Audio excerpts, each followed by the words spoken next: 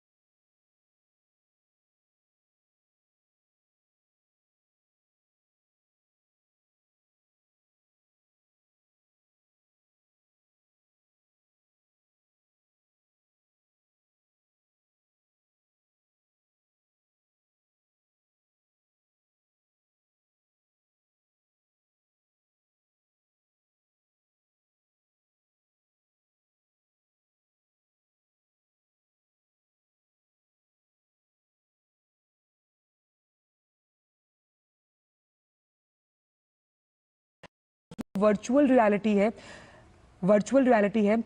जिसका अनुभव लेते हुए नजर आ रहे हैं प्रधानमंत्री नरेंद्र मोदी। हमारे साथ जुड़ रहे हैं अजय मिश्र। हम यहाँ प्रधानमंत्री को तमाम ये जो प्रदर्शनी लगाई गई है वहाँ जो नीति निर्माता हैं, हम आरबीआई गवर्नर साहब को भी देख सकते हैं, उनसे वो अनुभव सुनते हुए नजर आ रहे हैं। वर्चुअल रियलिटी का अनुभव भी लेते हुए प्रधानमंत्री नजर आए।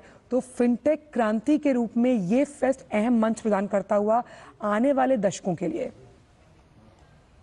देखिए आंचल, जो आप तस्वीरें देख रही हैं इस वक्त प्रधानमंत्री जिसमें पवेलियंस का दौरा कर रहे हैं, उसमें यूएलआई का जो पवेलियन है, जो रिजर्व बैंक इनोवेशन हब है, वो काफी इंपॉर्टेंट रहा। आपको पता है ये जो वर्चुअल रियलिटी का आनंद ले रहे हैं, आपको बताऊं कि ये वो तस्वीरें हैं जिसमें प्रधानमंत्री को समझाने की कोशिश की जा रही है कि कैसे आपको, कैसे किसानों को, कैसे जो छोटे उद्यमी हैं उनको 15 से 20 मिनट के अंदर उनके सारे के जो डेटा है उनको कोलेट करके और उनको जो लोन की प्रोसेस है उसको स्मूथन करने का प्रयास किया जाएगा। ये यूनिफाइड जो लेंडिंग इंटरफेस है, जैसा कि आपको पता है कि आरबीआई गवर्नर कुछ दिन पहले ही ये कह चुके हैं कि इसको जल्दी लॉन्च किया जाएगा।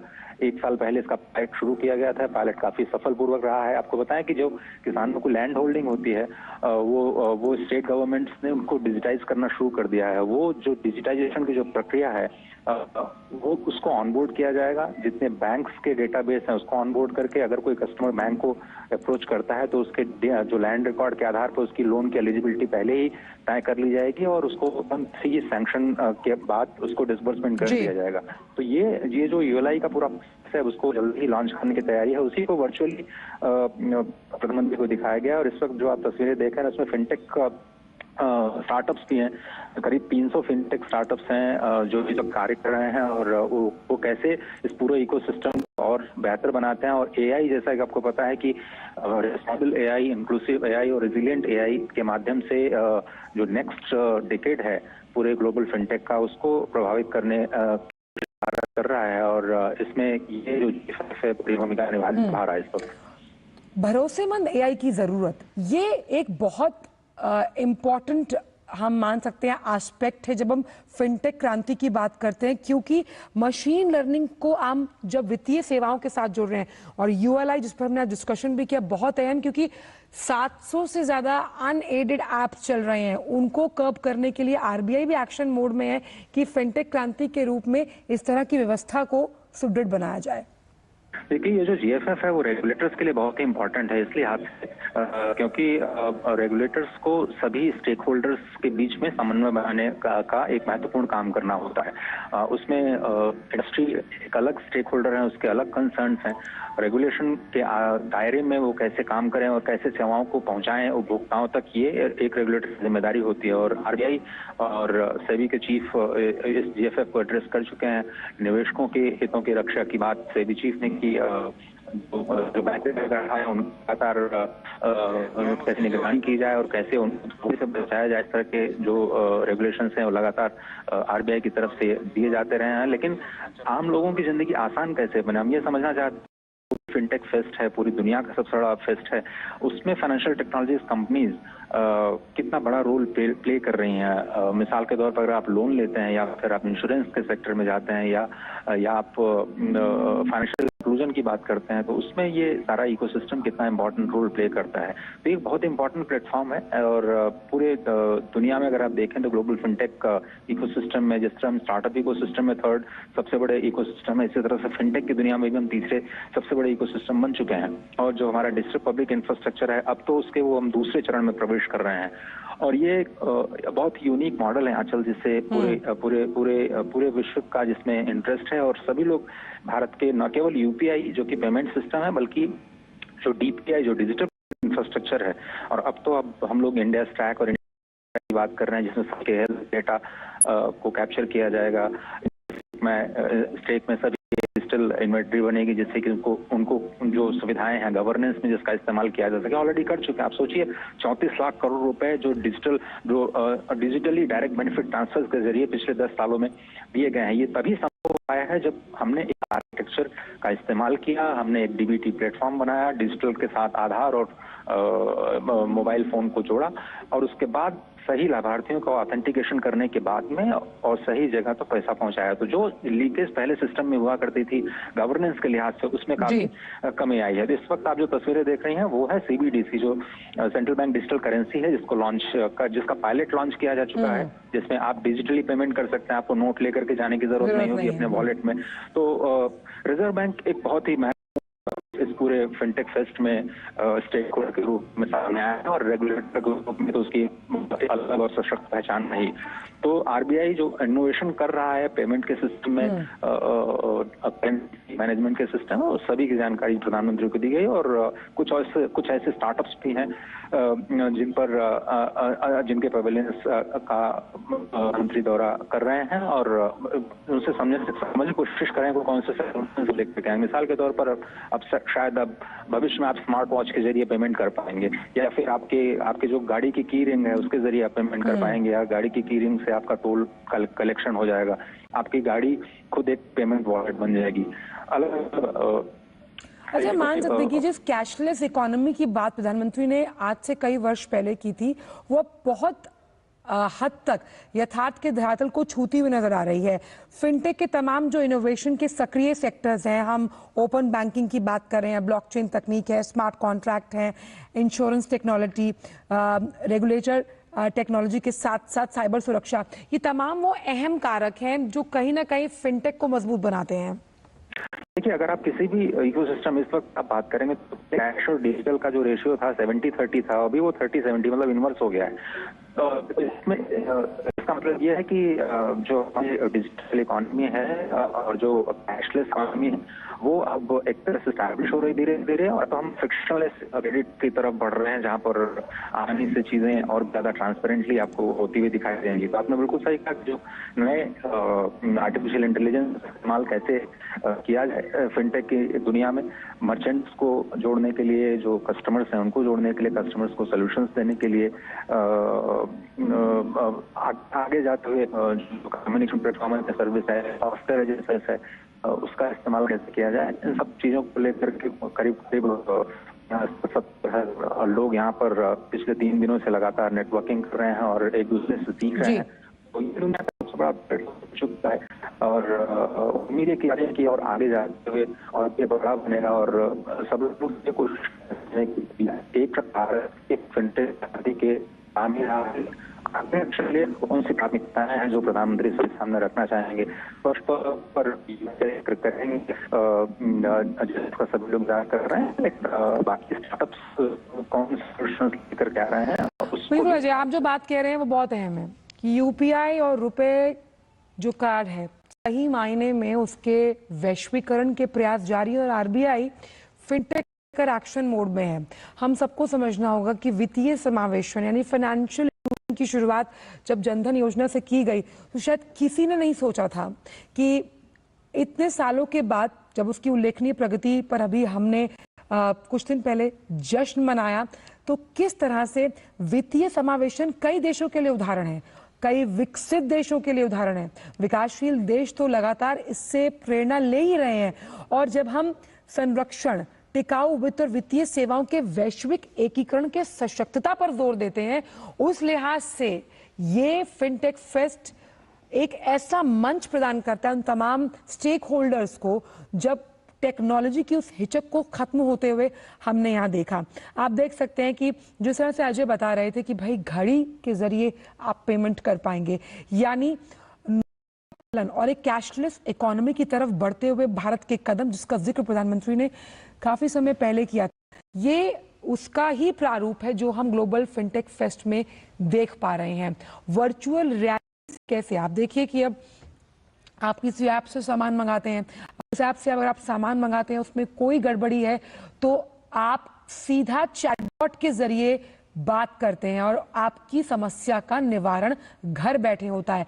ये क्या है? ये फाइनेंशियल टेक्नोलॉजी का जुड़ाव ही तो है जो आपको कहीं ना कहीं समाधान के रूप में मिल रहा है। यानी आपने पैसा ऑनलाइन पे किया, जो प्रोडक्ट आपने मंगवाया उसमें दिक्कत थी, अब अगर आप बात कर रहे हैं तो आप AI के रूप में वहां से जो कस्टमर एसोसिएट उससे बात करते हैं और आपकी समस्या का निवारण होता है। ये छोटी छोटी जो चीजें हैं वो कैसे फाइनेंशियल मजबूत बनाती हैं। और जिस तरह से G20 में तमाम जो देश शामिल हुए और इन देशों की जब मीटिंग हुई, इसकी हालिया रिपोर्ट अभी साझा हुई कि कैसे डिजिटल सार्वजनिक अवसंरचना DPI की अगर हम बात करें तो उसने वो काम 6 सालों में कर दिया जो जिसे 46 साल लग सकते थे। अजय एक बार फिर से हमारे साथ जुड़ गए। अजय, G20 को आपने बहुत बेहतरीन तरीके से कवर किया था। उसकी जो रिपोर्ट टास्क फोर्स की अभी साझा की थी अमिताभ कांत, जो कि शेरपा है G20 के, उन्होंने कहा कि भाई DPI की वजह से वो काम जो कि आगे आने वाले 50 साल में हो सकता था उसे हमने 6 सालों में कंप्लीट किया है। जी अजय। जिस जनधन मिशन का आपने 15 अगस्त 2014 उन्होंने ये अनाउंस किया था कि आप सभी के बैंक का खाता खोलना है, तो लोगों को ये नहीं समझ में आ रहा था कि ऐसा क्यों किया जा रहा है। और लोगों से फीडबैक लिया गया तो कुछ सरकारी अधिकारियों ने कहा कि इसमें 3 साल 4 साल लग सकता है, लेकिन ये काम केवल 5 महीनों में हुआ। और मिशन मोड में ये पहला कार्यक्रम चलाया गया था और नतीजा देखिए कि 14 करोड़ लोगों के पास खाते थे, आज 53 करोड़ से ज्यादा केवल जनधन खाते हैं।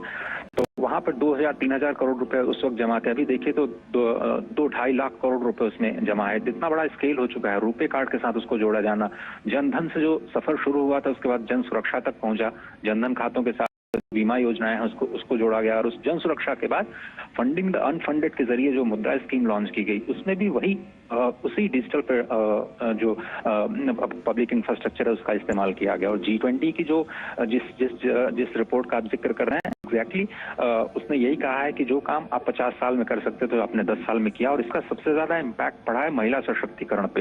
तो आप देखिए 53% से ज्यादा जो अकाउंट्स है वो महिलाओं के हैं। SHGs को किस तरह से वो फाइनेंशियल इंक्लूड करने की कोशिश करते हैं। तो आपने एक आर्किटेक्चर बनाया, लेकिन अगर वो सभी तक पहुंच नहीं पा रहा है, सभी के जीवन को आसान नहीं कर पा रहा है, तो उस आर्किटेक्चर का कोई खास मतलब नहीं रखता है अगर वो किसी एक खास पॉकेट में ही सीमित रह गया। और यही वेस्टर्न जो कंट्रीज हैं, वेस्टर्न इकोनॉमीज हैं, उनकी यही फिलॉसफी है कि टेक्नोलॉजी या प्रोडक्ट अपने लोगों के लिए इस्तेमाल करिए और उसके बाद दूसरों को कॉस्ट बेचिए। लेकिन भारत में ऐसा नहीं किया। भारत सहयोग की बात कर रहा है और एक मॉडल जो भारत ने दिया है जिसको इंफ्रास्ट्रक्चर कहते हैं, जिसमें सरकार ने एक का निर्माण किया और उसके बाद बहुत सारे स्टेक होल्डर्स इस पे आकर के रेगुलेटर्स इस्तेमाल कर रहे हैं, निजी कंपनियां इस्तेमाल कर रही हैं उसी प्लेटफॉर्म को, उसके स्टार्टअप्स आकर के उसको एक्सप्लोर कर रहे हैं अपने इनोवेशन के जरिए, फिर कंज्यूमर उस पर ऑन बोर्ड हो रहा है और जो गवर्नेंस ई गवर्नेंस की जो सेवाएं हैं वो उसके DPI का इस्तेमाल करते हुए लोगों के जीवन को आसान बना रही हैं, चाहे वो DBT के जरिए हो या फिर लोगों को लोन पहुंचाने के जरिए हो या फिर शिक्षा के जरिए हो। तो ये बहुत इंपॉर्टेंट है इस चीज को समझना कि जो फिनटेक क्रांति हुई है वाकई पिछले 10 साल को अगर आप देखें तो फिनटेक क्रांति के लिए ही भारत को याद किया जाएगा, डिजिटाइजेशन के लिए याद किया जाएगा और software as a software superpower के तौर पर जो देखा जा रहा था अब हम लोग फाइनेंशियल फिनटेक सुपर पावर के तौर पर देखे जा रहे हैं और इंटरनेट की जगह फिंटरनेट की बात होने लगी है। तो किस तरह से इंटरनेट आपके जीवन में आपके जीवन को आसान बनाता हुआ नजर आएगा, फिंटरनेट आपके जीवन को और भी ज्यादा फाइनेंशियली इंक्लूड करने की कोशिश करेगा और वहां पर जो तकनीक है उसको कैसे हम रिस्पॉन्सिबली इस्तेमाल करें, कैसे हम इंक्लूसिविटी के लिए इस्तेमाल करें, इसी पर मंथन चल रहा है और सभी देशों के जो बेस्ट प्रैक्टिसेस हैं उनको एक दूसरे के साथ साझा करने की जो कोशिश इसमें नजर आ रही है। लेकिन अजय हमें ये भी समझना होगा कि जिस तरह से फिनटेक सेक्टर मैच्योर हो रहा है, मैच्योरिटी का लेवल हासिल कर रहा है, तो तमाम संस्थाएं से जुड़ी है वो किस तरह से बिहेव करती है, वो किस तरह से व्यवहार करती है, क्योंकि यही उम्मीद ग्राहकों की भी होगी कि वो NBFC जो तमाम जो विनियमित संस्थाएं हैं उन्हीं की तरह उनका बिहेवियर है। तो ग्राहकों के बीच कहीं ना कहीं विश्वास बनाना भी फिनटेक कंपनियों के लिए बहुत अहम। हाँ बिल्कुल सही कहा आपने और रिजर्व बैंक के गवर्नर इस वक्त आ चुके हैं, सभी लोग उनका अभिनंदन कर रहे हैं। क्रिस जो इन्फोसिस को फाउंडर हैं वो भी इस वक्त मंच पर आ चुके हैं। थोड़ी देर में प्रधानमंत्री यहाँ पर आने वाले और कैसे हम आगे जाते हुए अगले नेक्स्ट फेज में हम इसी समन्वय की बात कर रहे हैं जिसमें जो ग्राहक हैं उनको कैसे सेवाएं मिलें, जो कंपनीज हैं वो कैसे अपने आप को प्रॉफिटेबल करते हुए अपने रिस्पॉन्सिबल बिजनेस मॉडल के रूप में लेकर के और उसी पर ये जो विचार विमर्श है उसका वो लगातार जारी है और सभी लोग प्रधानमंत्री का प्रतीक्षा कर रहे हैं और आप मेरे सामने तालियों के गड़गड़ाहट सुन रहे होंगे जब सभी लोग इस बात की प्रतीक्षा कर रहे हैं कि कौन प्रधानमंत्री सबके सामने काम कर रहे थे। बिल्कुल, और खासतौर पर स्टार्टअप्स के लिहाज से, यूनिकॉर्न के लिहाज से भी फिनटेक सेक्टर आने वाले समय में रोजगार सृजन के लिहाज से एक अहम सेक्टर साबित होगा। बिल्कुल सही कहा आपने, और पूरी दुनिया में अगर आप जो देखें तो 13% जो ग्रोथ थी, भारत की बात करें तो ये 50% की जो ग्रोथ है वो फिनटेक इंडस्ट्री में दिखाई दी है। और प्रधानमंत्री इस वक्त पहुंच चुके हैं, आप देख रहे हैं सीधी तस्वीरें। चलिए अजय, बहुत बहुत शुक्रिया तमाम जानकारी को। सीधे लिए चलते हैं प्रधानमंत्री का जो अहम संबोधन आज ग्लोबल फिनटेक फेस्ट में होने वाला है।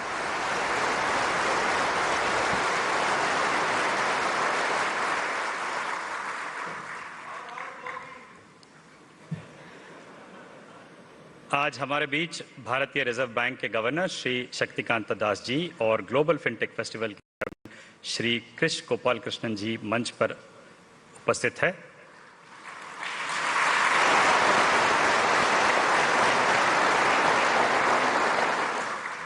सभा में उपस्थित सभी गणमान्य व्यक्तियों का हम हार्दिक स्वागत करते हैं।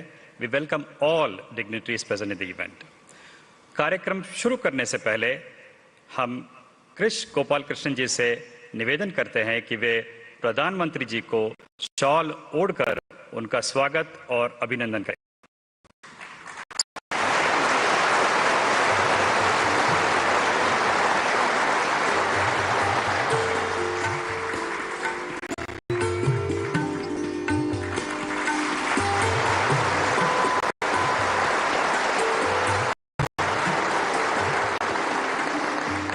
धन्यवाद।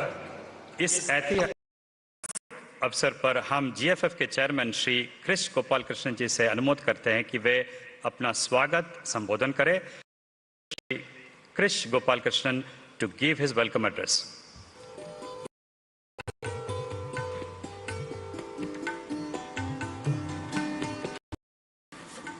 Ladies and gentlemen, it's an honor to stand before you today as we welcome the esteemed Prime Minister of India, Shri Narendra Modi ji. His tireless dedication to public service, visionary leadership, and unwavering commitment to the nation have left an indelible mark on our collective consciousness. As we gather here, let us reflect on the transformative journey that India has embarked upon under Prime Minister Modi ji's guidance. From economic reforms to digital empowerment, from Swachh Bharat Abhiyan to Make in India, his initiatives have touched every corner of a vast and diverse country. India today is the fastest growing large economy, is on track to become a $10 trillion economy in the next 10 years.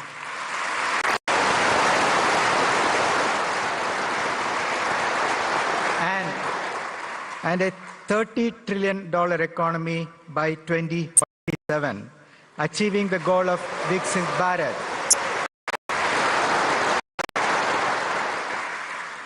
Prime Minister Modi ji's vision extends borders. His diplomatic acumen has strengthened India's position on the global stage. Whether it's fostering strategic partnerships or championing climate action or bringing peace to conflict regions, he leads with conviction and foresight. Today, we celebrate not just a leader, but a beacon of hope, a man who believes in the power of unity, innovation, and progress. Sir, GFF 2024 is probably the world's largest annual fintech conference.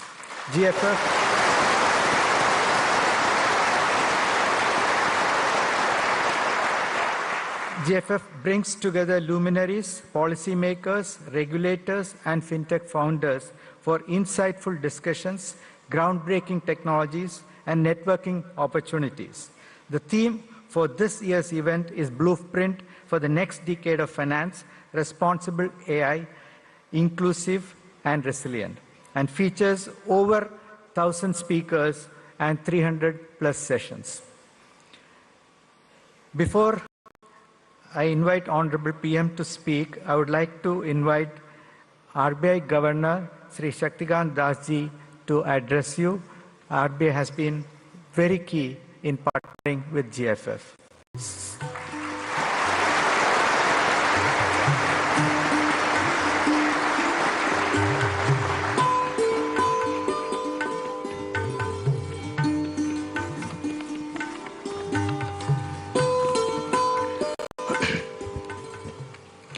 Honorable Prime Minister, Sri Chris Gopal Krishnan, industry leaders, esteemed participants, members of the media, ladies and gentlemen. The Global Fintech Fest GFF has emerged as a flagship event showcasing innovations, technological transformation, and the spirit of collaboration in the Indian fintech sector. Started in 2020 with 12,000 participants, GFF 2024 has so far seen 80,000 participants. This demonstrates not only the growing stature of this event, but also the growing prominence of India in the technology-driven financial innovation. The presence of the Honorable Prime Minister in GFF 2024 inspires all of us to put in our best efforts to build a fintech ecosystem that is truly future-ready. In this endeavor, our priority should be to build an environment where financial services are seamlessly integrated into the lives of our 1.4 billion people. India now stands on the cusp of a transformation where technology will be the engine to meet aspirations of every citizen. From mobile banking to digital payments, AI-driven lending, blockchain innovations, the fintech ecosystem is constantly evolving to meet the diverse needs of our growing economy. Digital technologies have been instrumental in expanding financial inclusion, improving efficiency, and enabling real-time services across the country. Today, India stands as a global leader in digital payments, a feat achieved by combining proactive policymaking with innovation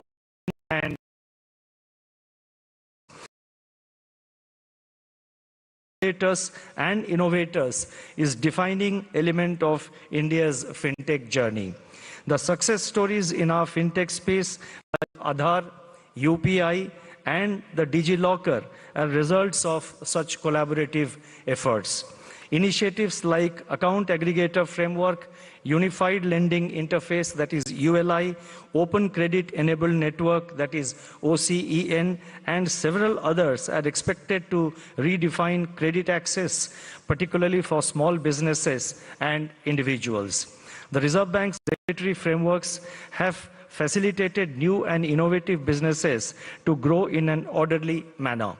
These regulatory initiatives reflect our commitment to support innovation with prudence. Our collaborative approach is visible in the fact that we have held large number of interactions over the last 1 year with the fintech sector players. For example, the various departments and officials of the Reserve Bank have held about 750 bilateral interactions and held about 50 structured meetings with the fintech players. As we march towards India at 100 in the year 2047, I urge every participant at this GFF and others who could not attend, and hopefully, and I'm sure, they will attend the future editions of GFF event. I would urge each one of you to continue dreaming, innovating, and pushing boundaries. Thank you. Namaskar.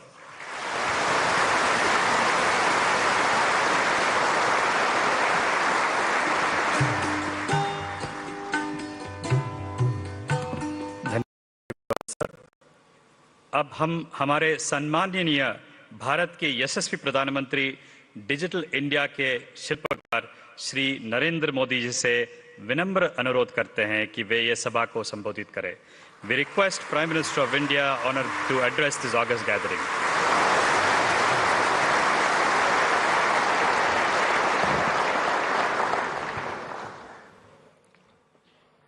नमस्कार। RBI के governor श्रीमान Shaktikanta Das ji, Kris Gopalakrishnan ji, members of regulators, finance industry के leaders, fintech और startup world के मेरे साथी, अन्य सभी महानुभाव, देवी और सज्जन, ये भारत में त्योहारों का मौसम है। अभी अभी जन्माष्टमी हमने मनाई है और खुशी देखिए, हमारी इकोनॉमी और हमारे मार्केट में भी उत्सव का माहौल है।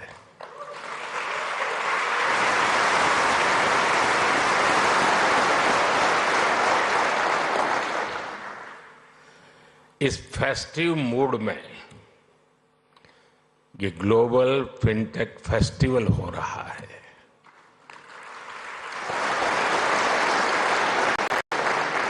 और वो भी सपनों की नगरी मुंबई में।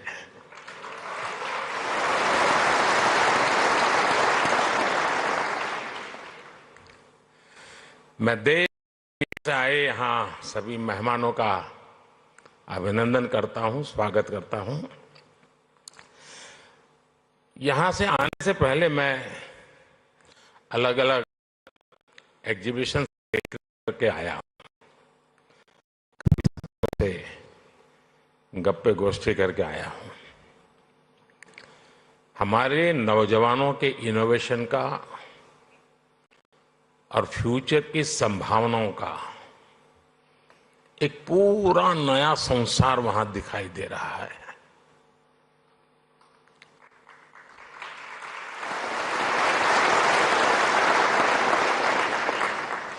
चलिए, आपके काम के लिए मैं शब्द बदलता हूं। एक पूरी नई दुनिया दिखाई दे रही है।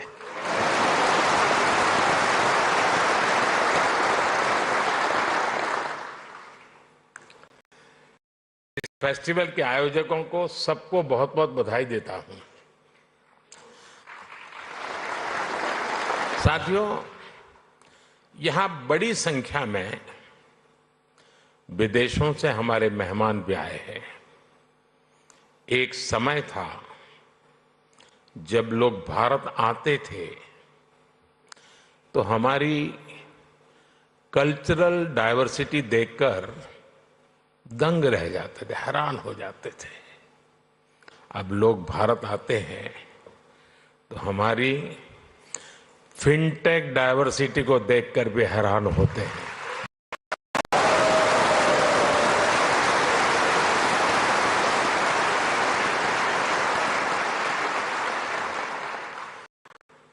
एयरपोर्ट पर लैंड करने से लेकर स्ट्रीट फूड और एक्सपीरियंस तक भारत की फिनटेक क्रांति चारों तरफ दिखती है। पिछले 10 साल में फिनटेक स्पेस में $31 बिलियन से ज्यादा का निवेश हुआ है।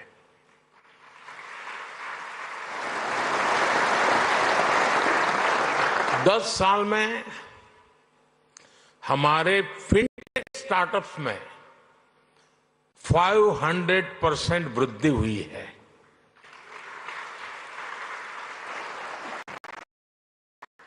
सस्ते फोन, सस्ते डेटा और जीरो बैलेंस जनधन बैंक खातों ने भारत में कमाल कर दिया है।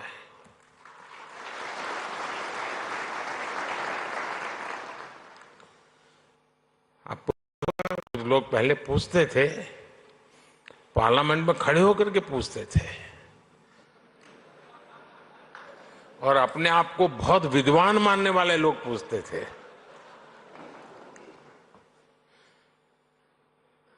सरस्वती जब बुद्धि बांट रही थी तो वो रास्ते में पहले ही खड़े थे।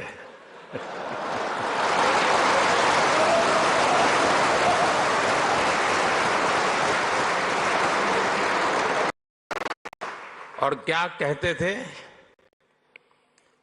पूछते थे कि भारत में बैंक इतनी ब्रांचेज नहीं है, गांव-गांव बैंक अवेलेबल नहीं है, इंटरनेट नहीं है। यहां तक पूछ लेते थे बिजली भी तो नहीं है, रिचार्जिंग कहाँ होगा। फिनटेक पूछा जाता था और मुझ जैसे एक चाय वाले को पूछा जाता था।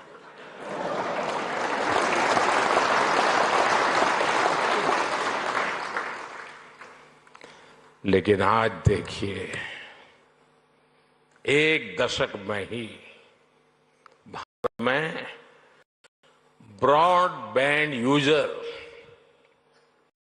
60 मिलियन यानी 6 करोड़ से बढ़कर 940 मिलियन यानी करीब 94 करोड़ हो गए।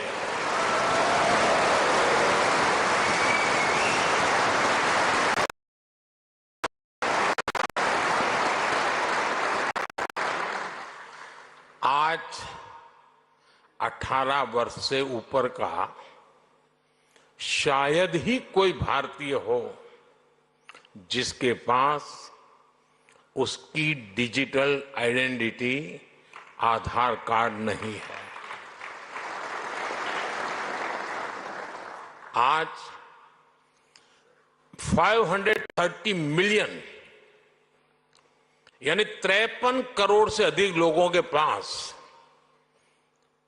जनधन बैंक खाते हो गए। यानी 10 साल में हमने एक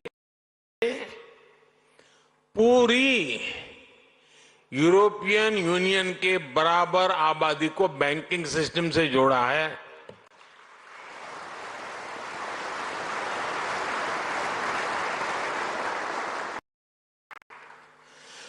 साथियों, जनधन, आधार, मोबाइल की ट्रिनिटी ने एक और ट्रांसफॉर्मेशन को गति दी है। कभी लोग कहते थे कि कैश इज किंग। दुनिया का करीब करीब आधा real time digital transaction Bharat में होता है।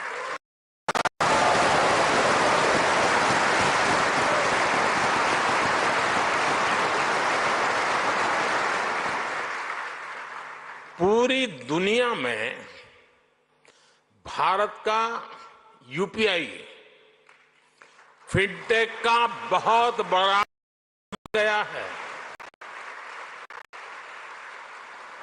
आज गांव हो या शहर, सर्दी हो या गर्मी, बारिश हो या बर्फ गिर रही हो, भारत में बैंकिंग सर्विस 24 घंटे 7 दिन 12 महीने चलती रहती है। कोरोना के इतने बड़े संकट के दौरान भी भारत दुनिया के उन देशों में था जहां हमारी बैंकिंग सर्विस बिना किसी दिक्कत के चलती रही।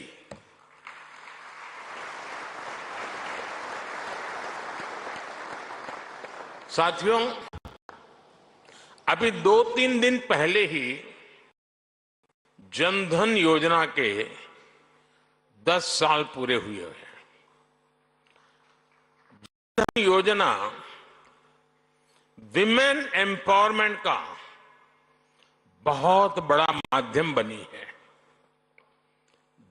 जनधन योजना के चलते करीब 290 मिलियन यानी 29 करोड़ से ज्यादा महिलाओं के बैंक खाते खुले हैं।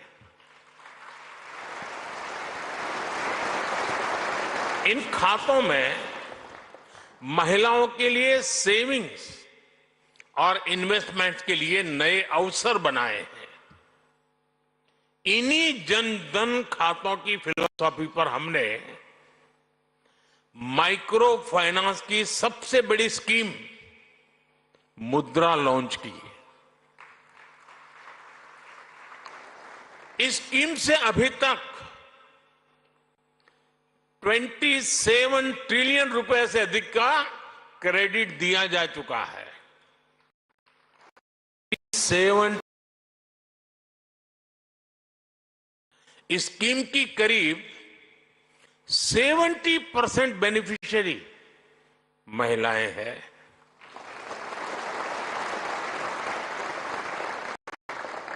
जनधन खातों ने महिलाओं के सेल्फ हेल्प ग्रुप्स को भी बैंकिंग से जोड़ा। इसका फायदा आज देश की 10 करोड़ रूरल विमेन को मिल रहा है। यानी जनधन प्रोग्राम ने महिलाओं के फाइनेंशियल एम्पावरमेंट की एक मजबूत नींव रखी है। साथियों, पूरी दुनिया के लिए पैरेलल इकोनॉमी एक बड़ी चिंता का विषय रही है।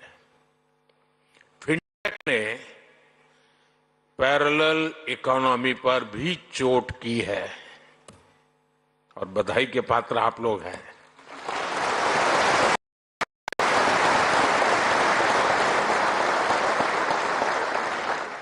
आपने ये भी देखा है कि कैसे हम भारत में डिजिटल टेक्नोलॉजी से ट्रांसपेरेंसी लेकर आए हैं।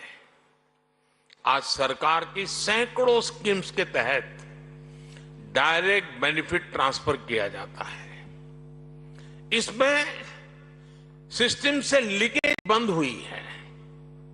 आज लोगों को फॉर्मल सिस्टम से जुड़ने में अपना लाभ नजर आता है।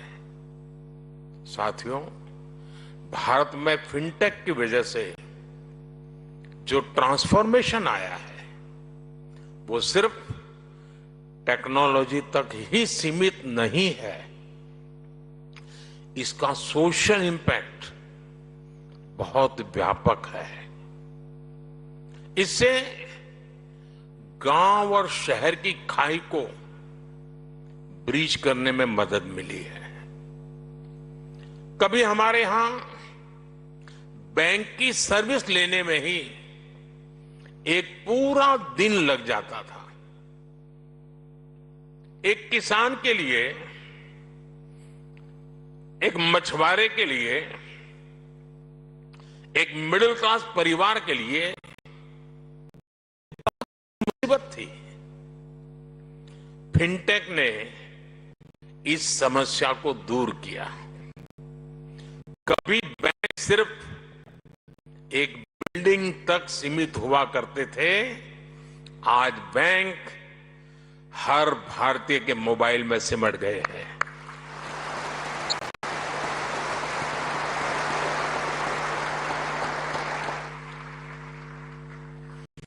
साथियों, फिनटेक ने फाइनेंशियल सर्विस को डेमोक्रेटिक बनाने में भी बड़ी भूमिका निभाई है।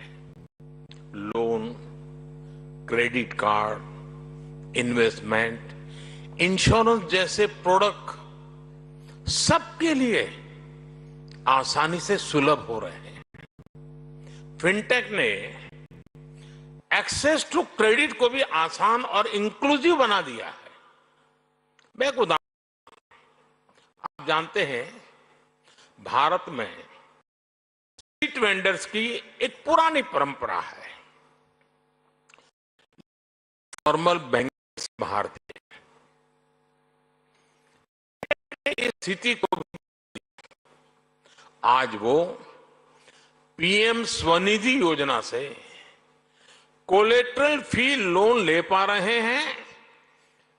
डिजिटल ट्रांजैक्शन रिकॉर्ड के आधार पर उनको बिजनेस बढ़ाने के लिए और लोन मिलता रहता है। कभी शेयर और म्यूचुअल फंड जैसे प्रोडक्ट में इन्वेस्टमेंट बड़े शहरों में ही संभव था। आज गांव और कस्बों में भी इन्वेस्टमेंट के इस एवेन्यू को बड़ी संख्या में एक्सप्लोर किया जा रहा है। आज कुछ ही मिनटों में घर बैठे ही डीमैट अकाउंट खुल रहे हैं। इन्वेस्टमेंट रिपोर्ट्स ऑनलाइन मिल रही है। आज बड़ी संख्या में भारतीय रिमोट हेल्थ केयर सर्विस ले रहे हैं, डिजिटली ऑनलाइन पढ़ाई कर रहे हैं, स्किल्स सीख रहे हैं। ये भी फिनटेक्स के बिना संभव नहीं था।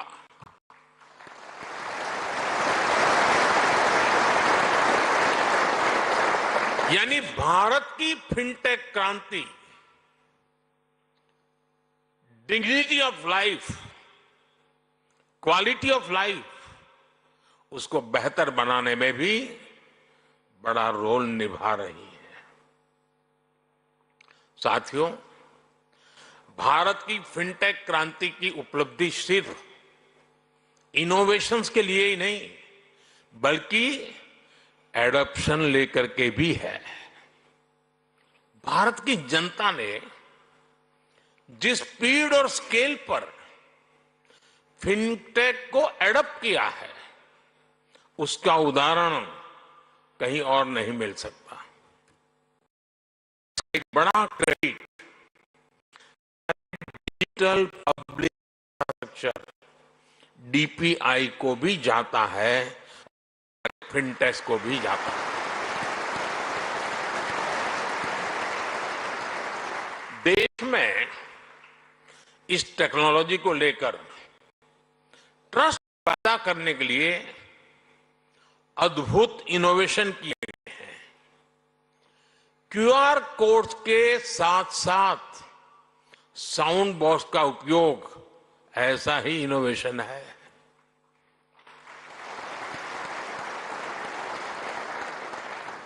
हमारे फिनटेक सेक्टर को सरकार के बैंक सखी कार्यक्रम का अध्ययन करना चाहिए। और मैं सब फिनटेक के वाले नौजवानों को कहना चाहता हूं, ये बैंक सखी है क्या? मैं अभी जलगांव आया था एक दिन, तो मैं ऐसी बैंक सखियों से मिला, तो बड़े गर्व से कहते हैं मैं एक दिन में 1.5 करोड़ रुपए का कारोबार करती हूं।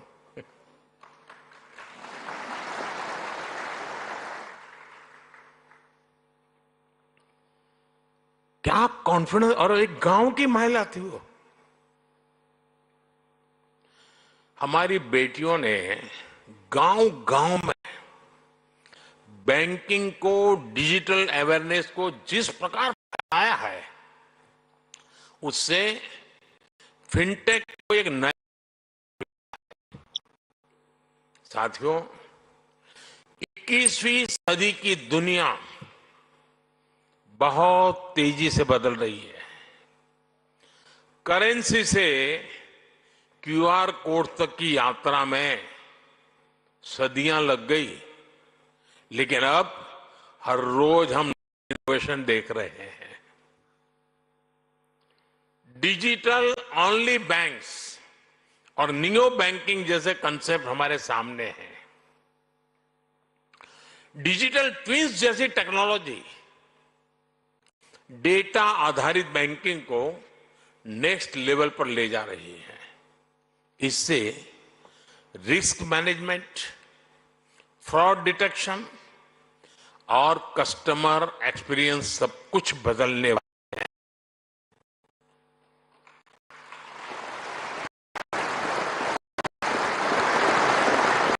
मुझे खुशी है कि भारत भी लगातार नए फिनटेक प्रोडक्ट्स लॉन्च कर रहा है।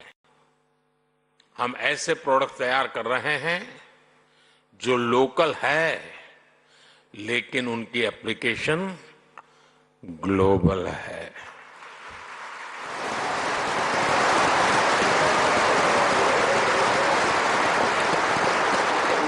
आज ओएनडीसी यानी open network for digital commerce online shopping को इंक्लूसिव बना रहा है। ये छोटे बिजनेस, छोटे एंटरप्राइजेस को बड़े अवसरों से जोड़ रहा है। अकाउंट एग्रीगेटर्स लोगों और कंपनियों का कामकाज आसान करने के लिए डेटा को यूज कर रहे हैं। ट्रेड प्लेटफॉर्म की मदद से छोटी संस्थाओं की लिक्विडिटी और कैश फ्लो बेहतर हो रहे हैं। ई रूपी एक ऐसा डिजिटल वाउचर बना है जिसे कई रूपों में इस्तेमाल किया जा रहा है। भारत के ये प्रोडक्ट्स विश्व के दूसरे देशों के लिए भी उतने ही उपयोगी हैं। और इसी सोच के साथ हमने G20 प्रेसिडेंसी के दौरान global digital public infrastructure repository बनाने का प्रस्ताव रखा था, जिसे G20 मेंबर्स ने खुले दिल से स्वीकार किया था। मैं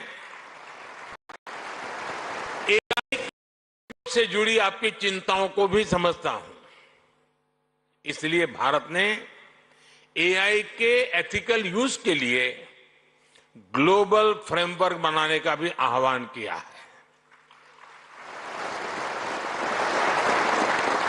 साथियों, फिनटेक सेक्टर की मदद के लिए सरकार पॉलिसी लेवल पर हर जरूरी बदलाव कर रही है। हाल में हमने एंजल टैक्स को हटाया है।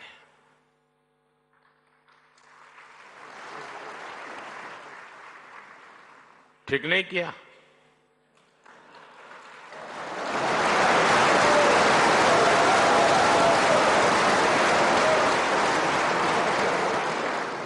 नहीं, ठीक किया है ना? हमने देश में रिसर्च और इनोवेशन को बढ़ावा देने के लिए 1 लाख करोड़ रुपए का फंड बनाने की घोषणा की है।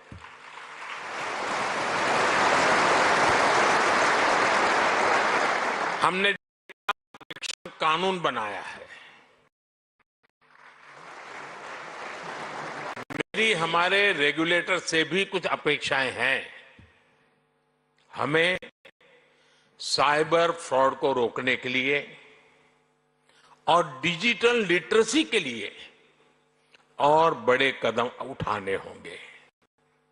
साइबर फ्रॉड स्टार्टअप्स की, फिनटेक्स की ग्रोथ में रुकावट न बने, ये ध्यान रखना भी उतना ही जरूरी है। साथियों, पहले के जमाने में बैंक डूबने वाली है या बैंक डूबी है या डूब जाएगी, फैलते हुए इंपैक्ट होते होते 5-7 दिन निकल जाते थे। आज अगर किसी व्यवस्था में पता चला कि इस पर साइबर फ्रॉड है, 1 मिनट में मामला पूरा, वो कंपनी गई। फिनटेक के लिए बहुत जरूरी है। और साइबर सॉल्यूशन, उसका बाल मृत्यु बहुत जल्दी हो जाता है। कोई भी साइबर सॉल्यूशन निकालिए, उसका बेईमान लोग तोड़ निकालने में देर नहीं करते, तो उस सॉल्यूशन का बाल मृत्यु हो जाती है। फिर आपको नया सॉल्यूशन लेके आना पड़ता है। साथियों, आज सस्टेनेबल इकोनॉमिक ग्रोथ ये भारत की प्राथमिकता है। हम स्ट्रांग, ट्रांसपेरेंट और एफिशिएंट सिस्टम्स बना रहे हैं। हम फाइनेंशियल मार्केट्स को एडवांस टेक्नोलॉजीज और रेगुलेटरी फ्रेमवर्क से मजबूत कर रहे हैं। हम ग्रीन फाइनेंस से सस्टेनेबल ग्रोथ को सपोर्ट कर रहे हैं। हम फाइनेंशियल इंक्लूजन के सैचुरेशन पर बल दे रहे हैं। मुझे विश्वास है भारत का फिनटेक इकोसिस्टम भारत के लोगों को क्वालिटी लाइफस्टाइल देने के मिशन में बहुत बड़ी भूमिका निभाएगा। मुझे विश्वास है भारत का फिनटेक इकोसिस्टम पूरी दुनिया की ईज ऑफ लिविंग बढ़ाएगा।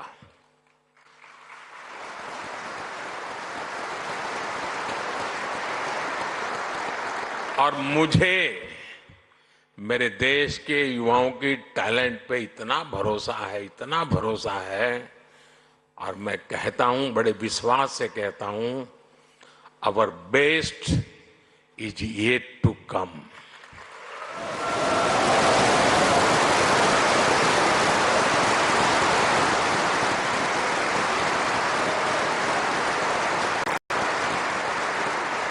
ये आपका 5वां समारोह है ना, तो 10वें में मैं आऊंगा।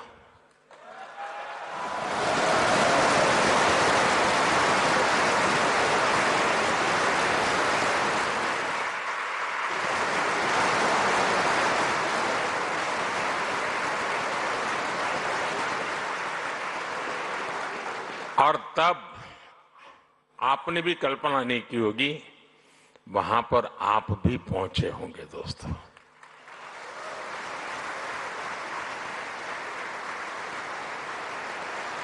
आज अभी मैं आपके कुछ स्टार्टअप यूनिट्स वालों को मिला, सबको तो नहीं मिल पाया, कुछ लोगों को मिला, लेकिन हर एक को 10-10 होमवर्क दे करके आया हूं।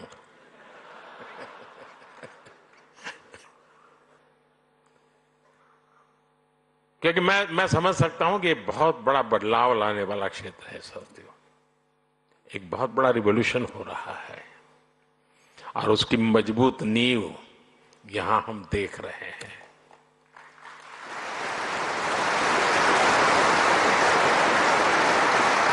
इसी भरोसे के साथ आप सबको मेरी बहुत बहुत शुभकामनाएं, बहुत बहुत धन्यवाद।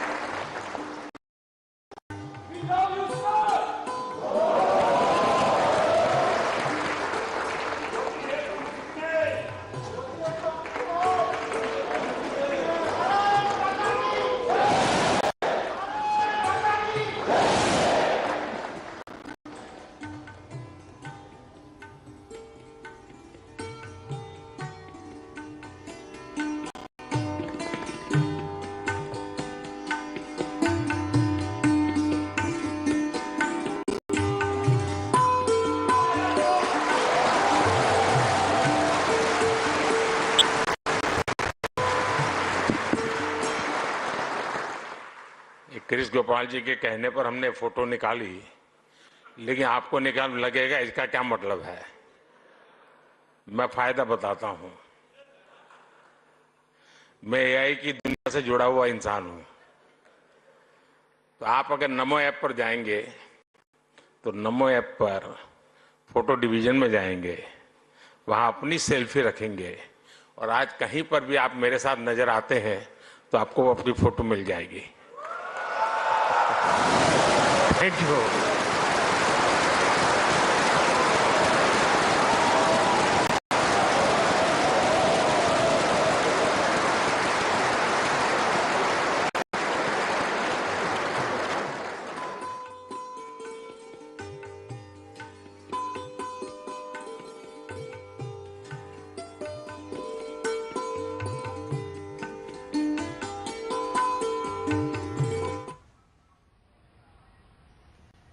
प्रधानमंत्री नरेंद्र मोदी मुंबई के जियो कन्वेंशन सेंटर में ग्लोबल फिनटेक फेस्ट GFF 2024 को संबोधित कर रहे थे, जहां प्रधानमंत्री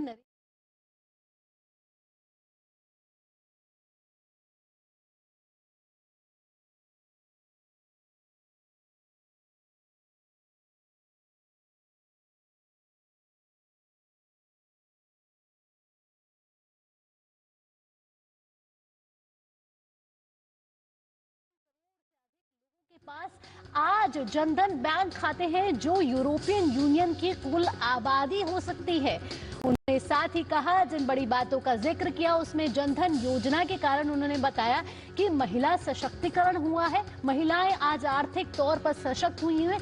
उन्होंने कई योजनाएं भी गिनवाई जिनमें उन्होंने मुद्रा योजना की बात की।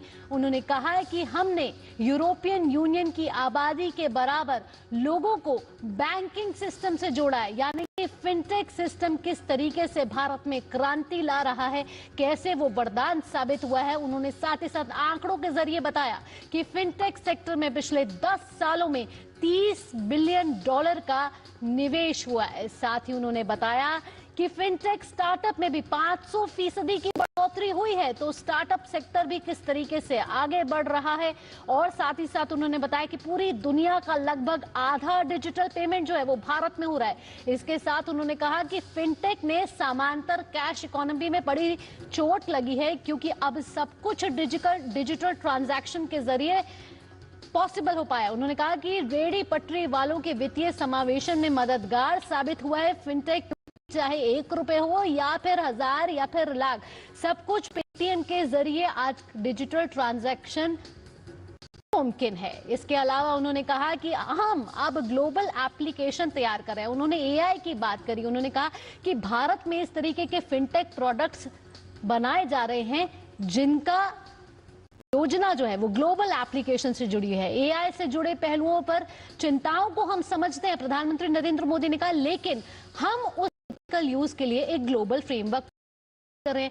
साइबर फ्रॉड का भी उन्होंने जिक्र किया। उन्होंने कहा कि साइबर फ्रॉड को रोकने के लिए ये सरकार बड़े कदम उठा रही है और बड़ी योजनाएं बना रही है ताकि आने वाले वक्त में साइबर को बचाया जा सके। साथ ही साइबर फ्रॉड पर उन्होंने कहा कि फिनटेक की ग्रोथ में बाधा नहीं बनना चाहिए। उन्होंने कहा कि एआई का यूज जरूर कामगर है, लेकिन उसका एथिकल यूज के लिए भारत लगातार ग्लोबल फ्रेमवर्क पर काम कर रहा है।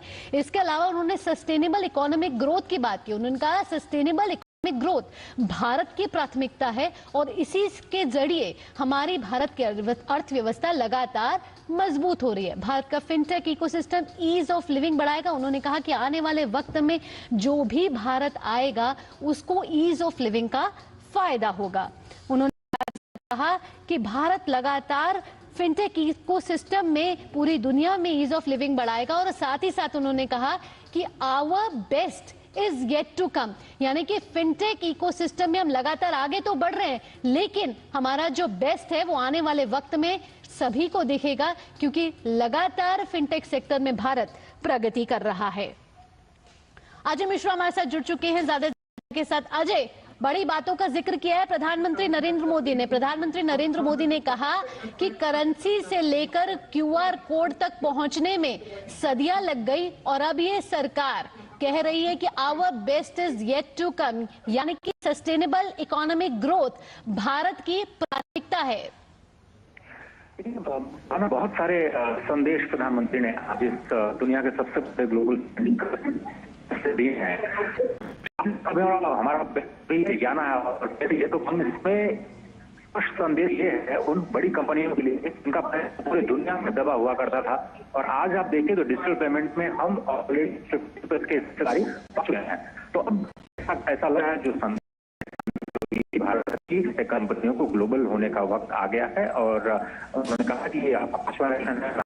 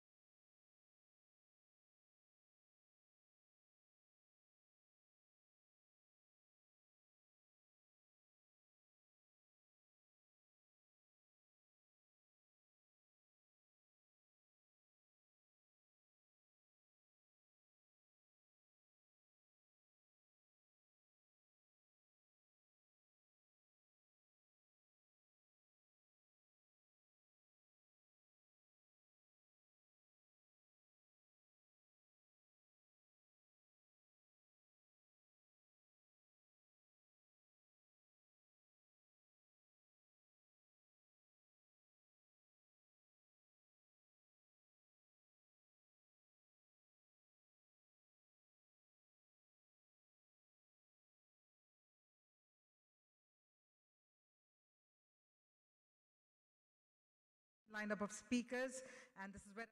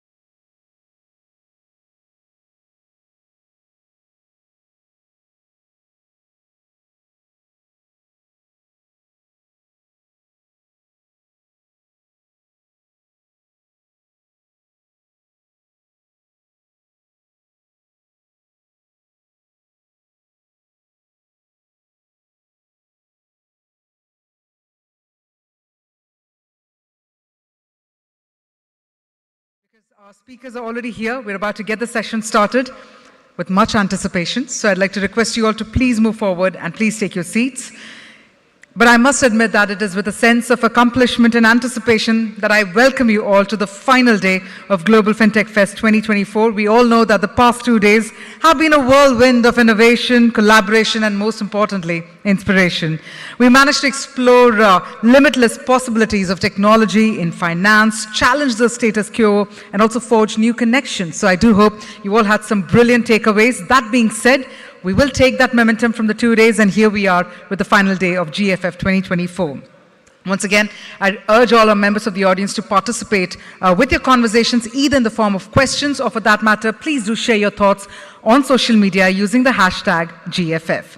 With that, let's quickly march ahead because it's time to gauge a little more. Again, we are talking about anticipating the unanticipated, future-proofing the ecosystem, challenges and opportunities, and this keynote and the fireside chat will feature none other than Shri Vivek Deep, Executive Director, Reserve Bank of India, and to spearhead the session we have with us none other than Mr. Harshal Mathur, CEO and co-founder, Razorpay. So if I could please invite both of our speakers on stage, Mr. Harshal Mathur and Shri Vivek Deep.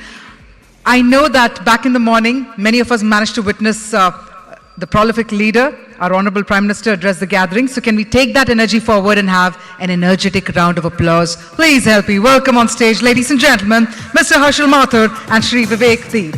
Thank you so much for joining us. And with that, Harshal, over to you.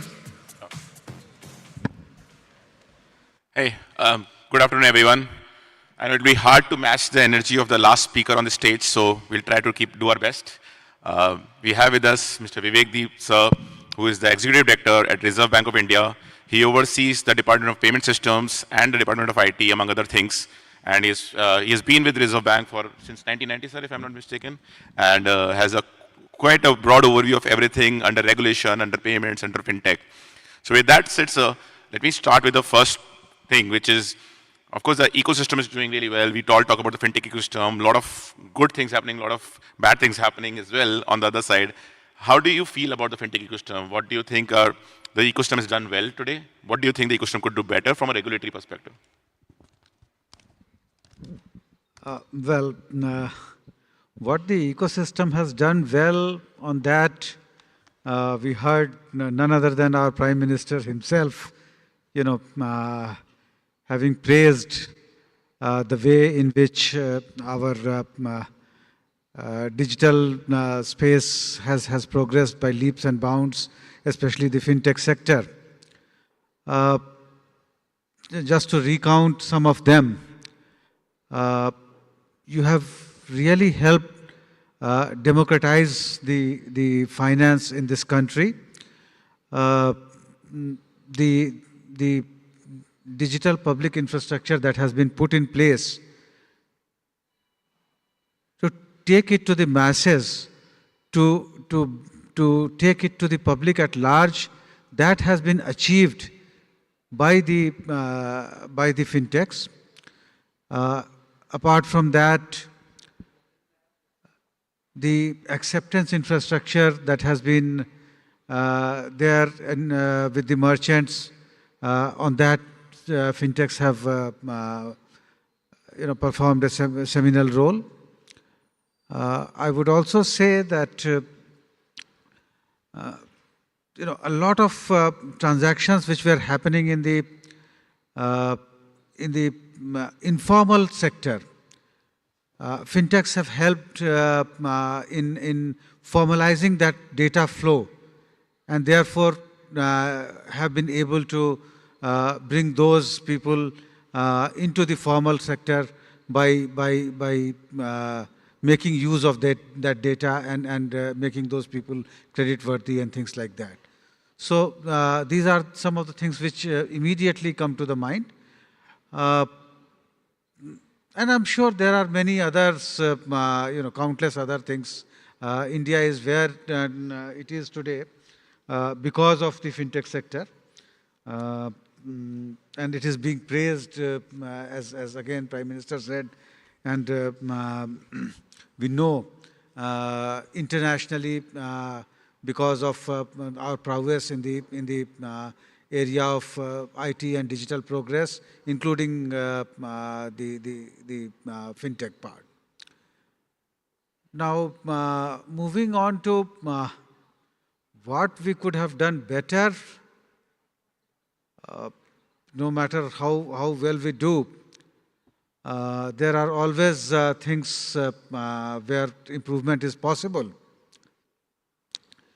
And one of the things that I keep on saying wherever I get the opportunity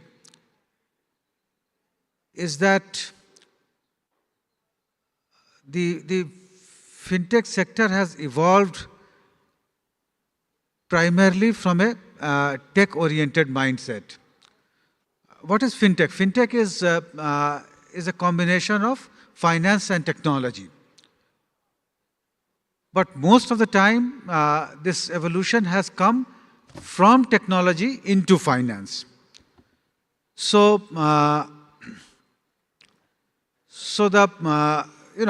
initially the tech sector, it was a tech sector, and tech has been traditionally a lightly regulated sector, if at all regulated. And then you come into finance, which has traditionally been a very, very tightly regulated sector all across the world. It's not just the case in India, but across the world. And when you mix the two, you become a fintech sector. But to expect that the same old light touch regulation will continue is probably the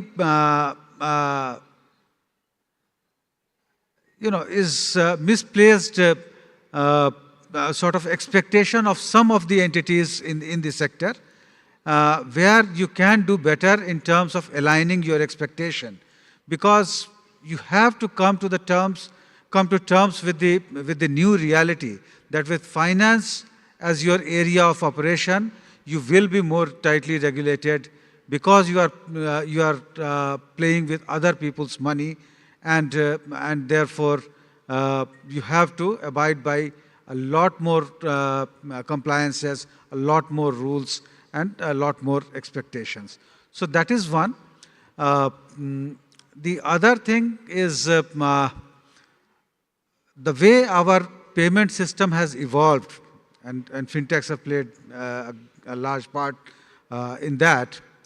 So on the face of it, you see a very, very seamless way in which payments gets done. But behind that, there are many hops in which that payment takes place. A number of players are there. And a customer doesn't realize that as long as the payment gets through, smoothly.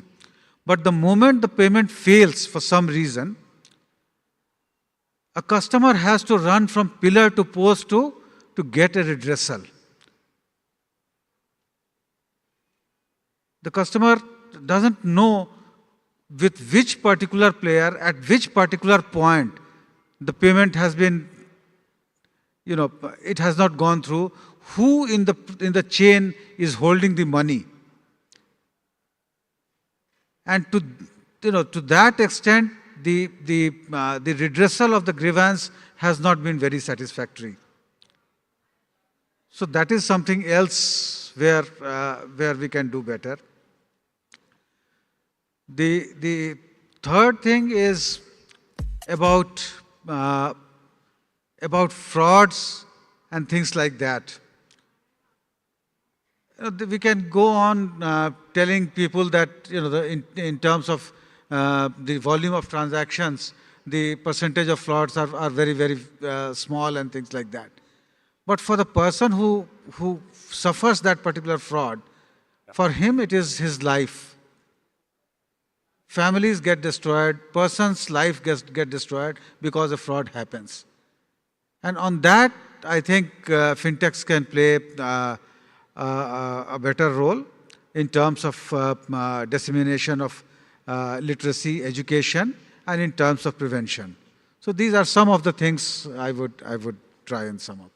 Yeah. I think that's an interesting point, especially on the last 2 points. I'd like to double down on it because there are a lot of fintech startups today coming here, and I think on that particularly, I think what would be interesting for fintech startups to understand is, as a regulator, of course, you see a lot of innovation happening, a lot of growth, and most startups are focused towards innovation and growth.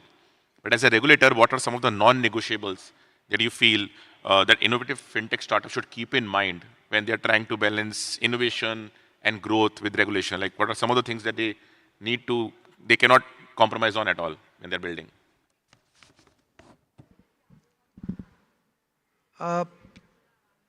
There is somehow, I think, in some minds,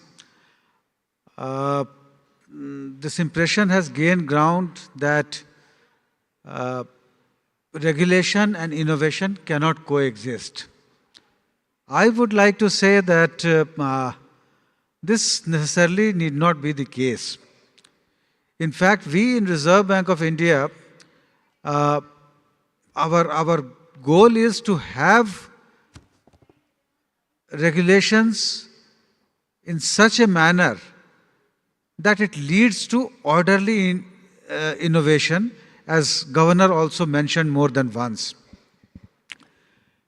When you say non-negotiable, I would say that any law, any regulation which is in place at a particular given time is non-negotiable, because a regulation is in place, a law is in place, it is there for a particular reason, for a purpose.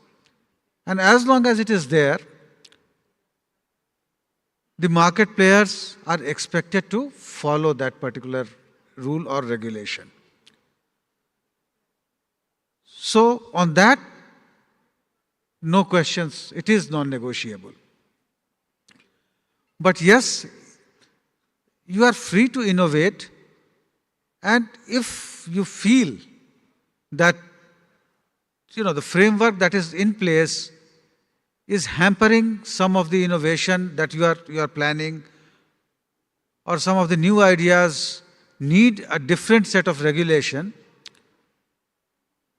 then you are expected to engage with the regulators, with the policy makers, as we are doing it through this conference, through other conferences, through bilateral meetings to which again Governor referred.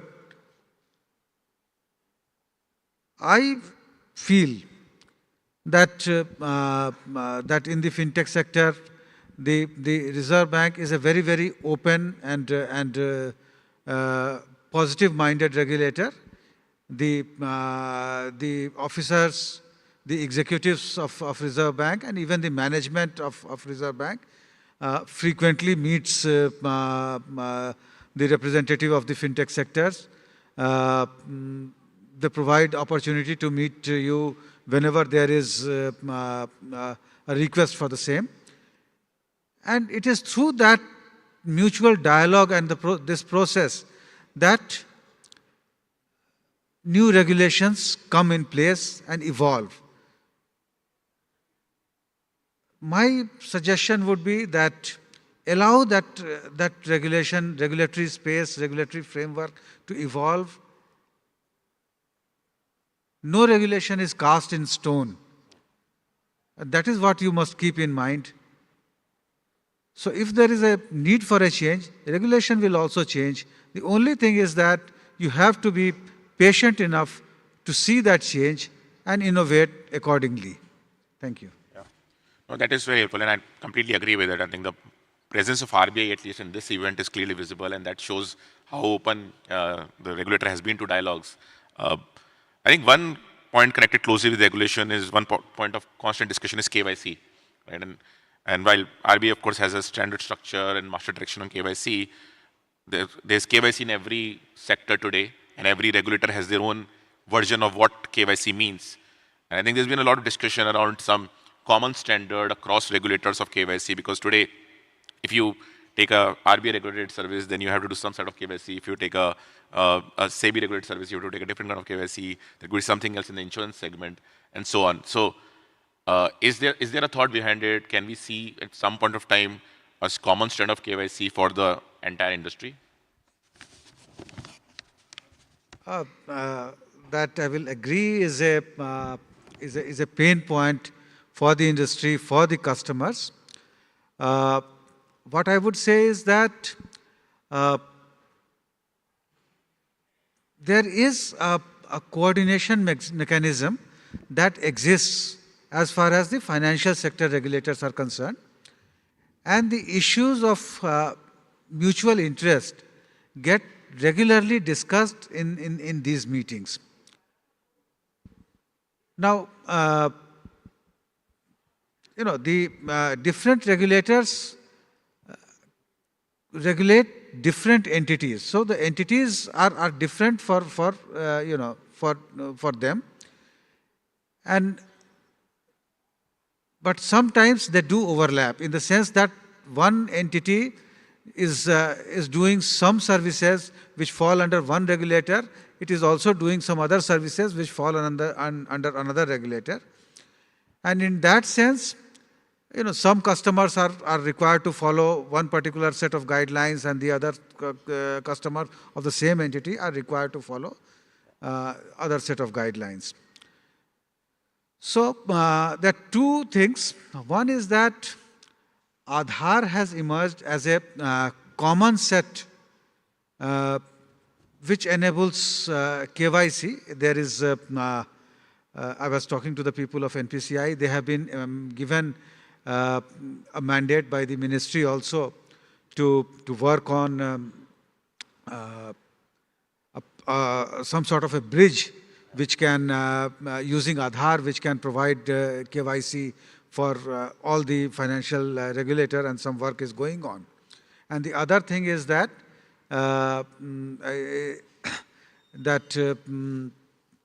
there is discussion going on between the regulators as to how to harmonize the requirements to the extent possible. But that, I think, is still some distance away, and we will have to wait for some time till more clarity and more harmonization in this area emerges. We'll all look forward to it. I think related point to that, and on the theme of our event today around AI, of course, over the last few years, we've seen KYC becoming simpler through the advent of digital KYC and video KYC in particular. But now with AI, some of those models could again be at risk in next couple of years. Would that mean a rethinking and a change in the way KYC is looked at again, all over again? Why only KYC? You look at all the regulations and guidelines, they have been dynamic. They change as per the evolving and changing situation. AI has, certainly caught everybody's attention, and this particular field also is no exception. When the video KYC came in, it was expected that it will solve a lot of pain points for the customer in terms of the fact that the customer will not have to physically go to the place of KYC and have physical presence will not be required and things like that. But now with AI and the deep fakes and things like that, that may or may not work in the form that we know it today. So, but how? So I'm pretty sure, I'm 101% sure that as these challenges will emerge or are emerging, the approach as to how to deal with them will also certainly, most certainly will change. How it will change, that remains to be seen. And that, because if the people who want to compromise the existing systems are doing their research and using technology, I'm sure the people who want to defend against that are also doing their research and using technology. So, so it's a cat and mouse game, and some defense will come. I'm sure of it. In what form it will come, I probably cannot tell you right now because I'm not sure how it will come. Yeah, of course. Hopefully, AI itself becomes a solution as well on the other side. I think on a different direction, of course, there are a lot of PSOs and payment system operators in the country. One constant topic of discussion is their viability from economics perspective. There are current concerns around the viability of these models with shrinking margins. Of course, there is incentive from the government as well as from RBI. But do you see a path where this ecosystem becomes self-sustainable? Again, this is a topic which is often discussed whenever we meet with payment system operators and other PSPs. I think there are two main aspects to this viability issue. One would be around the businesses that are centered around UPI. On that, I think government is a major stakeholder, and you would do well to engage with them and at the right forum and try to find out what would be the way forward. The other part is about the low margins in general for the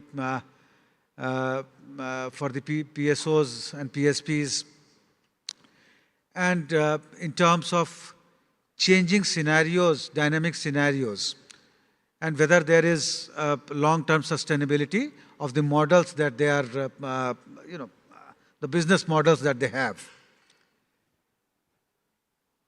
On that, I would say, I will refer to what the Deputy Governor was saying yesterday, Mr. Ravi Shankar, that the fintech industry, the payment system industry as a whole, is not really very old. It's quite nascent. So much has happened in this industry in such a short space of time that it looks like ages have passed. But it's still a nascent and an evolving space. And in a dynamic field like this, it's probably not prudent to expect that that you already have a stable business model that will see you through over a medium or a long term, and you will be assured of profitability. It's a dynamic world, dynamic model, and the external situation will keep on changing, and you will have to keep on adjusting to that as it changes, as the external world changes, to make sure that that your business model is in tune with that, and it gives you good return. Having said that, I would still say that for those companies which want to build lasting institutions, governance and customer centricity, if you build it into your business models, it will hold you in good stead in the long run, and it will also show you a path to sustainability and viability. Without that, you might get short-term returns, but I will say that the long-term future of the company will be always in doubt. Yeah, so that's interesting, and I think on that topic, I think one of the important topic to discuss is opportunities, which is the important aspect of the talk today.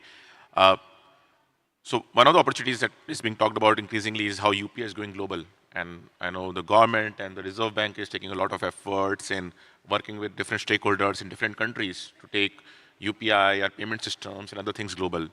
Is that an opportunity for fintechs as well? And like, what are the key learnings from the Indian ecosystem that fintechs can take to other markets? What opportunities do you feel are opportunities for fintechs to go into other markets in your interactions with other regulators, and what do you see there?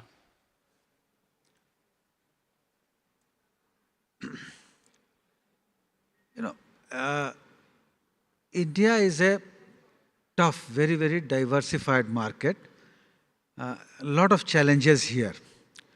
So if you succeed here, half the battle is already won, in the sense that if you go overseas, many of the challenges will be easier to overcome in those jurisdictions. But having said that,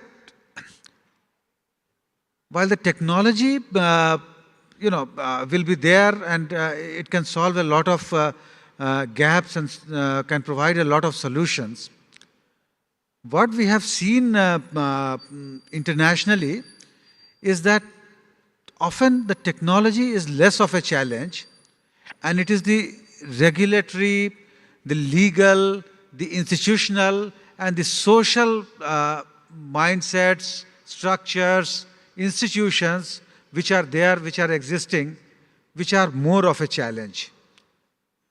So, unless you have learned to tackle those obstacles, those challenges, technology per se will not give you the advantage that you think it will. So the key is to adapt to each overseas jurisdiction, each overseas market, according to the unique need of that market, and then lay out or sort of introduce your product, and then probably you will be successful. Having said that, we keep on saying that cross-border payments are an area which are crying for an efficient solution, and fintechs are more than welcome. There is an opportunity for them to enter into that space in a big way. Some of them have tried to enter, but a major difference, if they can bring about the way they have revolutionized the payment system within the country, if that kind of an impact they can make in cross-border payment, which is right now, very, very inefficient, I would say, in terms of the speed and the cost that are there for the customers, that would be, a win for the fintech industry. Yeah, it's interesting. Also, the PM in today's speech gave a good tagline for it, like build local, go global. So that can be the tagline for doing this. I think we are running out of time. I don't know if you have time for questions. We can do one. Okay, we'll do a couple of questions from the audience. If anyone has a question, feel free to raise your hand. Sir is here to answer. Do we see any hands? No questions. Good. Okay, any questions? Great, so if there is no, then I'll ask one last question. Yeah. As the ecosystem is scaling up, a lot of things are happening. We talked a lot about regulations. I'd want to end with a note for the builders and the investors and everyone else in the audience. Like if you were to say why it is the best time to build for fintech in India today, from a regulator perspective, why do you feel it, like for the audience here, this is the best time to build in India in the space of fintech? Well, I mean,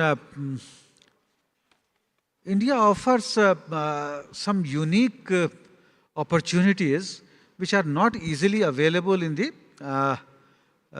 in other jurisdictions or in the rest of the world, to my mind at least. 2, 3, immediately come to my mind. One is the scale of the market, the population by itself. The digital penetration, in spite of so much of spread of digital payments and everything else, a large number of people haven't still experienced the digital ecosystem or the ease of doing payments through digital means. So there is a vast untapped market for you to use. So, that is an obvious opportunity for you. The second is a large tech talent that is available here, obviously. The DPI, the India stack, is another obvious which is available and interoperable low-cost infrastructure that is available to you. And I would also say that a very, very open, approachable, and mature regulatory system is the hallmark of the Indian scenario.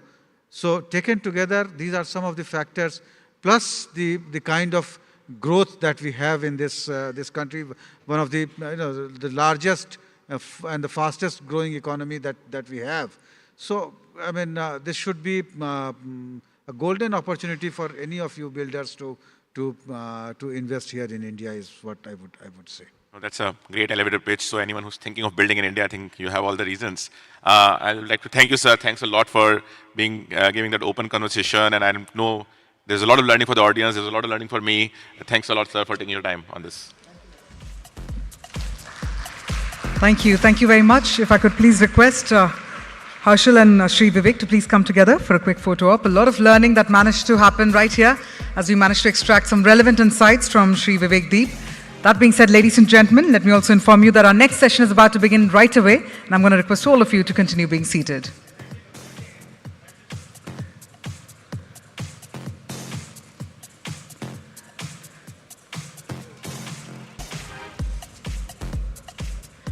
Thank you once again.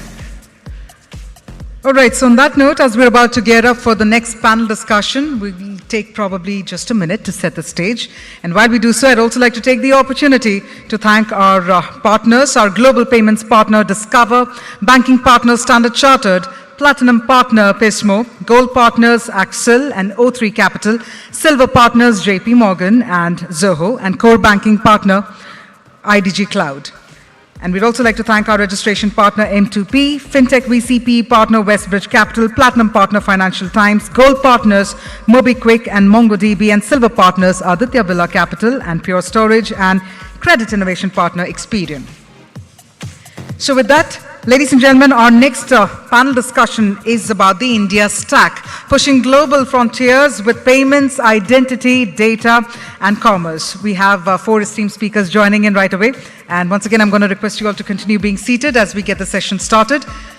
Also, please keep your thoughts coming using the hashtag GFF. With that, let me please invite on stage Mr. Suresh Sethi, Managing Director and CEO, Protean eGov Technologies Limited, Shri Amitabh Nag, CEO, Bhashini Digital India Bhashini Division, Shri Abhishek Singh, Additional Secretary, Ministry of Electronics and Information Technology, and Mr. T. Koshi, Managing Director and CEO, Open Network for Digital Commerce. Warm welcome, sir. And ladies and gentlemen, we're talking about pushing global frontiers. So let's also push ourselves with a round of applause for our amazing, amazing speakers. The reason is we'll take that energy forward and we'll take the insights from our speakers. Let's do that. And thank you so much to our leaders. Thank you so much for joining us this afternoon.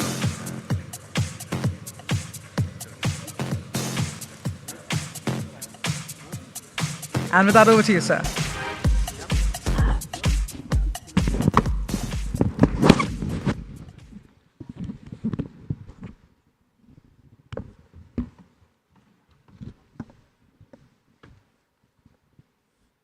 So good afternoon, everyone, and good afternoon to my distinguished panelists. It's the session right after lunch. I know some people are still outside, but good to have you here. We have a very interesting topic. As you know that a lot of discussion during the Global Fintech Fest has focused on the area of digital public infrastructure. Yesterday, we also saw a lot of discussion around DPIs, or rather also on the first day. So we wanted to pick up on the topic of India Stack and just seeing where we are, and we are pushing now global frontiers. India's work during G20 presidency and the fact that India Stack was again showcased and taken as a very key area of development going forward in India's contribution to the global south, I think it merits a conversation. It's always good to talk about what India has achieved, and it's equally important to say what are the next frontiers for us. So with that, I've got a very esteemed panel with me, people who have contributed from their respective offices in the creation of this digital public infrastructure, and we'll just have a conversation around it. So I'm putting in perspective the fact that the government has been talking now for long about having 17 national level open digital ecosystems. So we are going well beyond fintech. Our work in the area of ID, in the area of payments, in the area of data has all been there, but now we are looking at a multi-sectoral approach. And a study done by Omidyar and BCG actually spoke about the fact that we can, if we get our other DPIs in place and done rightly, we can have an impact of almost $700 billion by 2030. This will mean creation of new value of almost $500 billion, plus another 200 coming as savings to the country. As we all know, our DBT program brought us significant savings in terms of getting money to the last mile into the hands of the beneficiary. So here we are talking about the fact that we have today digital identities, we have Aadhaar, we have PAN, we are talking about digital transactions, what I do once I have the identity in place, and we are talking about payments, trade, commerce, Koshi sitting right here, and then we are talking about digital assets. There has been conversation around tokenization. We heard about Finternet being spoken about by Nandan in a session a couple of days ago. So we are talking about money, digital assets, transaction records. So I would first like to turn to Mr. Abhishek Singh. The data layer of India's stack has been there. DigiLocker is today an amazing example of data repository with almost 312 million registered users and 7.76 billion records, which is what the data we've got, which is digitally issued and sitting there. We would like to hear from you about your perspective as to how now this data repository be leveraged to really give power to the data DPI in the country, and how does it play a role when we talk about data tokenization, exchange of data across various sectors. So over to you, sir.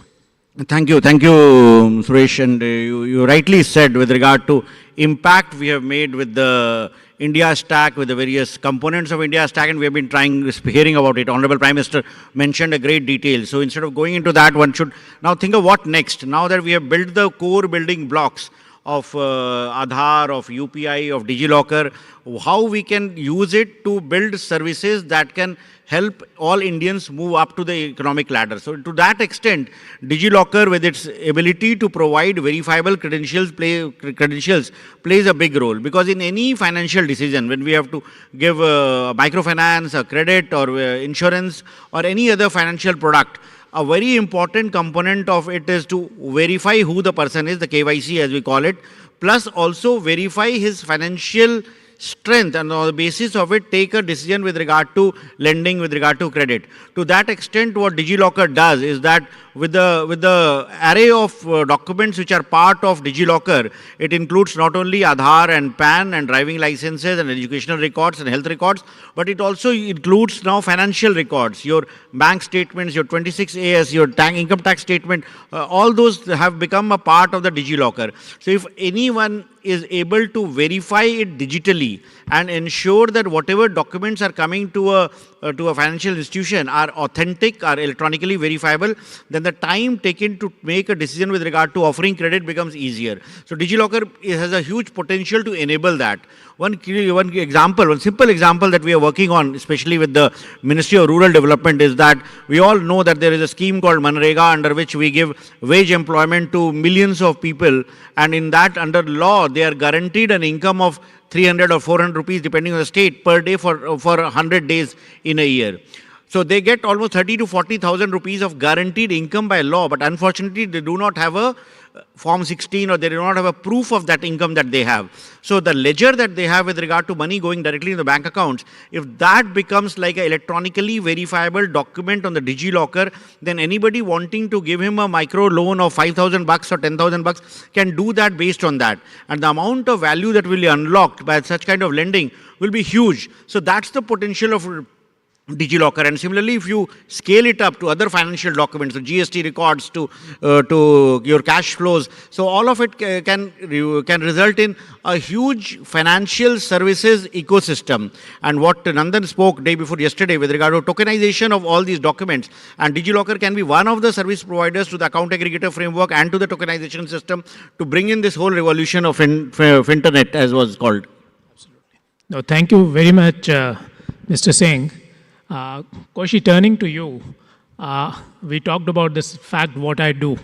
And I think ONDC is now getting into multiple areas, right? How we move from point to point. We are talking transport and mobility. How do we buy and sell? And I know that you're also looking at, providing finance on an open finance structure on ONDC. We are likewise looking at other things like education and skilling, somewhere getting leverage from an open network.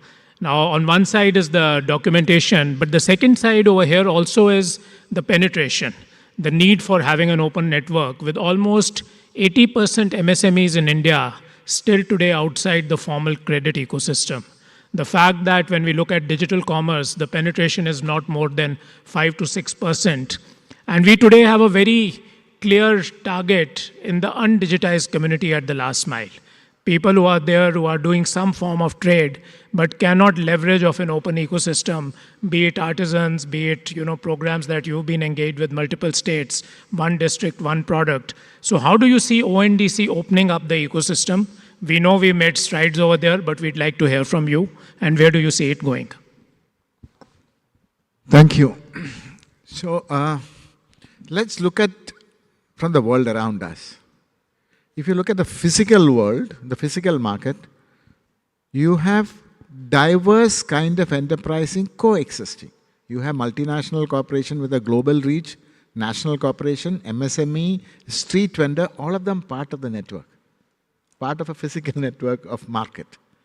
And each of them have their client base to whom they satisfy the needs.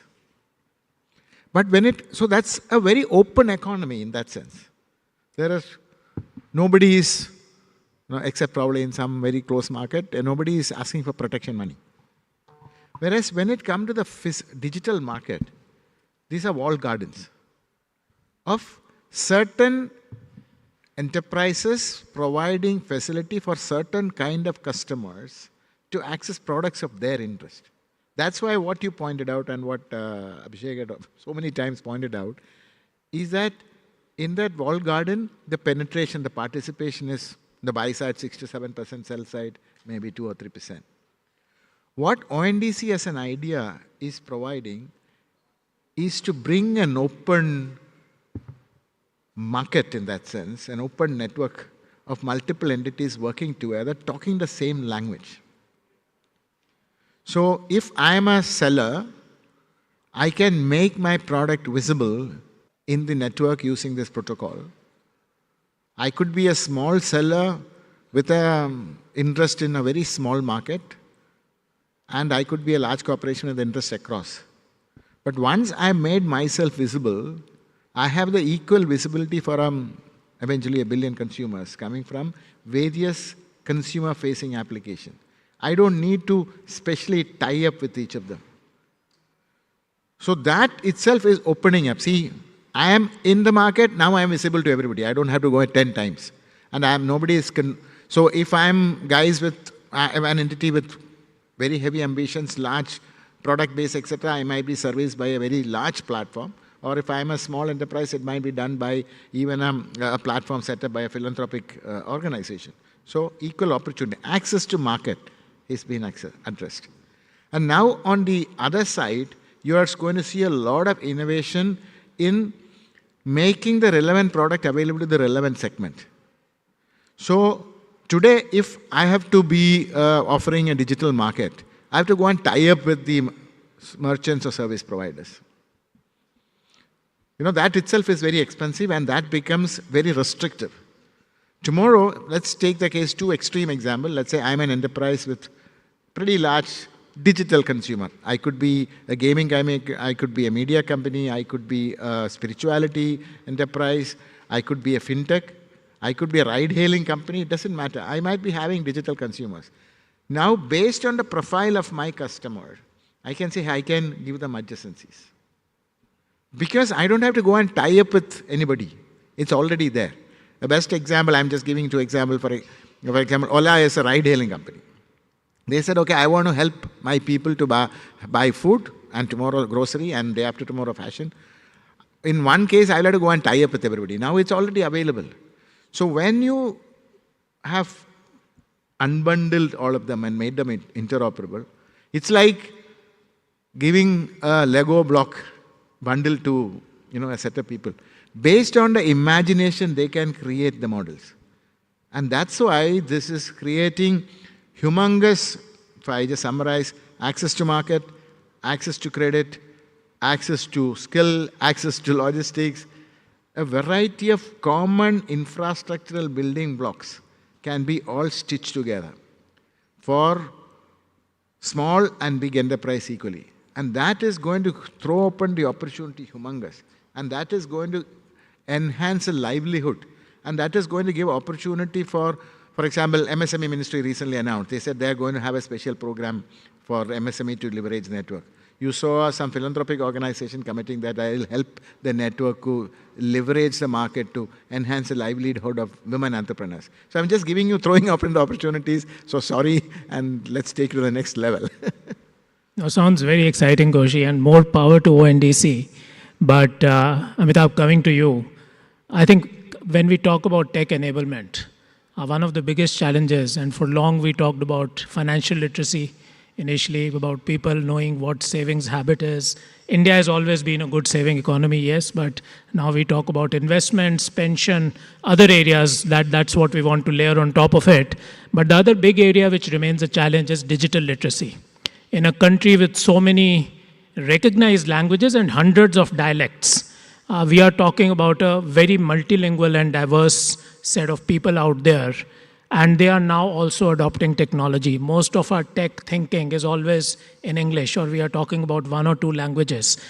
So from the point where you are sitting, how do you think and how can we build technology that transcends the language barriers? Something we even spoke about during lunch about, how do you get multiple people to consume the same information, but also about using tech. So we'd like to hear your thoughts on that.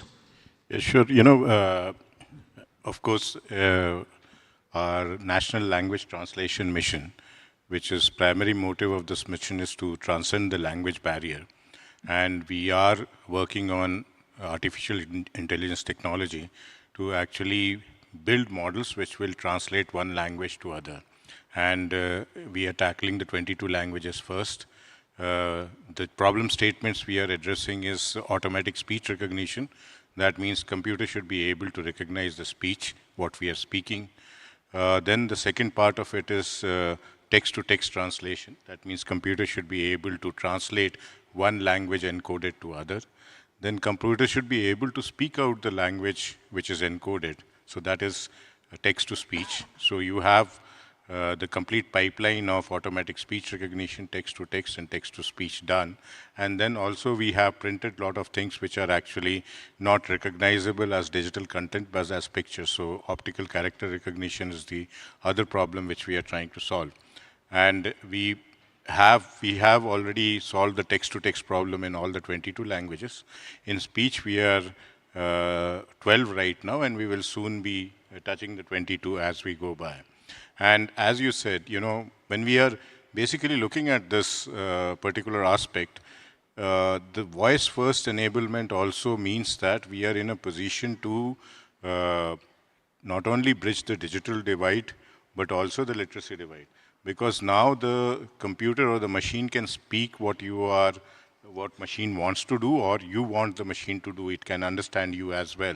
So from that perspective, you are in a position to actually communicate with the people who don't even, who are on the other side of the literacy divide, or who are on the other side of the digital divide. So I think this particular part has already started making a difference. We currently, there is a Kisan e-Mitra chatbot which has been created, where, when PM transfers the tranche of money under PM Kisan Samman Nidhi, the farmer can ask whether, if he has not received the money, he can ask, Mera bhugtan nahi hua, and the chatbot would be able to answer in the language which he has asked, कि आपका भुगतान इसलिए नहीं हुआ क्योंकि आधार आपका link नहीं है, या any of these things. Similarly, when we are looking at RBI, incidentally, this was launched last year only, and it has been progressing quite well. Farmers have their land records digitally in the state's databases, which is in vernacular language. And banks generally understand the English language more, maybe Hindi otherwise. And earlier what used to happen, if farmer wanted to have a loan, he used to take those things as a print, get it translated, and then give it to the banks for the loan. Now the system can actually, this was meaning about 10,000-15,000 rupees and about 1 or 2 months when he used to go around to figure out whom to get it translated. And sometimes the translation was also wrong and he had to go back again. Now the system transliterates using the Bhashani. It pulls the record from the state account, transliterates and gives it to the bank. And this all happens digitally. So theoretically, you are in a position to give the loan in a day if every document and the credentials are all right in the sense. So these are 2 use cases where we are using it, and there are 10 more which, we can discuss whenever we are having time. But the fact of the matter is that financial literacy, digital literacy, all of this were crying for the last mile connect to the people who did not know English and who also did not know how to read and write. And that was also a reason for many of the frauds, etc., which was happening.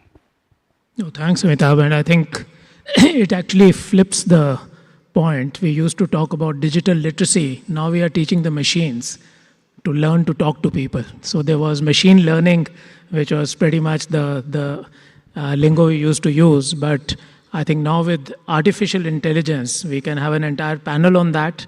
But I'll circle back to you, Mr. Singh. You've been actively involved in that from a government perspective. Today, both private enterprise, government enterprise, they're all seized with looking at the potential of AI, especially with the large language models coming. And now it's virtually as easy to talk to a machine as it is to a person. So Bhashini itself is a great example of a conversational AI experience. How do you see AI as an enabler for DPIs? And equally important, your thoughts on something you very passionately look at is on AI governance, because it can go wrong and it can go wrong seriously. So request your comments on both. See, we all are aware of the buzz around AI and the hype cycle and how AI we all have been started using. Though AI has been around for a long, long time, but especially with the launch of chatbots, especially ChatGPT and Meta AI and all coming, all of us are experiencing real hand with regard to what all AI can do. So, given that, and given the advancement in the compute that is available today, the amount of data set that we are available today, AI has a huge potential to add a layer over the DPI that we have. Because as Amitabh was mentioning, he gave the example of farmers, how farmers can talk to about their queries to a chatbot and in their own language and get reply back. So one key challenge that we have as a nation, we always take pride that 940 million people are connected to the internet in India. But when we say that, we also realize that 500 million people are not connected. We are a huge country, and for them to get connected to e-services, for them to access to leverage the benefits of DPIs, they will need services in Indian languages, and more importantly, they will need voice-enabled services. To that extent, AI plays a big role. And for example, if somebody wants to talk to a doctor, if I have these symptoms, what should I do? He should be able to talk to do that conversation in his own language over voice with a low-cost phone on a toll-free number. It doesn't even need a smartphone to do that. Similarly, if a farmer wants to know something about the prices of a particular crop in the local mandi, or with regard to what he should do if his crop is suffering from that, or where to buy products on ONDC, he should be able to call up a number and be able to do that on voice, and all that will be enabled by AI.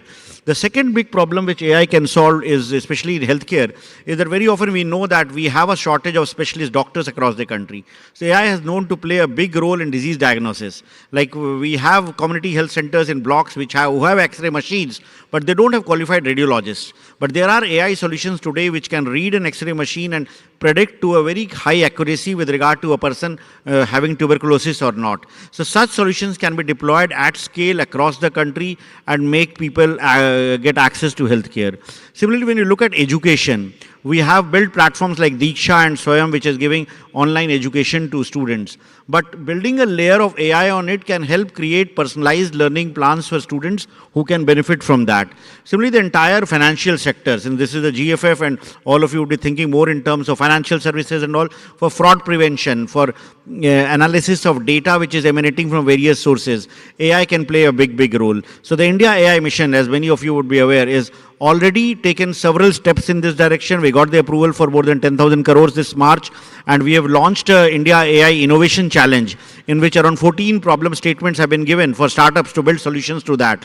And there is a prize money, and more important than the prize money, there is a plan to scale up these solutions and deploy. And what we feel is that if AI solutions which are developed in India and they are deployed in India, and if they work in our country with our huge size and magnitude, then the same solutions can be deployed all across.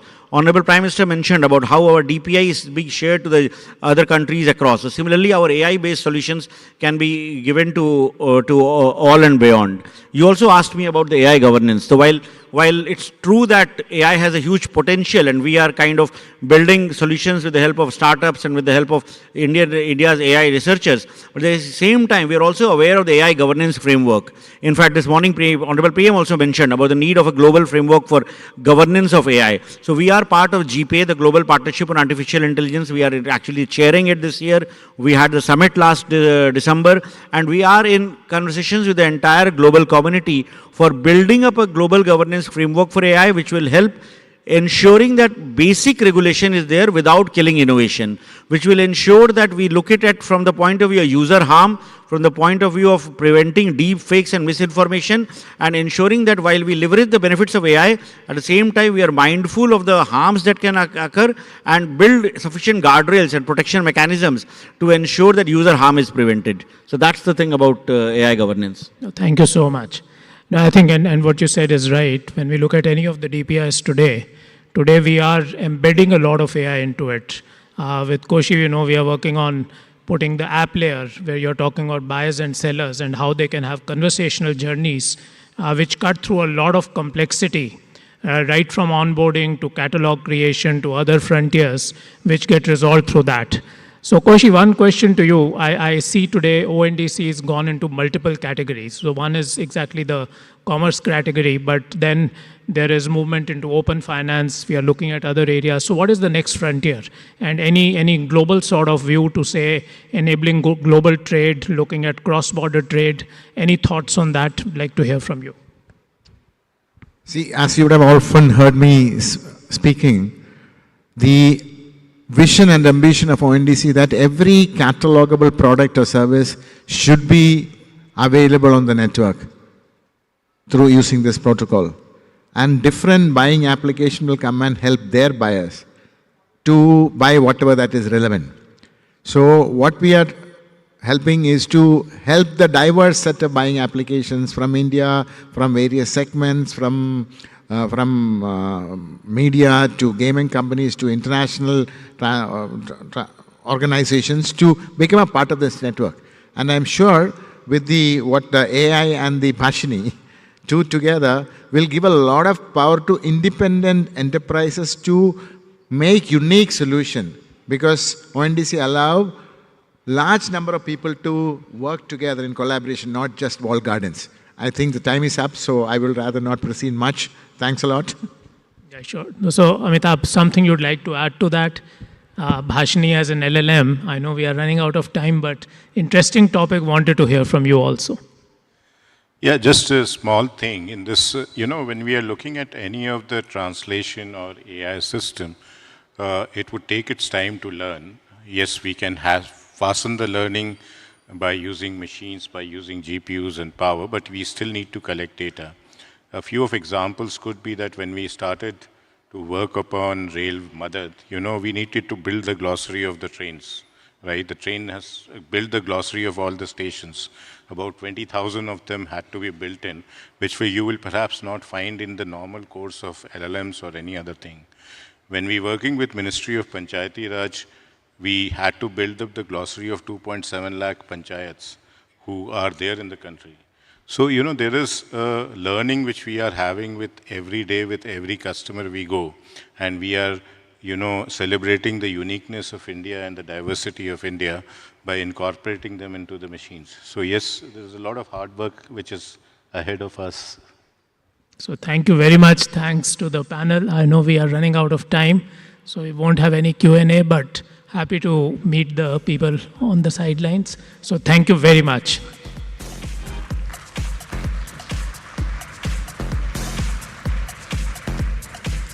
Thank you very much for joining us. Thank you once again for spearheading this wonderful session for us. And with that, ladies and gentlemen, I'm going to urge our members of the audience to please connect with our speakers offline as well for any further queries. But with that, what we're about to do is also march ahead to our next topic of discussion, and this is where we're looking at deposit mobilization in a digital-first banking economy. So that will be the theme, or for that matter, the focus of our next session. Once again, all the ones who are entering inside the hall, I'm going to urge you all to please come forward, take your seats at the earliest. We're about to get started with our next session.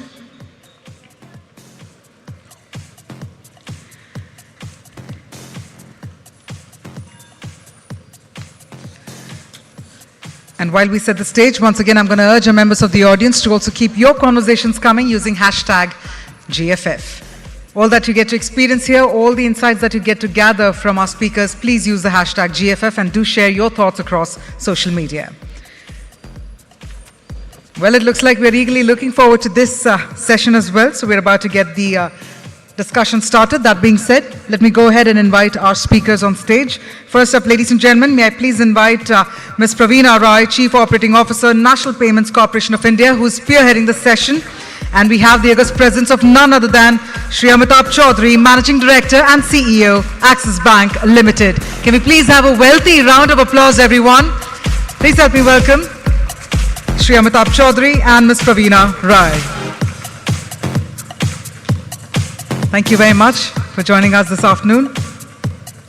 Thank you very much, sir. And with that, Praveena ma'am, over to you.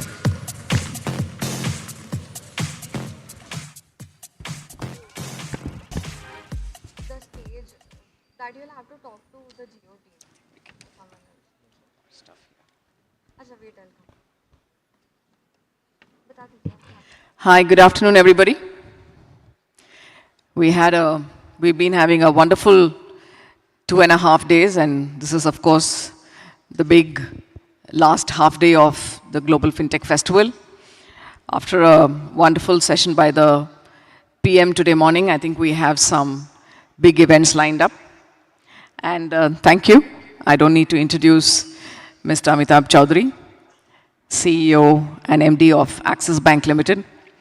So thank you, sir, for joining us here today. And it's a very interesting topic, very much aligned with an important discussion at the FinTech Festival. And that's about deposit mobilization in a digital-first banking economy. And the key word here is the digital-first. Digital-first is very relevant when you look at technology powering finance and finance powering technology. And that's really what FinTech is all about. And somebody was telling me some time back that it's FinTech or TechFin, but whichever way it is, it's all, I think, deeply intertwined and leading to its own opportunities and its own challenges. So digital transactions also enable and empower a very high velocity of transaction flow. And with this comes a lot of ease and power to the consumer in the way they are able to transact and access a wide range of services that they need. So if we look at data relevant to the topic, on one hand, we're seeing a very healthy growth of deposits, about 10.5%, latest numbers at about 212 lakh crores plus. However, credit is also growing at a very high rate, close to 14% in the 164 lakh range. We also have customers becoming more aware and more number of users and investments in funds and various kind of securities leading to AUM growth of close to 34%. So that's the kind of reflection of core customer behavior as they are looking to enhance their digital experiences beyond payments. So it's about investment, it's about having access to credit, it's about insurance, and really opening up that with what they have as easier reach. So I want to really open with that and hear your point of view on what do you see is the consumer behavior change? The most recent trends, is it changing? Is there anything that you see of impact?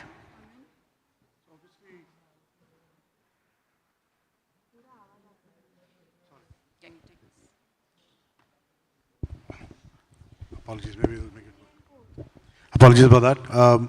So yes, we are seeing different trends emerge on the consumer side as we go out and try to reach them in terms of obviously raising deposits. Deposit mobilization is the topic, but also about selling various services and products.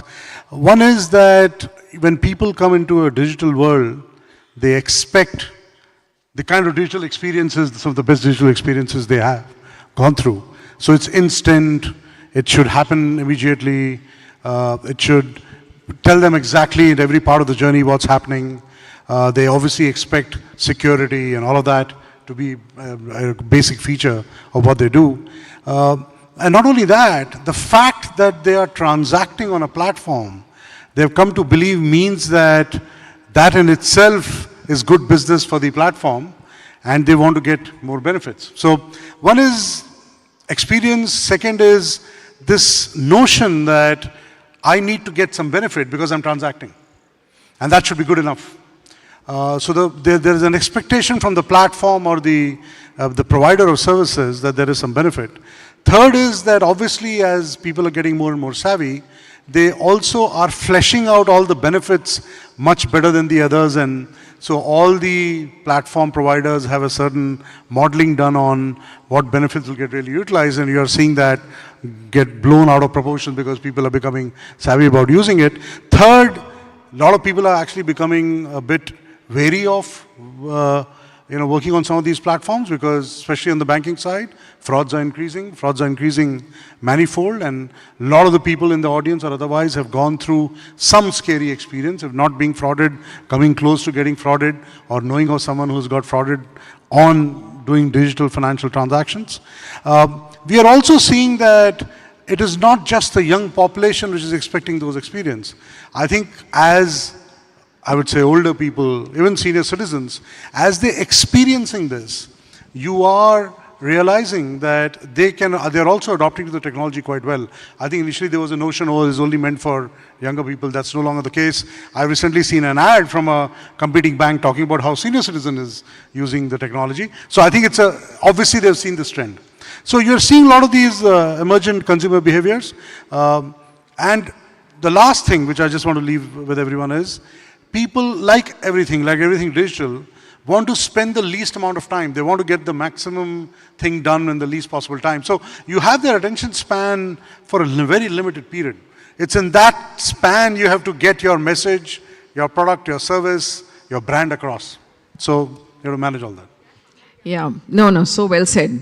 Getting the most done in the least amount of time, and that's what the digital world offers to our consumers, and they're demanding it now. So how does the bank look at this in terms of leveraging technology to service and address this kind of consumer behavior? So there are three parts to, let me focus on deposits. There are three very simple parts to this equation. One is that I need to firstly get customers to come to my platform to open a deposit or engage with me. Second, they need to go and open the deposit. And third, I need to engage them so that they can transact more with me and keep more money with me. As far as getting the customer to your platform is concerned, obviously you use all the typical means like advertising, get your message across, sitting here, doing a lot of UPI and obviously participating in all the digital platforms. You also obviously want to ensure that your products have unique features which allows you to connect with the customers in a different way. So for example, in case of Access, we have a Amaze product which basically says that you pay one small amount of money every year and then all the services for you are free. So you don't have to worry about every service. just pay a small amount. That shows your commitment to being on this platform. And from our perspective, we believe we can provide you all the services for free. Second is, you also need to communicate to the market at large that you are savvy, you are innovative, you are digitally, your prowess is better than all the institutions out there, because no one is getting up in the morning and saying, today I'll open an account or I'll put some money somewhere. It is a calibrated, well thought through decision. So you have to work at the subconscious mind of the customer to ensure that as and when they are ready to or moving towards a decision, your name crops up, and then when they go and do the analysis, you are the one which is chosen. So whatever you can do to get through that journey is important. And a lot of the work which you do there is digital. It's not necessarily all physical. Once the customer comes to your platform, obviously whatever you can do to make the journey the simplest. So there the journey, the experience matters. So how simple you have made it for the customer to come and open an account, or use a product of yours, or open a FD, or prompt the customer to not only think of the basic service they were looking for, but maybe add a bouquet of services to it, so that you can cross-sell more. So that's the second part. And third part is obviously engagement, because the more engaged the customer is, more they will transact with you, the more deposits they will keep with you. Because if they're transacting more, they need to keep the money to be able to transact more. So how do you use personalized nudges? How do you use AI, ML to ensure that you're understanding the customer very well? How do you work on the payment side so that they can use the platform for all kinds of payments? How do you ensure that you can cross-sell some products so that more products they buy from you, they are more engaged with you? So whatever you can do on the engagement side is also important then to not only keep the customer with you, but deepen the relationship with the customer. Now, obviously, I made it all sound very simple. Underlying all this, which people underestimate, is you need a technology stack which works. And that requires a huge amount of investment. That requires for all the various pieces of technology to speak to each other. That requires APIs so that you can speak to all the partners which might be giving you some of this business. There's a huge amount of investment underlying this. Upfront investment and ongoing investment to ensure that ensuring that you can acquire, ensuring that the customer journey is great, and then ensuring engagement is even better, works and works seamlessly. That's wonderful. I mean, that sounded like a fintech founder speaking. Thank you for that. Having said that, I think when we look at, in fact, the number of bank accounts a person has, I think over time, just over one's life, it sort of builds up and adds up. I myself probably have about 3 or 4 accounts. I probably close to. We'll help you. We'll help you. Let me bring it down. All to access. Huh? One is enough. So, there was a salary account in an old job, or maybe there is a joint account with a parent or with a spouse. I guess just over time, people end up with these multiple accounts. And I have heard a number of consumers really look for a great UPI experience, for example. And really, while they may be using some other app, they look for a bank that can give them a great UPI experience. And that goes back to what you were saying about the kind of investments in the tech stack and so on and so forth. And where the customer wants to pay from becomes that point of high affinity, and becomes what one could call the house bank. I think house bank was a very corporate word, but I think it's increasingly more relevant in the retail and consumer space as well. So thanks for that. I thought we'll talk a little bit about how does this work with branch banking. There's a traditional sort of sense of banking, customer walks in, deeply engaging. And I think in India we've seen not just with banks, even if it is an NBFC, what I hear regularly is, we are a phygital nation. So, there is that whole physical presence. Customers are comfortable. They feel that, they'll be taken care of. It creates loyalty, it creates engagement. And then on the other side, on the other extreme, customers also want this whole digital interaction. There is a trade-off, and sort of there's also a balancing act between the two. So how do you view this? So firstly, let me solve your problem. In Axis Bank mobile app, we have a feature, Praveena, where you can not only look at Axis account, but all the other accounts at the same time. And we're very soon adding a functionality where you can transact on those accounts also. So you don't have to close any account, you can just keep adding features to it. But coming to the branch banking, I completely agree that while we can digitize every service, every product, there are certain services or products where customers have this desire and need to have a conversation or a face-to-face interaction. And you cannot take them away. It will be very wrong on your part to say, no, that service is not available. So for the way we are looking at this world is very simple, actually. We are saying that you too please engage with us on your digital side as much as you want. Almost all products and services are available digitally. You can transact digitally, absolutely no problem. But you can also come to any of our, why physical? You can come to our call center, you can write a mail to us, and we will enable all the people who are sitting on the other side of the table or other side of the call who know exactly, are fully enabled to provide you a digital experience in the sense that they can themselves walk through that journey, but you might feel that you're having a physical interaction. So our call centers, our branch people are enabled digitally. We have actually an internal app called Siddhi which actually allows them to do that. Not only that, I will also know that where you have left your digital or physical journey last time around and literally pick it up whenever you want to have or restart the conversation. Third, not only that, add another feature where I know not only of this interaction, but I know of all the other interactions you have had with me through a platform we have called it internally called Kaleidoscope, where I know you went and used this service. It might not be unrelated, but I know. I also know you went and had a conversation about something else. You went on our mobile platform and did something. So I have a full idea when you're sitting across me or on a call that these are the kind of interactions you've had with me over the past defined period of time. So we are telling our customers we'll become more and more digitally savvy. But if you want that physical interaction, you have that option. If you want to use that option, please do use it. I will know, and I will be able to guide you digitally through that interaction and give you the same answer you would have got in a digital platform. That's how we're thinking about it. So how do you see this linking back to the point on deposit mobilization? Do you see this, the digital consumer versus the sort of traditional banking consumer, and many sort of on that continuum there? How does that work? So every deposit we open, we ask our customers to choose a branch. Mm-hmm. We're not, I think, just choose it so that we know. And so in that sense, the customer knows they can go to that branch, they can go to any other branch.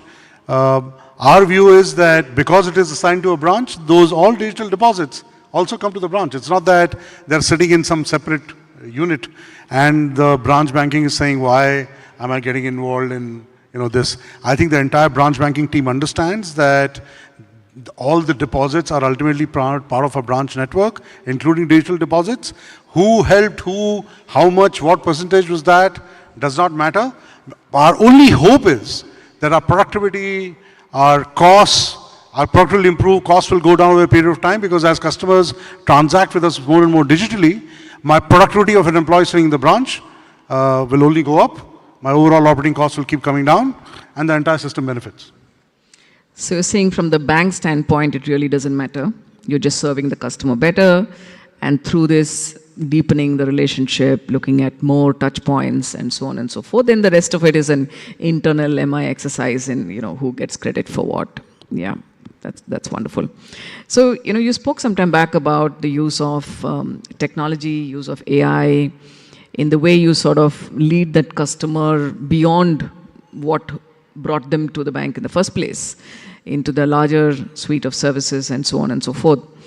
What is your most favorite technology/AI, if I may also throw that in, initiative that you're running? So I'll talk about the initiative, but let me just say what our vision as far as the customer is concerned. We would like the customer to be seen as the only customer the bank is serving, and every customer to have a personalized experience with the bank. So every customer should have a unique page which opens up on the mobile app because of what the customer wants, not because I have a certain UI UX feature in my app. My app, my branch, my call center should be serving to the customer what the customer wants, based on how we can using AI and ML, how I understand and how well I understand the customer, using both structured and unstructured data. So that's the vision. Now, to get to that vision, end of the day, we are right now running I think about 15 experiments on AI ML within Axis Bank. One of the first solutions which we have introduced within the bank, which is not customer facing, is more internal facing, is a feature, or let's say call an app called Adi, where any of our people serving the customers can ask questions around product, services, procedures, etc., and rules about any product or service, and they get a very comprehensive answer from this tool which we are using. And obviously we have been educating that tool over a period of time to give that answer, right? So rather than they having to go and search anywhere, as the customer is sitting across you or on a call, you can post your question on Adi and it will give you right away the answer in great detail. In many cases, it can prompt you and tell you exactly what to say to the customer. So now the second feature we are adding is that as the customer is talking to us on a call, our AI ML tools will be feeding to the call center agent what exactly to say at that point in time, based on real-time listening to that conversation. So we're working on that. That's the second feature. We obviously are introducing a lot of this stuff on the credit side, even on the wholesale side, and looking at how we are processing various transactions, on HR side in terms of passing through resumes, because we end up hiring a lot of people. So as I said, there are about 15 pilots which we are running. Let's not underestimate the fact that it is quite expensive. It's not cheap. So when people say that, oh, they are saving a lot of money, I'm not sure where they're seeing the money as yet. Right now, we're just experimenting. Hopefully, over a period of time, as we know how to use it better, the cost will come down. As more and more large language models come up, hopefully the cost will come down. And as it and when it happens, hopefully as a bank will be ready to use more of it and obviously get an advantage internally in terms of just coming across to the customers much better than a lot of the other institutions. Yeah, so that's so true. I think having a co-pilot, AI-driven co-pilot for various kinds of customer interaction is certainly a hot favorite. Expensive though it could be in the experimental stage, given where we are with all the AI hardware that is required to run it. So, there are some small trends that are there, probably more globally, where micro savings to drive deposits, gamification to drive deposits. These are some things that have tried, it's worked in some ways in some markets, maybe not in others. You have any views on that? So there are potentially 8 or 10 ways which we can talk about right now, which can help in garnering deposits. My kind of first view is that these are all opportunities. All these opportunities are being tested in some form or shape. What exactly will work, we don't know today, because we have not achieved, and when I say we, I'm speaking on behalf of financial services industry, we have not achieved scale in frankly any one of them as yet. So yes, today you have zero balance accounts and you have financial institutions which are saying that they are quite successful. Well, I think it still needs to be proved. You talked about gamification. All of us are attempting gamification of some sort. So to give you an idea, we on our mobile app started this last year something called memory lanes. And if you clicked on memory lanes, it will go back to all your transactions of the last 12 months and tell you how you transacted with us. Where did you spend the money? Where did the money come in? And give you some insights on how you could, how you could potentially transact with us going forward in the future. And not only that, we have started giving you badges. On our personal financial management side, we are looking at tools where we can actually run some kind of games and get people more interested. It comes back to that engagement part of the, I talked to you about. How do you engage customers? Micro savings. So can we tell them, save this much money? Gamification. Can we do something like that? Can we ensure that you transact with us more because you're using more of our products and services? Can I nudge you for, say, a KYC or an EMI, or some bill which is due, or some proposition I have for you, or by the way, these discounts are going on here. So all of it are being looked at. We are trying a lot of experiments. Some of them we are seeing a clear lift, so we're doing more of it. Some of them we are not seeing a success, so we are tweaking it.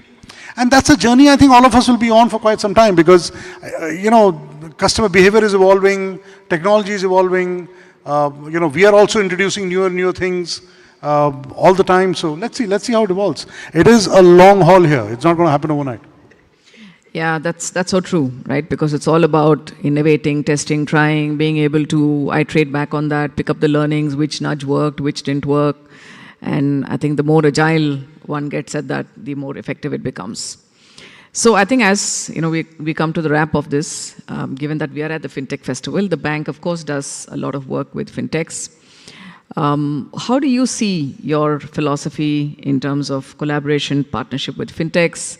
And if there's something that you really want the fintechs to do for you, and you could do it in the view of deposit mobilization or whatever you need to look at as a bank, I'd like to hear some last words from you. No, I was too focused on access. So no, you're absolutely right. I think this journey cannot be complete without working with fintechs in partnership. In some cases, I said it earlier also, taking some stakes in them so that we can actually collaborate with them even deeper and more than what we do typically in a typical partnership. They are coming up with technologies, products, services, adjacencies, which can make your ecosystem, your interaction with the customer that much more fruitful, powerful, and it'll be a loss on our side if we were not working with them. I think as far as the financial services industry is concerned, we, in our calls, I know, talk about the number of fintech partnerships we have and how we continue to expand. Obviously, if I remember last time in GFF, I talked about that fintechs need to focus on compliance. I think that thing has started coming through quite clearly, loudly. And as I think all of us collaborate and do it in a compliant fashion, I think both the sides will benefit in a significant fashion. We have the customers, we have deep pockets, we have technology infrastructure. We also have the desire to look like a fintech in front of the customers who want to engage with us in a certain way. And in many cases, we realize we don't have enough resources or the time to be able to do it, and fintechs can help us get there. So yes, we work with the largest fintechs, and we work with the fallen fintechs also, and all of them are welcome with open arms. Thank you very much. That was a very engaging session. Thank you, Amitabh, for your time here. And big round of applause. Thank you. Thank you so much. For Amitabh.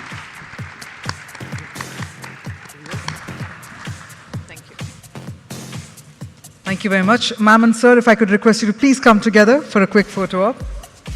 And can we have a louder round of applause for those wonderful insights that we managed to gather from this amazing session?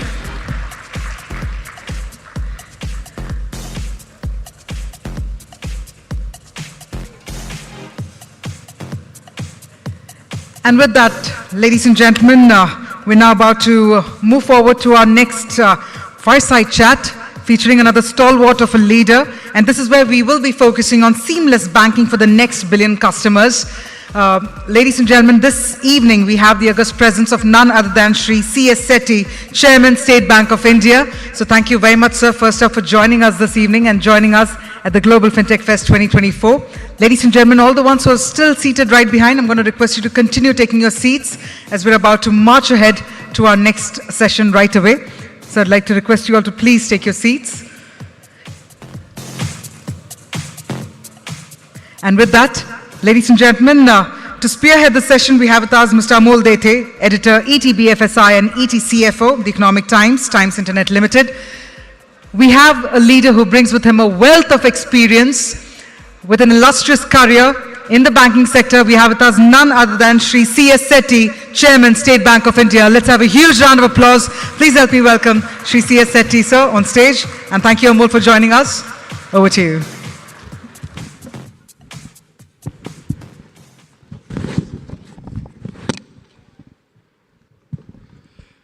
Good afternoon, everyone. It's great to be back on this stage with a big man at the big festival. And I'm really lucky and glad, and it's a pleasure to be here because I think Setty sirs are the new chairman of SBI. This is going to be the first public session. So I'm really glad. And let's have a round of applause for the, and congratulations for the new chairmanship that he's having. To begin with, I have dozens of questions, but the time is limited because you are the bank which is actually serving, one of your DMD said that 1/3 of India.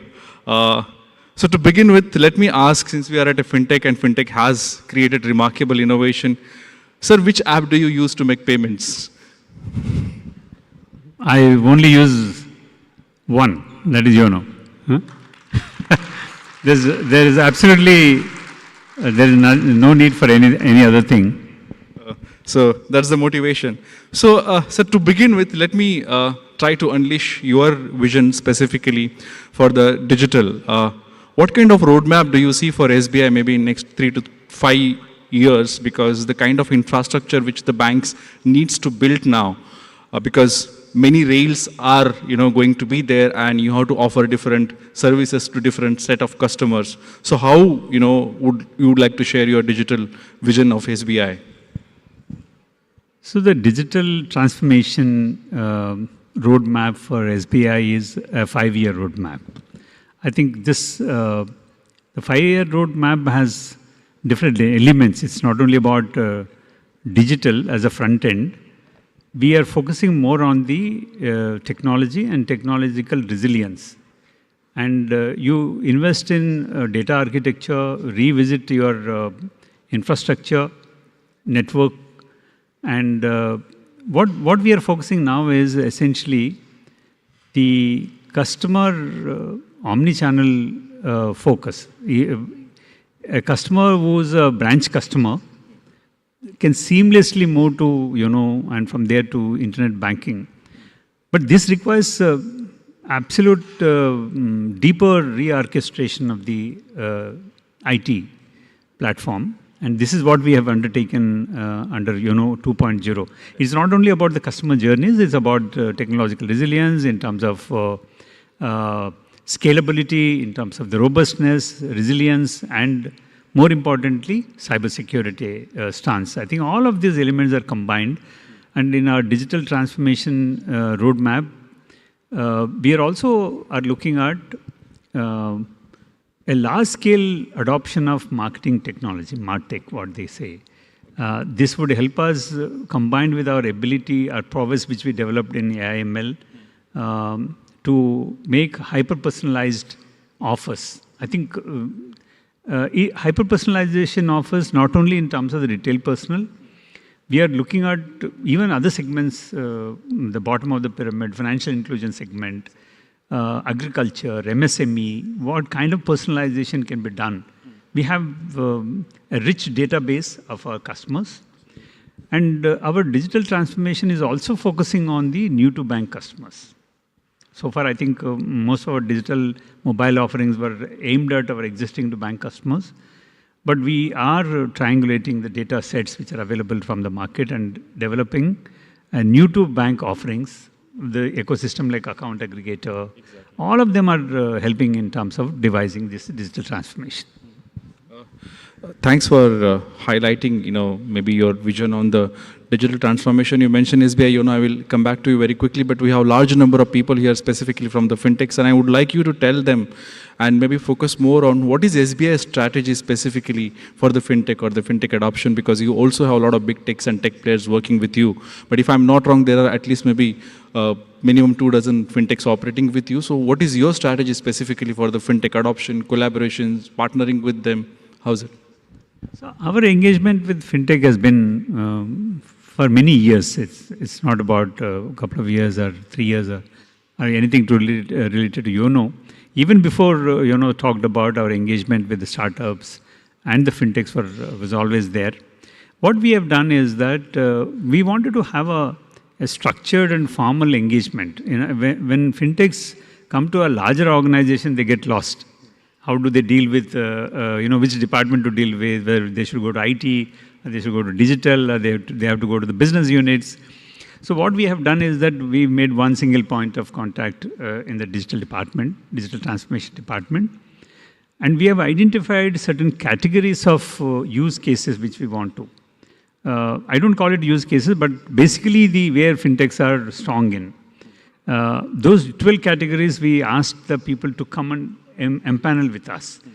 Once they empanel, they don't have to really participate in any RFP or something. These 12 categories range from digital documentation to payment space and varied things. And we keep adding to these categories. And I definitely request all the fintechs who are there, we do this process every half year. Yes. And anybody can visit our website and see the notification, and they can make the online application. And we request them, if we find that they have the scalability and the solution which we desire, we call them and ask them to make a presentation to the team of people. Okay. And this team includes both technology, digital, as well as business teams, so that they don't have to go around various departments. I think this is one major initiative what we have started. We started empaneling them. I think a large number of people have participated in this process. I definitely request them to make use of this.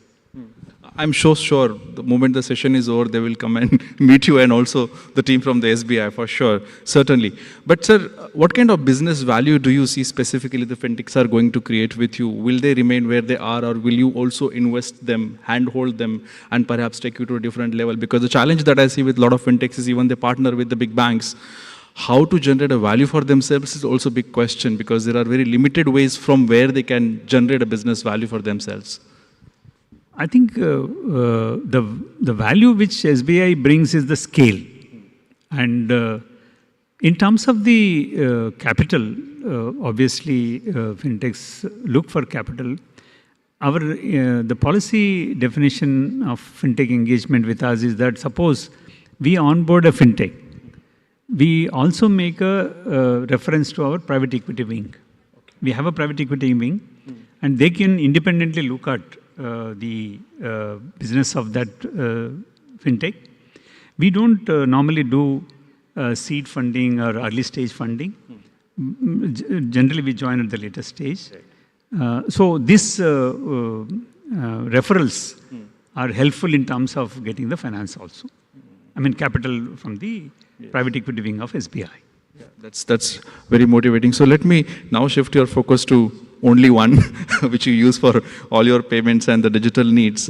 In what stage the SBI YONO is, and if you could, highlight some of the features maybe for the audience at large to understand how the SBI YONO 2 will shape up. Yeah, I think one thing we should realize that while we are is a deeper technological transformation which is happening in YONO 2.0. It is not about just tweaking the journeys of YONO 1.0 and calling it YONO 2.0. YONO 1.0 itself is so robust and has got several journeys for the customers. Right. But what we are looking at is a complete transformation of this app. Obviously, this app is about 5 to 6 years old. And while the design elements will remain, and we are focusing more on the stability, scalability, and robustness of the application, and which actually entails deeper technological transformation. The second important feature of YONO 2.0, I think we have several times we mentioned this, that we would like to create an omni-channel experience. It is just not about the mobile application. We want to revamp our internet banking, which is very, very strongly acceptable to the customers now. And we want to refresh our branch application.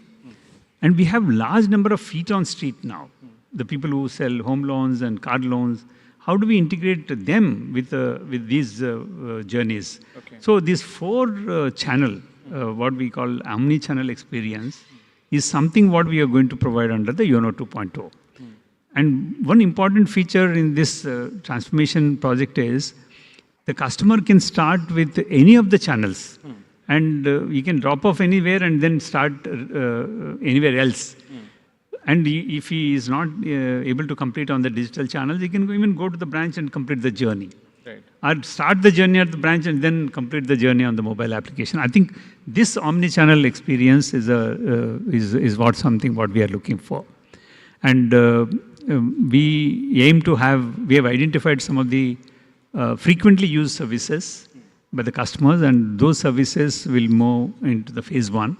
Sometime during November, hopefully we will be able to launch under the closed user group and then eventually to the public. Sure. So, friends, stay tuned to November, maybe when SBI YONO 2 will be there in the Play Store. So a couple of thoughts, in one go. When we talk about, seamless banking specifically for the billions, and when you talk about YONO 2 and, reaching out to billions of customers, what kinds of infrastructure changes that you will have to go through or build specifically in your company, in your bank? And also, are we focusing more now on app-based banking, which is maybe a 5-inch smartphone than the 2,000 square feet of a branch. Will we focus less on the expanding branches, increasing headcount, and focus more on digital, which is absolutely app? So just tell us on that front, sir. SBI is a microcosm of India. It is as diversified as the country. We have 50 crore plus customers, unique customers, and the diversified customer base requires presence across the channels. I think the physical channel is also equally important for us. We have 22,500 branches in the nook and corner of the country. And they provide the comfort of anybody who is not able to consume these digital services to come into the branch and use the services, number one. Number two, we also, in our portfolio of customers, the new gen customers, Gen Z customers who actually digital natives. And for them also we have, we are able to onboard them directly on digital channels. But this also requires, as I said, a significant investment. The volumes are unimaginable volumes what State Bank of India handles. Today our transaction per second is almost 25,000 to 30,000. And we handle almost 33 to 35% of UPI volumes. So to seamlessly provide this customer service across our touch points, whether it is a branch channel, it is a mobile channel, ATM channel, we have very strong business correspondent channel which service the financial inclusion customers, Jan Dhan customers, around 14 crore customers of Jan Dhan. Incidentally, we just completed 10 years of Jan Dhan day before. So I think these varied and diversified segments of customers requires all channels. And we are committed to provide services across them. Okay. So one important question, sir. I mean, the stock of the bank has skyrocketed in last 1 year, more than 20%, and people look at the shareholders' value. So when you are investing so much specifically into technology now, and we are seeing SBI YONO will have so many features, what kind of business value it will generate for your business? And, how do you see the business specifically coming from YONO? The digital channels contribute a significant amount of our retail personal loans. Much of our unsecured lending is, whether it's a pre-approved personal loan or your express credit, which is our major product, is largely digital. And the home loans is something what the acquisition of home loans is completely going digital now. Except the documentation, probably we will have end-to-end digitalization of the home loans.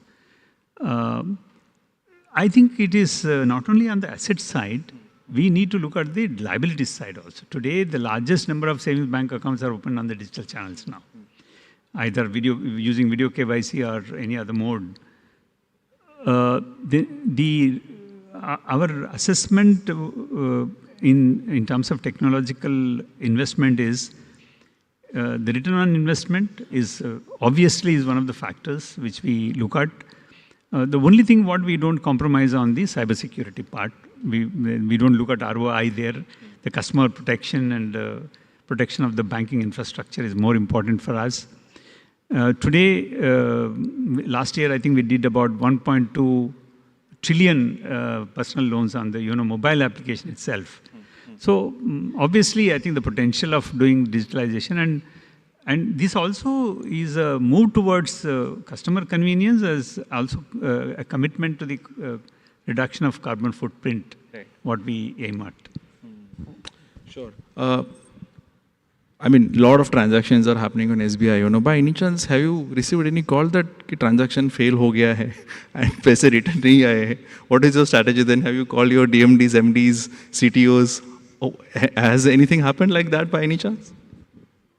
Yeah, I mean, fortunately, it did not happen to me, but I think what we have strengthened, obviously, I can see, Amol, where you are coming from. This is one area of customer complaints across the banking system.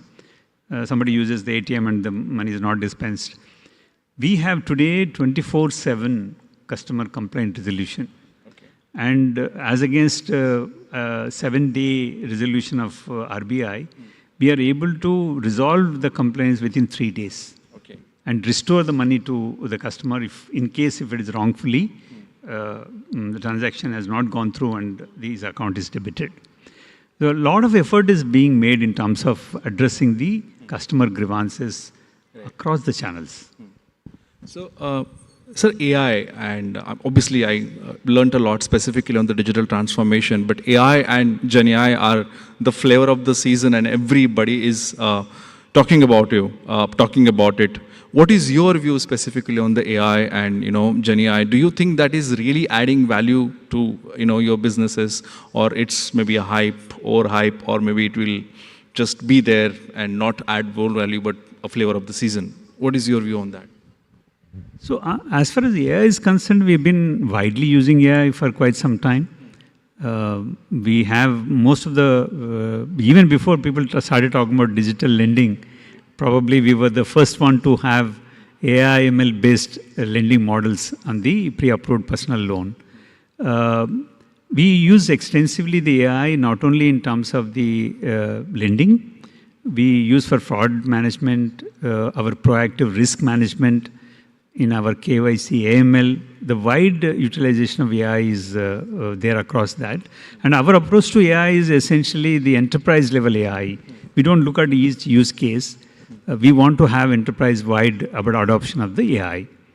As far as Gen AI is concerned, I think it is too early to say that what would be the commercial impact of Gen AI in the BFSI space particularly. Essentially, the first use case seems to be knowledge-based, like internal knowledge, how easily we make it available to our employees for efficient delivery of their services. That is one major use case we are looking for. So, so I have one or two more questions, but I will take one important question specifically from the traditional side of business, apart from the digital, which is the headline story of these days is a CD ratio, right? The deposits are going down, the banks are trying their best to increase the interest rates and, garner more customers. First of all, what is your view specifically on the current situation of deposit mobilization? Do you see, it has been reduced significantly? What are your strategies maybe to attract the customers to your bank and maybe, improve your CD ratio? No, fortunately, we have very comfortable CD ratio. We are not, under pressure in terms of reducing our CD ratio. We have robust credit growth, obviously. 14 to 16% credit growth is what we are anticipating. Deposits, even if we have 8 to 10% deposit growth in SBI, because of the large base, in absolute numbers, it will be larger than the absolute amount of credit. It is a fact that the changed asset allocation among the customers, some moment of investable surplus is going to other asset classes. So obviously, the increased credit growth and the diversion of some of this savings to other asset classes is putting pressure on the deposit growth of the banks. But what I notice is that most of the banks, including us, we are not getting into a rate war. We want to attract the customers by way of improved service quality or improved access. Some of the banks started opening the new branches. I think everybody is looking at how do we get more value out of the existing customer and also attract the new customer by offering better quality service. I think that is what the focus is. Essentially, there would be some tweaking in the interest rate, particularly 1 to 2 year bucket, which is the most popular one. The competition for deposits likely to continue for some time. Okay. And the credit growth, sir, obviously the story with the private banks and other banks is very different specifically from the SBI. But if you look at the large corporates or specifically the private capex, it has not picked up very significantly in last couple of years actually. Do you see it picking up now? Because now we have a lot of numbers which are telling the macro story of India quite positively. Do you see that is happening? What are you hearing from the large customers that you have? The large customers have capital expenditure plans. much of the brownfield expansion is, as I think we repeatedly mentioned this, we are measuring the private capital expenditure by corporate credit growth. Corporate growth is reasonably good. In fact, if you see corporate growth the last quarter, we have had almost 15 to 16%. But more than that, what we need to understand is that the brownfield expansion is being met by their own cash, which they have accumulated over a period of time. I think once they consume, the credit drawals will start. We have the sanctioned and approved under disbursement loan almost amounting to 4 trillion rupees. So if this is an indication of capital expenditure, I think it's a robust indication in my view. And whenever we talk to people, at least on some of the sectors, even some of the core sectors, people are started talking about expansion now. The renewables are doing pretty well and roads are doing well. I'm sure the corporate private capital expenditure will come back. Okay. Noted your point, sir. My last question, I think the time is slightly limited in two parts. One is we are at the FinTech event and large number of FinTechs are here. One, what do you like the most about FinTechs, your view? And second, how do you see the FinTechs will generate more value going ahead?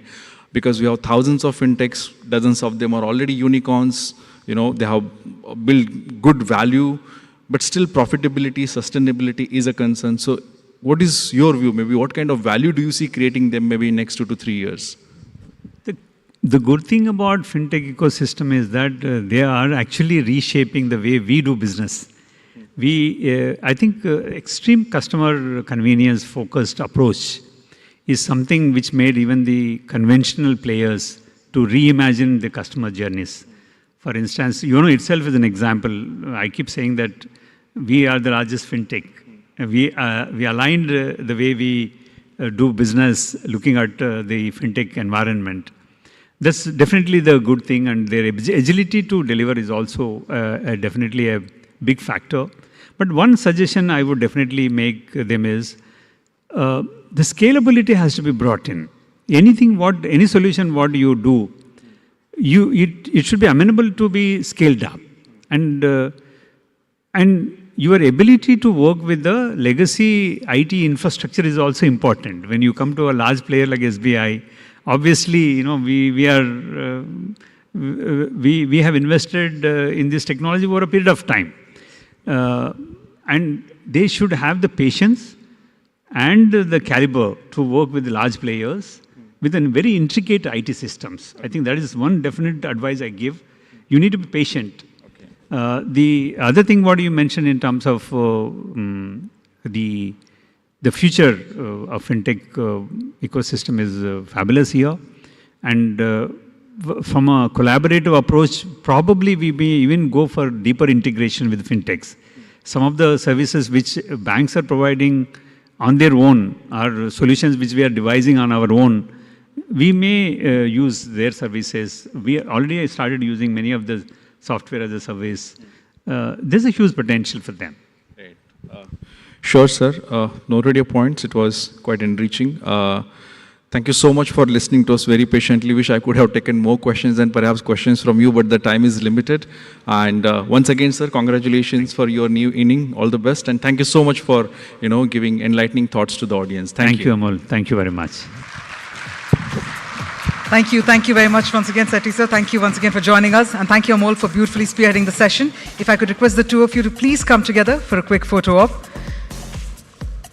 And as Amol had also mentioned right at the start of the session, he managed to truly unleash the vision of Shri C.S. Setty through this riveting discussion. But with that, ladies and gentlemen, we are about to march ahead to another very pertinent session, so I'm going to request all of you to be seated. Thank you once again, sir. Thank you very much.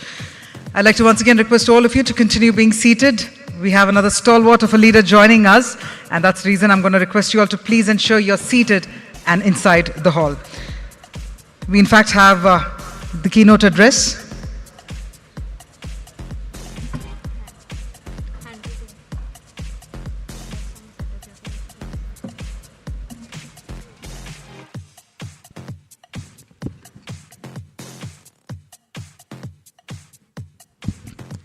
Ladies and gentlemen, we're about to witness another riveting keynote session featuring none other than Shri Piyush Goyal, Honorable Minister of Commerce and Industry, Government of India, which is why I request all of you to ensure you're all seated inside the hall. Once again, I request you all to please very quickly take your seats. Our next keynote session is about to begin, with another illustrious leader joining us within the next few minutes, and that's why I urge all of you to please take your seats. Thank you.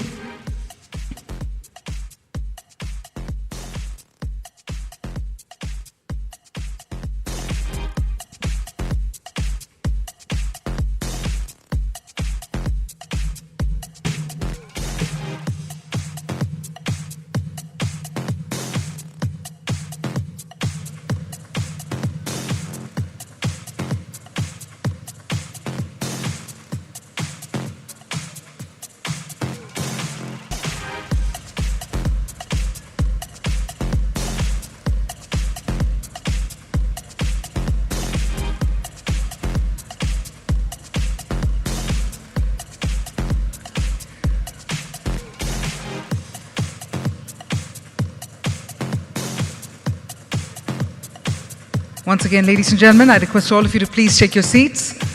I also request everyone who has just entered inside the hall to please come forward. Please do take your seats. We're about to get up for another important keynote session.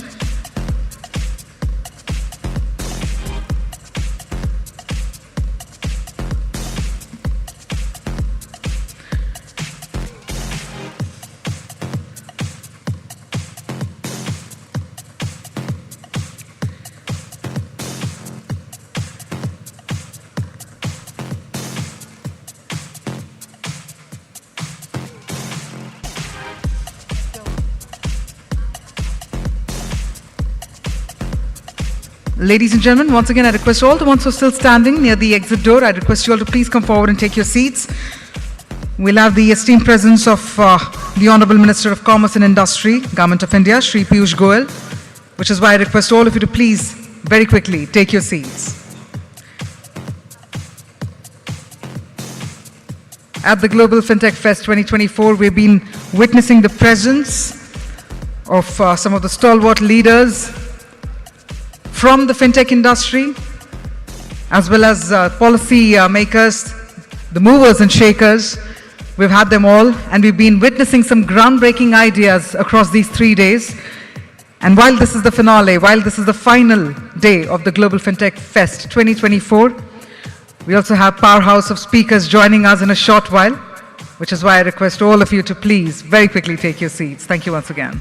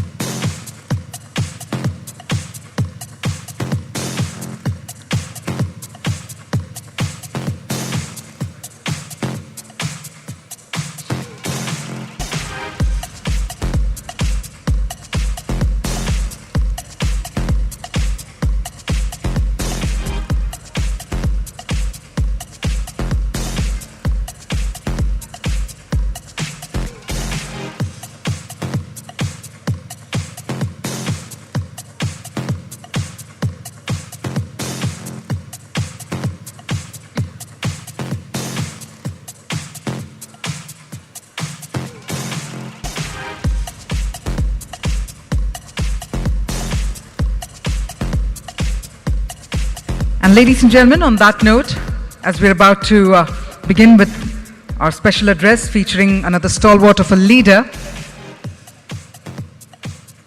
we have with us first up, Shri G. Padmanabhan, former Executive Director, Reserve Bank of India and ex-Chairman, Bank of India, to also set the tone for the session and to also invite and introduce none other than, ladies and gentlemen, please put your hands together to welcome on stage Shri Piyush Goyal, Honorable Minister of Commerce and Industry, Government of India. Thank you very much, sir, for your valuable presence at the Global Fintech Fest 2024. And if I could request Shri G. Padmanabhan, sir, to please set the tone and also to introduce and invite our keynote speaker for the evening. Over to you, sir.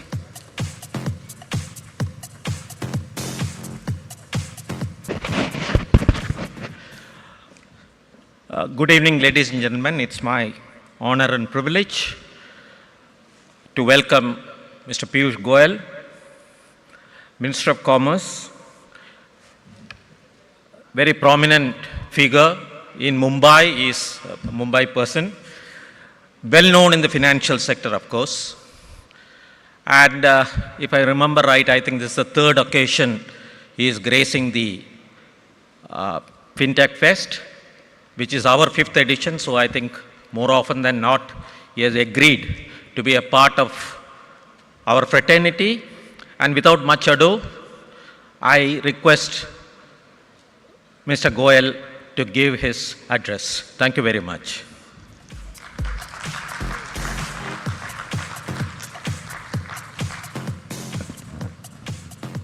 Thank you very much, Mr. Padmanabhan.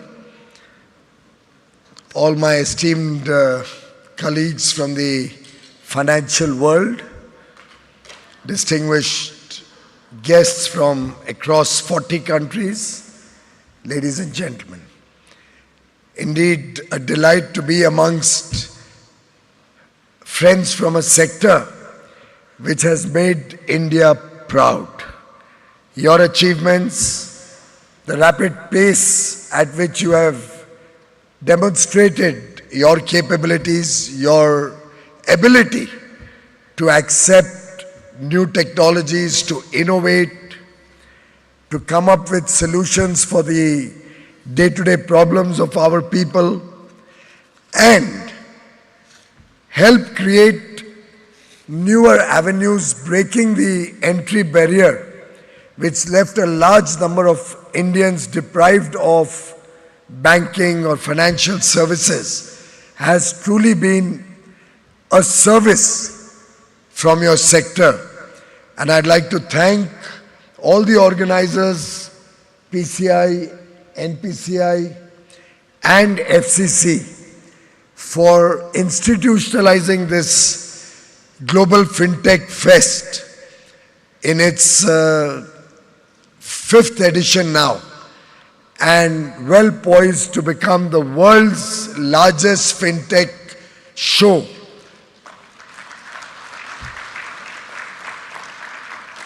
I'm privileged that I've had an opportunity to participate thrice so far. I still remember the Startup India team in my ministry launching a very informative report titled Growing Inclusion in India, the Fintech Way, last year. And I do believe that the prophecies they made, the expectations from the industry have been largely fulfilled. And each one of you deserves accolades for keeping abreast with the latest technologies, showing the world that a developing nation, not yet fully integrated with international financial systems in terms of high levels of technology, is able to come up with low-cost solutions, which today, I dare say, are the envy of the rest of the world. What you have achieved is something where many other countries may have invested billions and billions of dollars and yet not been successful. Whereas India, through its belief, the power of belief in yourself, that our technocrats, our friends in the financial services sector, our computer specialists, our software specialists, all of you together have created what today is widely recognized as a phenomenal success story in the fintech world. I still remember nearly 4 years ago, I had been approached by a very prominent bank who was able to foresee what the India stack potential is and where it could go forward. And I still recall them 4 years ago, telling me that if you're willing to give even a small piece of the India stack equity ownership, we are happy to value it at several $100 billion at that point of time. With today's revolution in your sector, which has helped democratize the financial world, take it to the last man at the bottom of the pyramid, across the country in every remote corner, and with $420 billion being transacted already through the payment systems that you have created, I think the valuation of any such India stack story or technology that we have been able to develop in India would be many times the number that was told to me a few years ago. Friends, the last decade has been transformational for India. I still recall, and I believe the Prime Minister mentioned about the success of the Jan Dhan accounts. This was launched 10 years and 2 days ago in 2014. And the idea was to take financial inclusion across the country to every single family. I still remember a lot of people had ridiculed the concept of Jan Dhan accounts, and Prime Minister Modi's own confidence in his abilities to take banking to those who had been left behind, who were unbanked for generations. Prime Minister Modi had set a task that he would like every family in the country to have at least one bank account. And the zero balance bank accounts were conceptualized, were propagated and promoted throughout the country. I must acknowledge the humongous role played by our bankers, our public sector bankers, some of the private sector banks which had also joined in this humongous effort. And in barely 4 months, by early January, end of December, we had reached a situation of, if my memory serves me right, 130 million new bank accounts. Barely 125 days. We had gone up to 130 million no frills, zero balance Jan Dhan accounts. Truly a phenomenal achievement, given that a large number of these account holders had never even entered the premises of a bank. In fact, they felt very intimidated whether they would even be welcome or allowed to go into the bank. They also had a little bit of a hesitation that with no money in the pocket, with nothing to deposit, would they be valued customers of that bank? But Prime Minister Modi had the courage of conviction and the commitment that he wanted this to happen, and before him, in his mind, was a plethora of opportunities that he saw opening up through these Jan Dhan bank accounts. In fact, largely related to the adoption of technologies and how these banking relationships with the poor would help us in our developmental journey to take the poor people out of poverty. I recall in 2015 at Davos, Queen Maxima of Netherlands had an engagement on financial inclusion, and it was a breakfast meeting at Davos, and the entire session was focused on trying to understand from me how this could ever have been achieved, that we have managed to take a bank account to every family in the remotest parts of India, with the poorest of the poor also having a bank account. In most cases, a bank account in the name of the women of the household. And for them it was something very difficult to imagine, more so because even the Sustainable Development Goals had envisaged that we will have banking or financial inclusion reach all the people of the world by 2030. That was the SDG goal.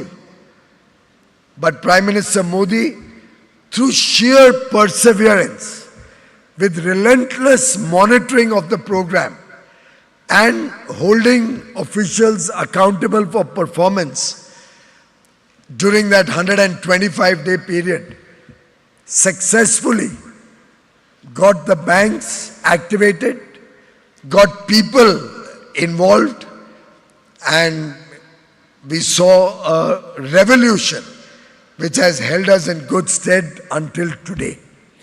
And friends, Prime Minister Modi, in fact, taught many of us who are his colleagues, his junior colleagues, a lesson or two in management. Padmanabhanji just mentioned I'm a Mumbai boy, and after studying chartered accountancy, doing law, running an industry, working as an investment banker, one did think that we would know quite a bit about how to manage programs. But believe me, friends, when I heard from the Prime Minister in one informal conversation how he had run the entire Jan Dhan initiative, it was an eye-opener. I can almost tell you, it was very much like an adolescent learning some new trick. And he actually, I still remember the conversation. I had mainly gone there to discuss with him the coal auctions. Some of you may remember, there was a huge coal gate, a coal scam, where over 190 coal mines had been given out to friends and relatives without due process. And in September 2014, the Supreme Court had cancelled 190 coal blocks allotment and given us only 6 months to take these mines back into the market, offer it to newer people to run through a transparent process. We had created the whole system to auction these mines, and I had really gone to report to Honorable Prime Minister about the progress of my mining auction. During the meeting, just casually asked me towards the end about how many LED bulbs my ministry had been able to market. Some of you may also recall we had launched a massive program, and a very successful one at that, to convert all the lighting in the country to LED bulbs. And I think today you must all be using very energy efficient LED bulbs in your homes, in your offices, which are hugely saving the energy consumption and the bills of the people of India. So he just asked me, how many bulbs have you sold? I had not gone prepared. I said, sir, I'll find out and get back to you. He sat me down. It was early morning, I think about 8:30 or 9. And he explained to me. He said, Piyush, programs will not be successful unless there's aggressive monitoring and you hold people accountable with very regular interface. You're not going to be able to succeed. And then he spoke about the Jan Dhan accounts program that was launched in August of 2014. I very enthusiastically said that, yes, I remember in the cabinet meetings on Wednesday, you were giving us details about the progress of the Jan Dhan program and what's happening. He said, no, on Wednesday, I'm only giving you, all my members of the cabinet, my colleagues, a report card of what's happened in the previous week.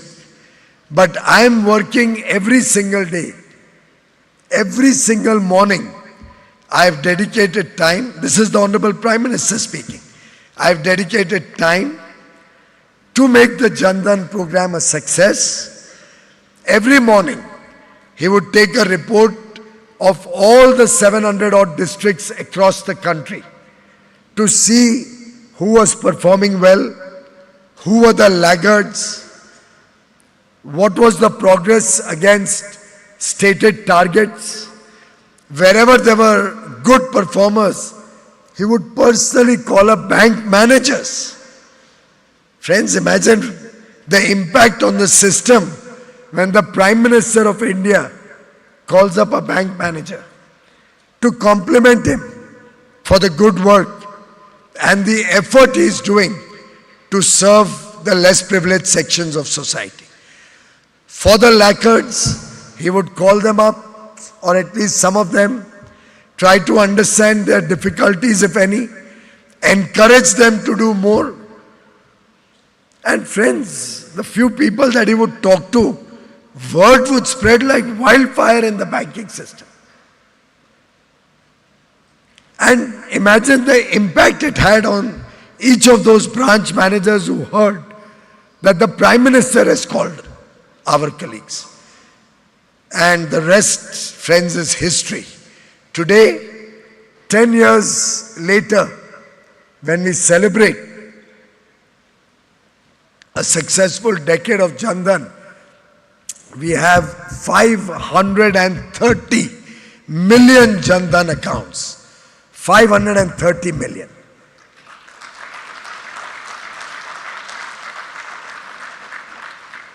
Every willing adult in the country today proudly has a bank account of his own.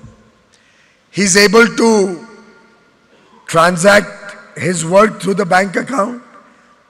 The poor and less privileged sections of society who are beneficiaries of government's affirmative action are able to receive the money in their bank account without any middlemen, without any corruption, through a completely honest and transparent mechanism, the DBT, direct benefit transfer, which rests on the JAM Trinity, Jan Dhan account, Aadhaar number and mobile phone, all of which have been saturated throughout the country so that every person has his own identity in terms of the Jan Dhan, in terms of the Aadhaar number, has a bank account, often a Jan Dhan account, and by and large today every family would have their own mobile phone.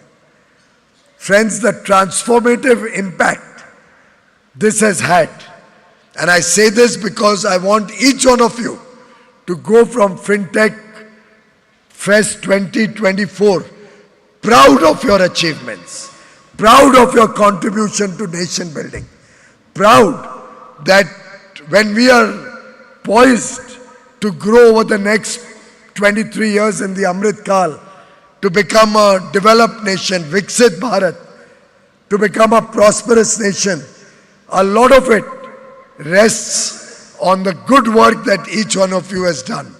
And I am very confident that this good work will hold us in good stead as we perform, as we transform, as we reform the nation, as we work collectively to make sure that no person is left behind as the country goes forward. Almost all the economists around the world recognize India's importance, the demographic dividend that we offer, young population, charged, inspired, aspiring for a better quality of life, a better future for the children of tomorrow. A country which is growing at 7-8%. In fact, in US dollar terms, we are growing at about 10%. That means we are doubling our GDP every 7 years. Fifth largest economy, poised to become the third largest as per IMF estimates in the next 3 years. a country on the move. And friends, I must acknowledge a lot of that forward movement, a lot of this success story rests on the wonderful work that the fintech sector has done, your contributions, particularly when we had the COVID pandemic, kept the wheels of the economy moving fast, moving rapidly. Your innovation, your engagement with every section of society, your imagination of newer ideas, and the passion that the fintech sector brings to the table is truly envious. Almost reminds me of that old Onida ad that Padmanabhan, you may remember, Chris will remember, maybe some of the youngsters may not have seen it. The old Onida ad, owners pride, neighbors envy. And I think that's the India fintech story.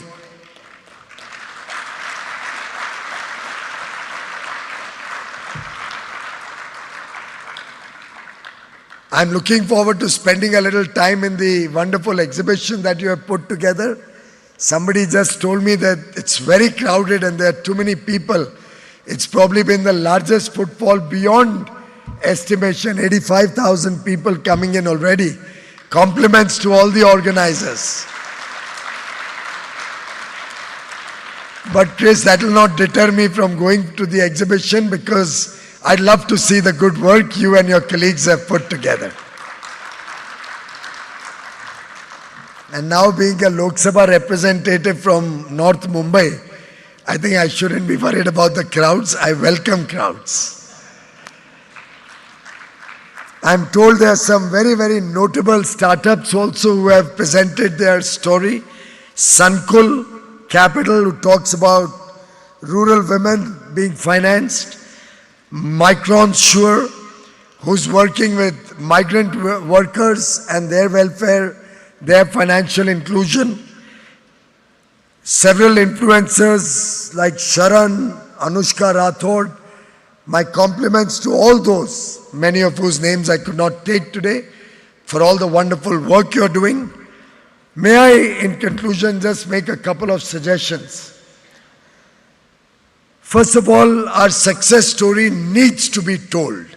It needs to be presented and represented across the world. And I would urge as many of you as are able to travel, as many of you get a chance to interact at different forums internationally, to please maybe take some literature, maybe get yourself up to date with all that's happening on the great India fintech story, and take the message across the world of what we have done. It's very important to inform people about the India success story, because that will add to your business opportunities. When we are leading the world in financial inclusion, I think the world should also recognize this potential and help us engage much more with the rest of the world. 2, the GIFT City offers a tremendous opportunity to your sector. Financial tax benefits have been extended up to March 25.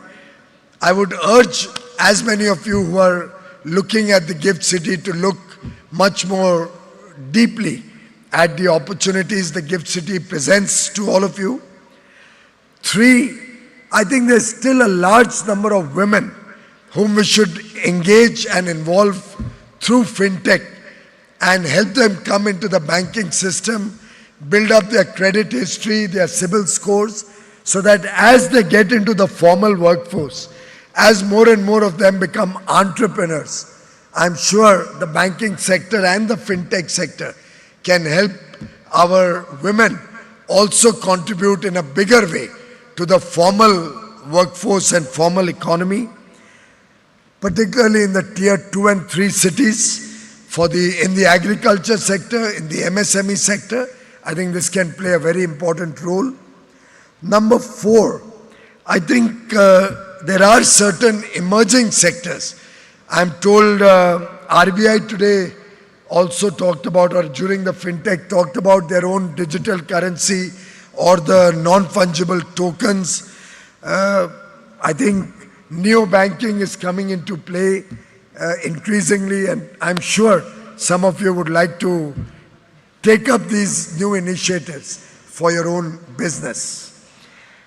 Fifth, artificial intelligence is the flavor of the season. I would urge all of you friends, please look at ethical artificial intelligence. It's very important that artificial intelligence does not become a tool being misused by the wrong people, but becomes an enabler for all of you to do good for society, for the nation, and for the world. I'm sure we can combat money laundering or financial crimes through ethical artificial intelligence. Sixth, while a lot of action has happened, a lot of strides in financial literacy, I do believe there's still opportunities, particularly through greater awareness of insurance, pension schemes, and how financial business models or credit scores can help people, particularly the budding young entrepreneurs, startups, agriculturists, small hawkers or small businesses, micro businesses. I think more financial literacy is called for. I would urge all of you to give a small portion of your time, since you are the enlightened people. Maybe give 2 hours in a week, give 1 day in a week. And Chris knows my views about it. I've said it on many occasions at the National Startup Advisory Council also, that if all of us, the privileged sections of society, agree to give back a little bit of our time, our knowledge, our experiences, and the good opportunities that we have been benefited with to the less privileged, I think we can do a tremendous service to our motherland. We can actually help more and more youngsters and new entrepreneurs become financially literate and contribute to the great India growth story, the great future that beholds all of us. I'd like to invite all of you for taking the India story as your own story. Accept it, adopt it, be proud of your achievements, but never rest on your laurels. We have miles to go, lots of mountains to cross, as they say. With every one mountain that you cross, you only discover many more that behold you and are ahead of you. As the Honorable Prime Minister said today, and I'd like to reiterate, and I quote, I believe India's fintech ecosystems will enhance ease of living of the entire world, and our best is yet to come. My best wishes to all of you. God bless you.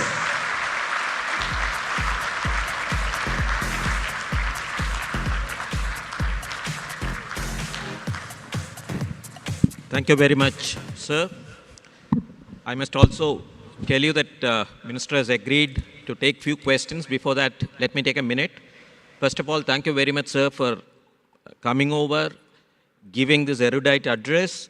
I know that you let go an important function in Delhi to be with us, so thank you very much for that. The Minister flagged the issue that India is already a leader in technology world today, but we should celebrate that and let the world know that. And I would probably say that GFF is one such event where we are trying to do that. Minister also flagged about the last 10 years transformation that has happened, the financial inclusion success through the Jan Dhan, and what he mentioned and what I would call as the zero balance account revolution. He said there are new management lessons to be learned regarding aggression, in setting targets and monitoring.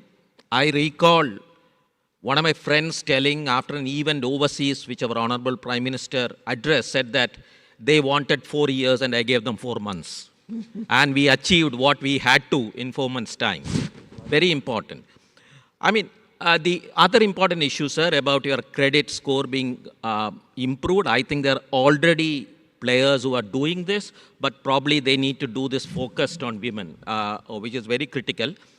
Maybe before I open up for a few questions, I let you know a conversation which I had with one of the foreign delegates, which probably summarizes where we are, what we are, and the kind of leader we have, is that he said, I don't know how many leaders of nations today would ever dare to come to a fintech conference and address. and that summarizes, I think, our Honorable Prime Minister and his vision. So thank you very much. 2-3 questions, or if Minister is taking more, I'm okay with that. But please pass the mic around, raise your hand, identify yourself, and ask the question. Yeah? Give a mic there. Yeah. Good afternoon, everyone. Hi, Minister. So I just wanted to understand, when we promote financial inclusion and fintech playing a very core important role. So there's an effect called Cantillon effect. 1860, Richard Cantillon, he told, one who stays close to the source of money tends to benefit more. Sorry, I was not able to catch that. Okay. I'll repeat my question again. So we promote financial inclusion with help of fintechs. Okay. So there's a very famous theory called Cantillon theory by Richard Cantillon, 1860. So he tells, rich gets richer, poor get poorer. So whoever stays close to the money, or whoever is close to the source of money, tends to get richer. And as and when the benefit draws down to us retail people like us, the inflation eats up the major benefit. So how is fintech solving this problem? Well, I think your question itself has the answer. We are living in the 21st century. We are forward looking. We are looking at the people who give us inspiration for the future. That's a 160-year-old theory you're referring to. That's gone, by the way. Otherwise, we wouldn't have 108 unicorns in India. We wouldn't have all these fintech entrepreneurs. All these success stories are testimony that that's a failed theory. The rich getting richer would never have made the success stories of today what they are. I can tell you, if you look at, let's say, the top 100 companies, even 30 years ago, and you look at the top 100 companies 20 years ago, 10 years ago, 5 years ago and today, you'll see a massive churn. Probably you may not find more than 10 or 15% who would be there through the 30-year period. That is the churn. New entrepreneurs, new age companies are today showing the world their capabilities. One generation entrepreneurs have today become billionaires and more. I mean, I don't think Jeff Bezos, for example, or Sam Altman had inherited wealth because some rich person was there with him. I don't think Mark Zuckerberg in Harvard, he's the Harvard guy or Stanford? Mark Zuckerberg is Harvard, a dropout from Harvard. Now, I don't think when he started Facebook, he had any riches to his account. So I think that's a failed theory. I'm sure we have in this room many people who would not have seen the kind of riches or the kind of money that they are seeing today. I am one of those. I worked 30 years in my life. I started my own career before I became a minister, that is. In 81, I started a small factory, very small factory. The total project cost was 19,80,000. That was my project cost. I was supported by the government institutions like IDBI and ICICI. ICICI had become private by that time, or was not yet, it became private after that, and Union Bank of India. Now these were all financial companies. Without their support, I couldn't have even started out It was a small scale unit, but then we kept growing all the years till I was there. And then afterwards, others have grown it even further. So I think this country is full of entrepreneurial ability. We are a $3.5–4 trillion economy today. 2047 will be a $35 trillion economy. Totally agree. With your permission, Thank you, Honorable I add a Minister. sentence. I think you must also understand one thing, unlike the West, important difference in this country, it is democratization of finance, and there is digital public infrastructure which is plug and play. So we are not allowing monopolies to come up rich getting richer. I think we must accept that fact as well. That's right. Yeah, give a mic.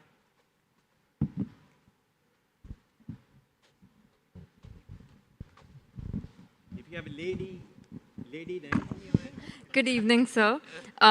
We talked about rural entrepreneurs and as you mentioned. So given the rapid advancements, how does the government plan to integrate these fintech solutions to improve the access of credit for smallholder farmers so we ensure that they also participate in digital economy?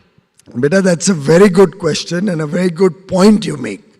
In fact, the entire thrust of our effort from the government today is to reach through fintech these small and marginal landholders, very often the landless farmers or the landless labor.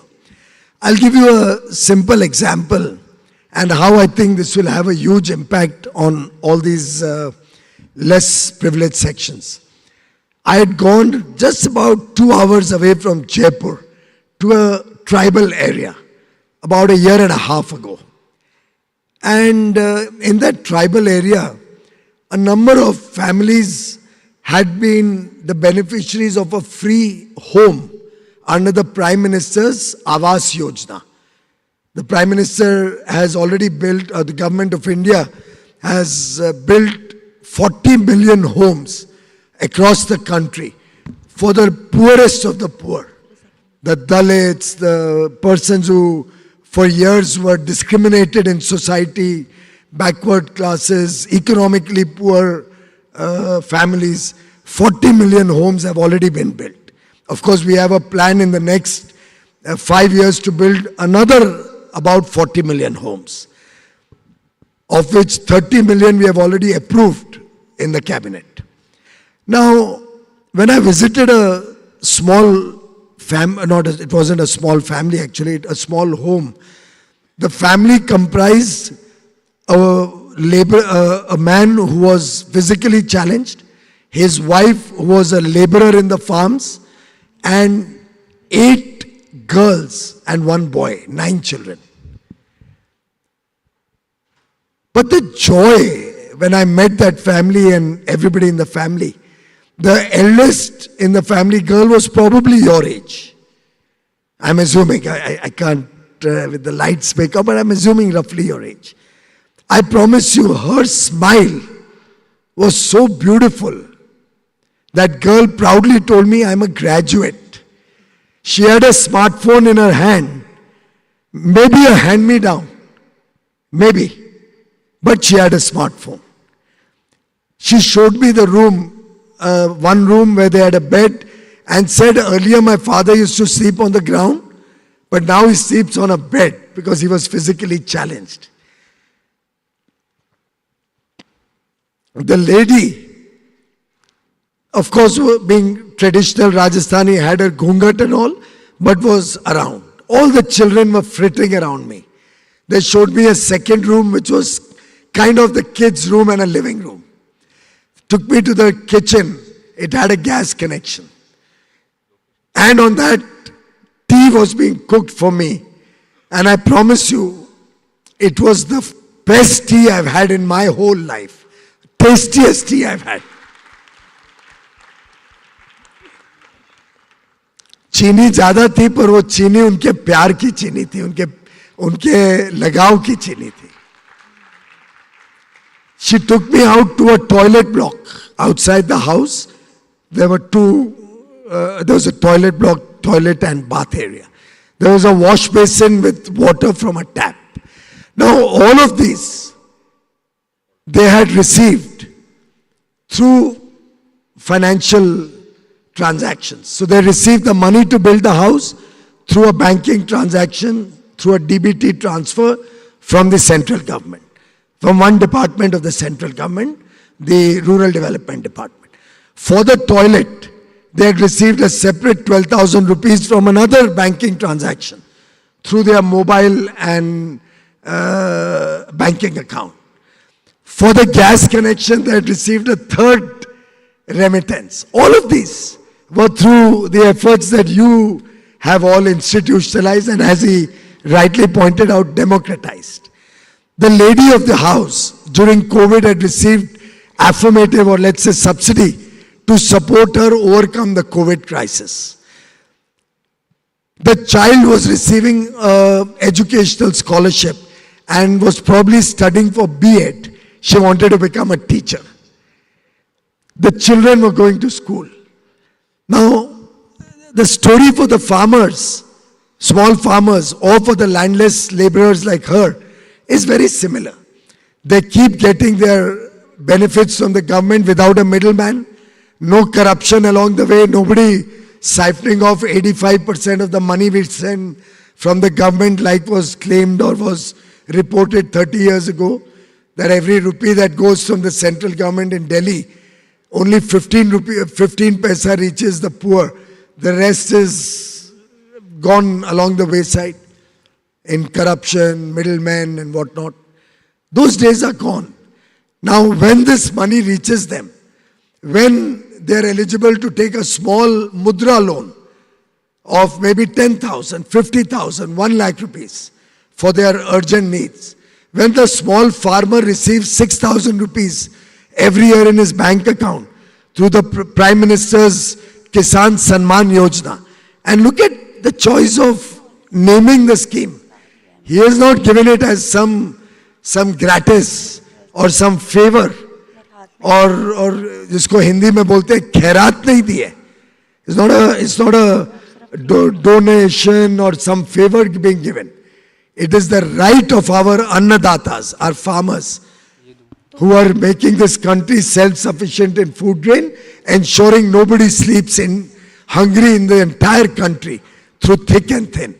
So each of these steps is helping the farmers, raising necessary money as and when they need it for their essential requirements. It is helping government take money to the small and marginal farmers, helping taking information through ENAM, the electronic marketplace, through which they get information at what price in different markets they can sell their wares, where they can get a cooperative society or a self-help group to provide them some farm implements they may require, rent a tractor or rent a harvester or some equipment.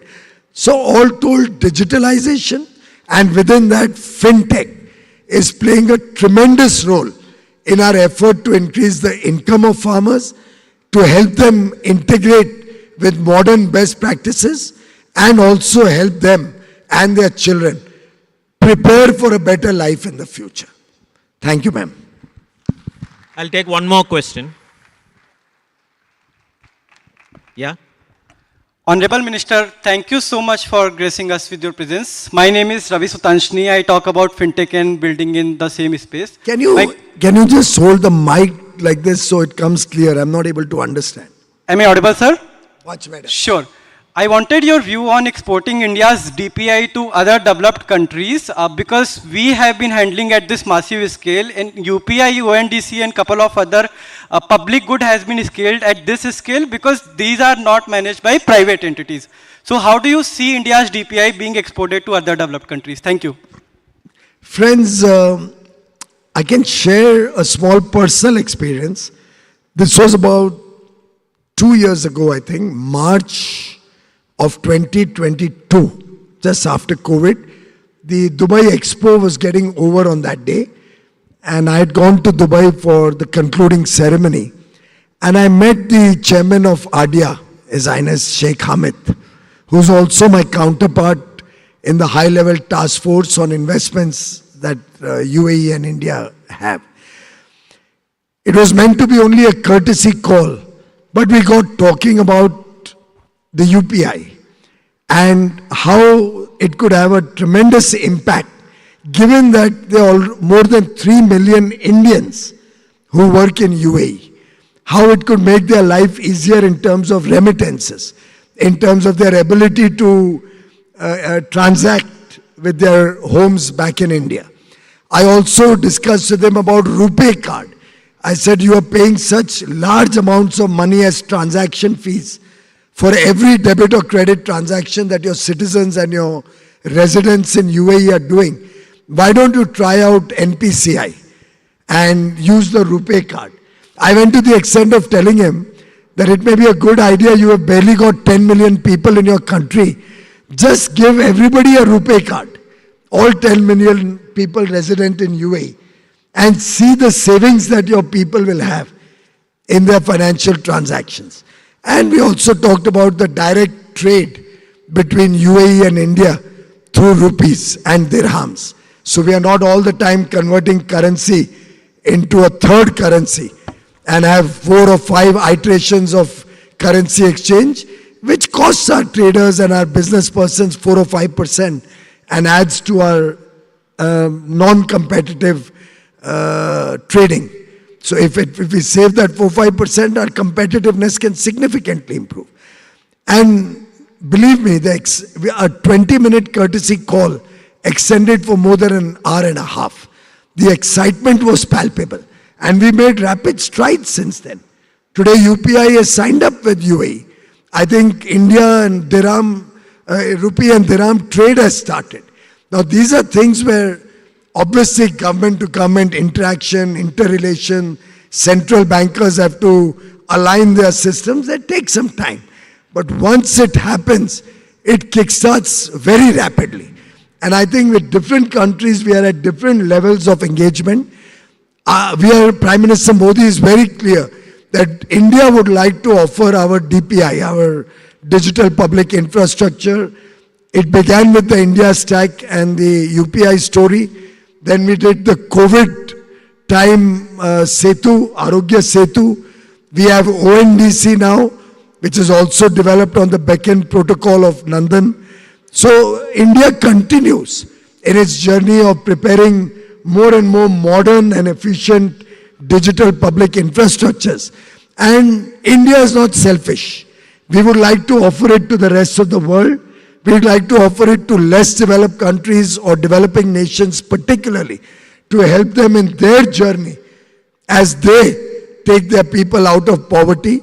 Because for India, for Prime Minister Narendra Modi, and if I dare say for 1.4 billion Indians, Vasudhaiva Kutumbakam, the world is one family, is our ethos, is what we believe in, and we all collectively as a nation, 140 crore Indians, look upon the world as one family, having one future, and we'll all work towards a better future for mankind, so that, as Mahatma Gandhi had said, we are all trustees who have inherited the planet only so that we can leave behind a better planet for the generations to come.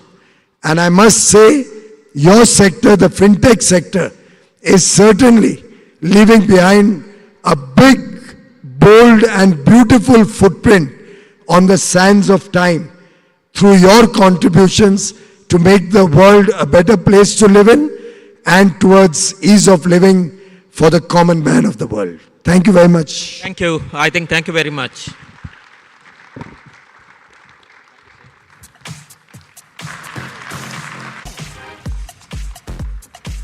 Ladies and gentlemen, can we have a louder round of applause as we thank Shri Piyush Goyalji for being with us here at the Global Fintech Fest.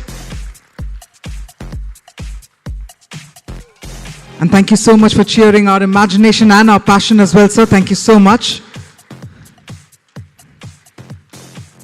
And with that, ladies and gentlemen, we're now about to set the stage for a trialogue coming your way. I'd like to once again request our members of the audience to please be seated. Well, let me tell you that from one session to the other, We're taking the insights forward. We're taking the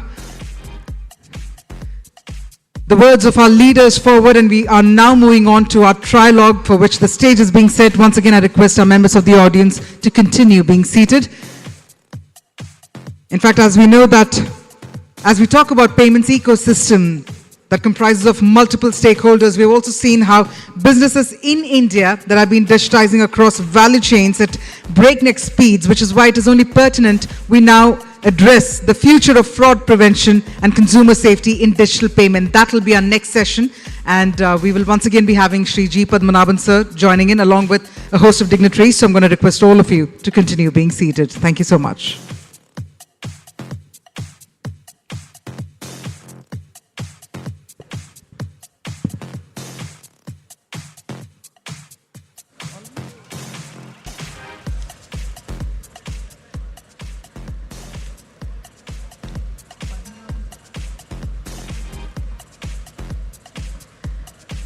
And with that, ladies and gentlemen, we're about to get started with our next trilogue. As I'd mentioned earlier, the theme that we're about to focus on is the future of fraud prevention and consumer safety in digital payment.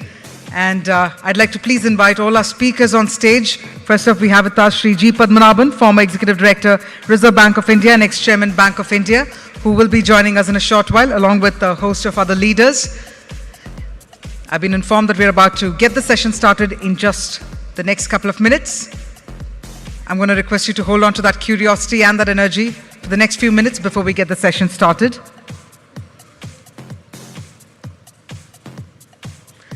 With that, I'd like to once again welcome back on stage Shri G. Padmanabhan sir. And joining Shri G. Padmanabhan on stage, may I also please invite Mr. John Moon, Senior Vice President, Predictive Fraud Intelligence, Visa, Inc., and Shri Sudhanshu Prasad, Chief General Manager, Department of Payments and Settlement Systems, Reserve Bank of India, Security Risk Payments. So if I could please invite all our three speakers on stage. Ladies and gentlemen, can we have a round of applause? I think it's a very pertinent topic of discussion, and it's only befitting that we hear from the leaders who are fostering change. So thank you once again for joining us, and let me hand over the stage to the leaders. Here we go.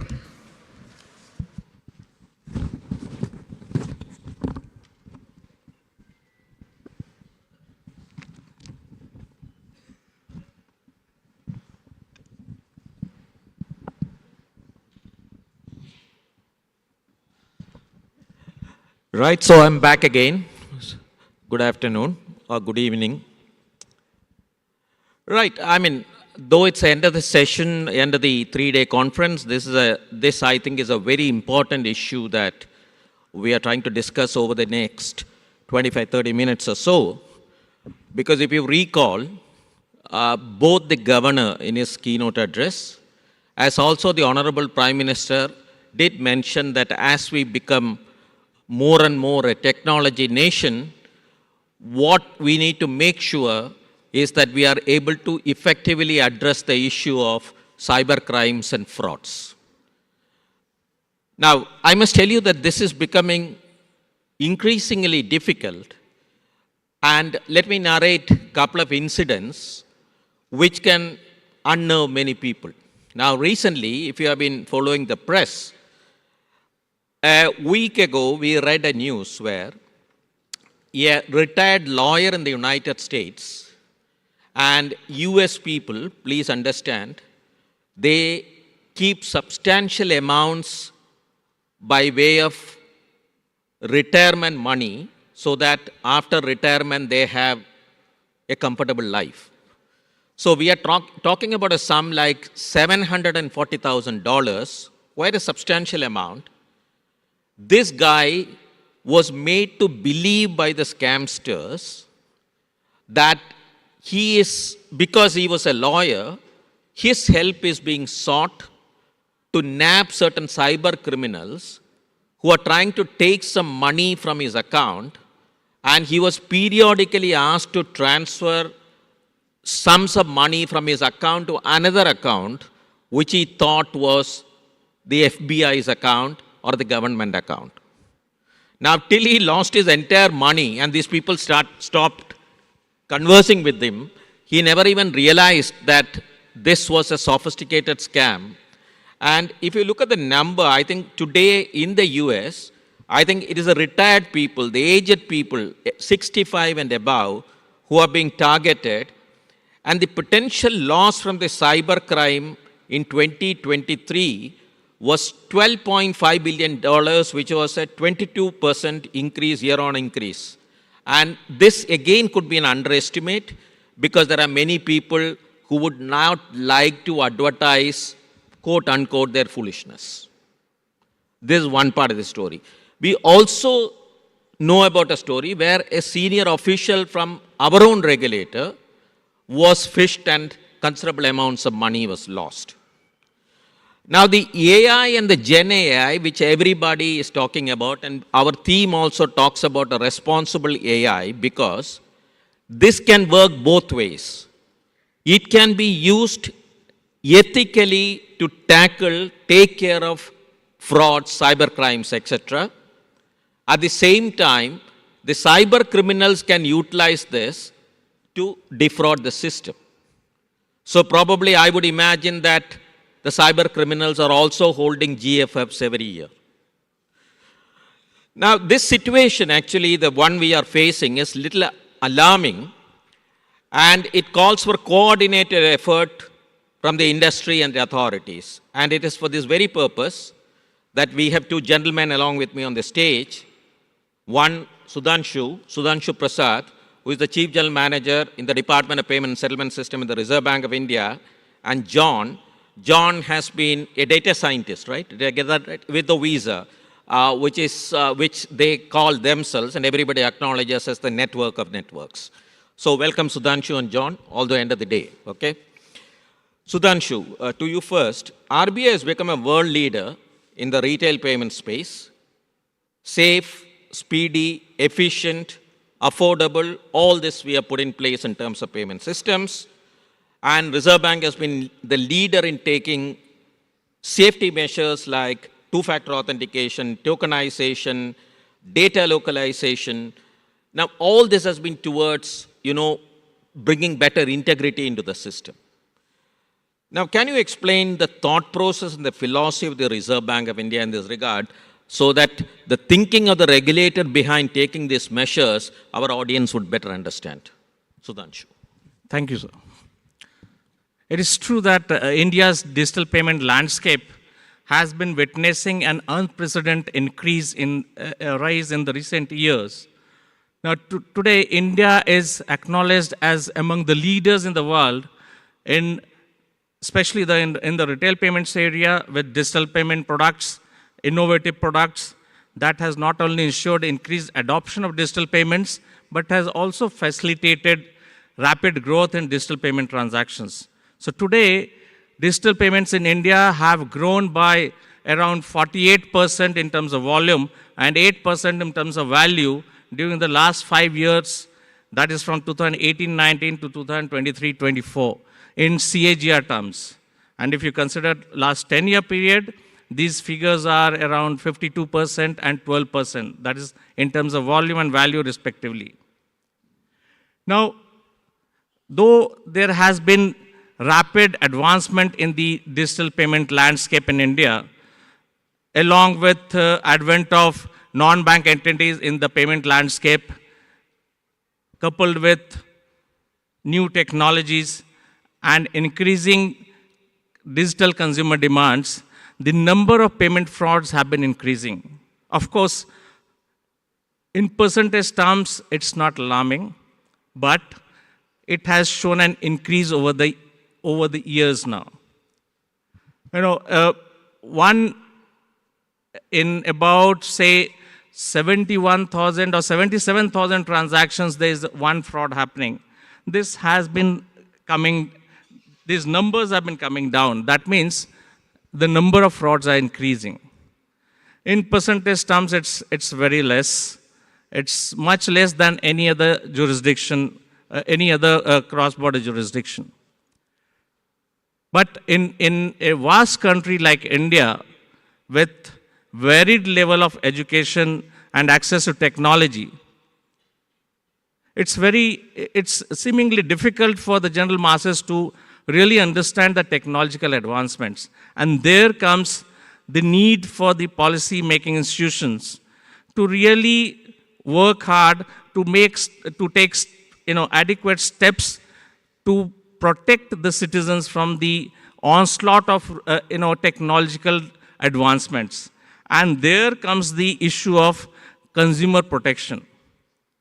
So the actions of RBI, the objective of all the actions of RBI as the regulator and supervisor of payment systems, it's basically enshrined in the provisions of our Payment and Settlement Systems Act, which provides that the RBI may issue directions to the authorized payment system operators, among others, in public interest. So it is the public policy objective that drives the philosophy of regulating and supervising the authorized payment systems operators by RBI. So accordingly, India has adopted customer protection as one of the instruments of public interest. We know that consumer protection ensures that the user of the payment system continues to use various payment systems for its various transactions and is not alienated from it due to some bad experience. So in all our directions, circulars, we have ensured that the customer protection is really embedded into it. So you will see customer protection as the focus in all our thrust towards digital payments. In fact, we have adopted a framework where we work towards two-pronged approach to handle the customer protection. That is through prevention of frauds and through post-fraudulent activity, that is protection of the customers against the losses due to the frauds. So as Mr. Padmanabhan has already talked about the action, the safety and security measures which we have taken all along, right from 2009 onwards till date. For card transactions, we introduced the two-factor of authentication. And we became the pioneers of two-factor of authentication. And that was nothing but because we wanted to ensure customer protection. Then we came out with the guidelines on issuance of EMV chip and PIN-based cards. That was the basic principle was again customer protection to stop to address the rising cases of your card skimming or the card cloning. Over a period of time, we have implemented many steps and measures which are for the safety and security of payment transactions, and the underlying objective behind it is customer protection. And so even beyond safety and security measures for ensuring the safety of the customer payment transactions, we also handle the if at all there is a post-fraudulent activity, then we want to limit the liability of the customers in case of any unauthorized transactions. So we came out with a guidelines way back in 2017, where it describes the criteria for determining the customer liability in case of unauthorized transactions. Then we also came out with a guidelines for harmonizing, we came out with a framework for harmonizing the turnaround time and the customer compensation for the failed transactions. We also mandated the payment system operators and the participants to put in place online dispute resolution mechanism for handling failed transactions so that the customer complaints and disputes are resolved in near real time, which through systems which are technology driven, which are rule based, customer friendly and transparent, with zero or minimal manual intervention.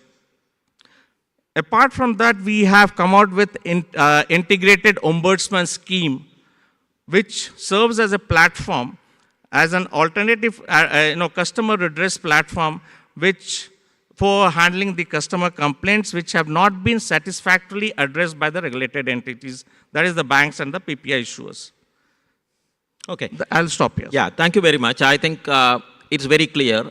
At the heart of all this is maintaining the integrity of the system and the customer protection. And that, I think, sort of summarizes the various set of action which Sudhanshu explained.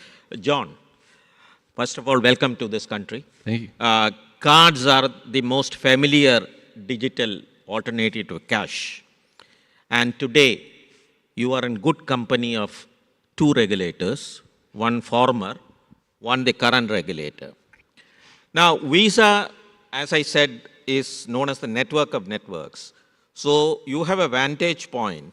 And could you effectively tell us how you engage with the regulators and the ecosystem to ensure the fraud protection and fraud prevention and customer protection? Thank you. So, the way I think about our engagement with regulators around the world is, first and foremost, we really focus on collaboration. And our focus is on collaboration, obviously, with regulators in the 200 plus markets that we operate in, but also beyond regulation, in the field of fighting fraud, we have to collaborate with law enforcement, with banks, with processors, with fintechs, with really everybody out there. And it's through that collaboration that I believe we can build the best fraud defense systems, because we have to think about how do you create a fabric of defenses that allows you to stamp out fraud, which is evil and is trying to get in all the nooks and crannies where you leave any gap. And so I truly believe that Visa, with our global purview, we're in a great position to collaborate with regulators in India and in every other market in the world. And we have a responsibility to do so to protect consumers from bad guys. Right. Sudhanshu, let me come back to you. I think as far as the frauds or the problems in general are concerned, I think that can be sort of looked at it from two angles. One is where the customer is a victim, and the other, just to provoke, the customer is the facilitator.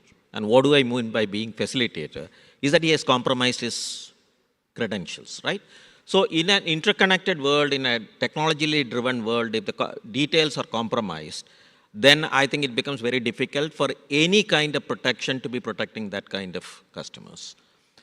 Now, I know Reserve Bank is a full-service central bank. You take care of the customer protection end-to-end. Now, this issue has to be looked at again from two angles. One is customer education, and the other is the data protection. Because in an interconnected ecosystem, how much of data can be handled? Now, Reserve Bank, again, was one of the countries, perhaps not the first in deciding on the data localization, which one of the complaints against the Reserve Bank of India is that actually reduces the efficiency of the fraud prevention measures because the data is segmented. I'm sure that a lot of thought process again went into Reserve Bank of India in both in designing the customer education and about the data localization. Briefly, can you explain again the thoughts? Sir, one way to handle such scenario where customers have themselves divulged the confidential information or the credentials, such as the PIN, OTP, or password, is only way is to make them aware, and that too fully aware in a comprehensive manner and at frequent time intervals. They need to be told about the various modus operandi of the payment frauds and also the safety and security measures which have been implemented by the payment ecosystem. Though we have come out with various guidelines on safety and security measures, we still see that the frauds, the customers, they are duped through various social engineering techniques. Now, what are the reasons behind all these social engineering frauds? What we see, there are three main reasons. One is greed for easy money. Second is fear of your bank account being blocked or your mobile SIM being blocked, or the fear of disconnection of your electricity or any other utility, or the threat of legal consequences of, say, courier spam calls, or there are various use cases coming, being known to us. Now, and the third reason is about ignorance and or unawareness. Now, because of ignorance or unawareness, some of the customers, what they do, they post their complaints or the disputes on the social media or internet. Now, the fraudsters get those easily available information and target those customers. Now, so these are the three reasons what we see where the customers get targeted, and through social engineering techniques, they get defrauded. Now, to handle the challenges of social engineered frauds, consumer awareness is the only potential, it's very essential for handling the customer frauds as such. So what Reserve Bank has done over the period of years, we have been conducting public awareness campaigns to educate the customers about safe banking practices, about safe use of digital payment modes, to avoid sharing of critical personal information, and also provide some information about financial planning and the fraud prevention measures. And these public awareness campaigns are generally done under the tag of RBI says or RBI कहता है.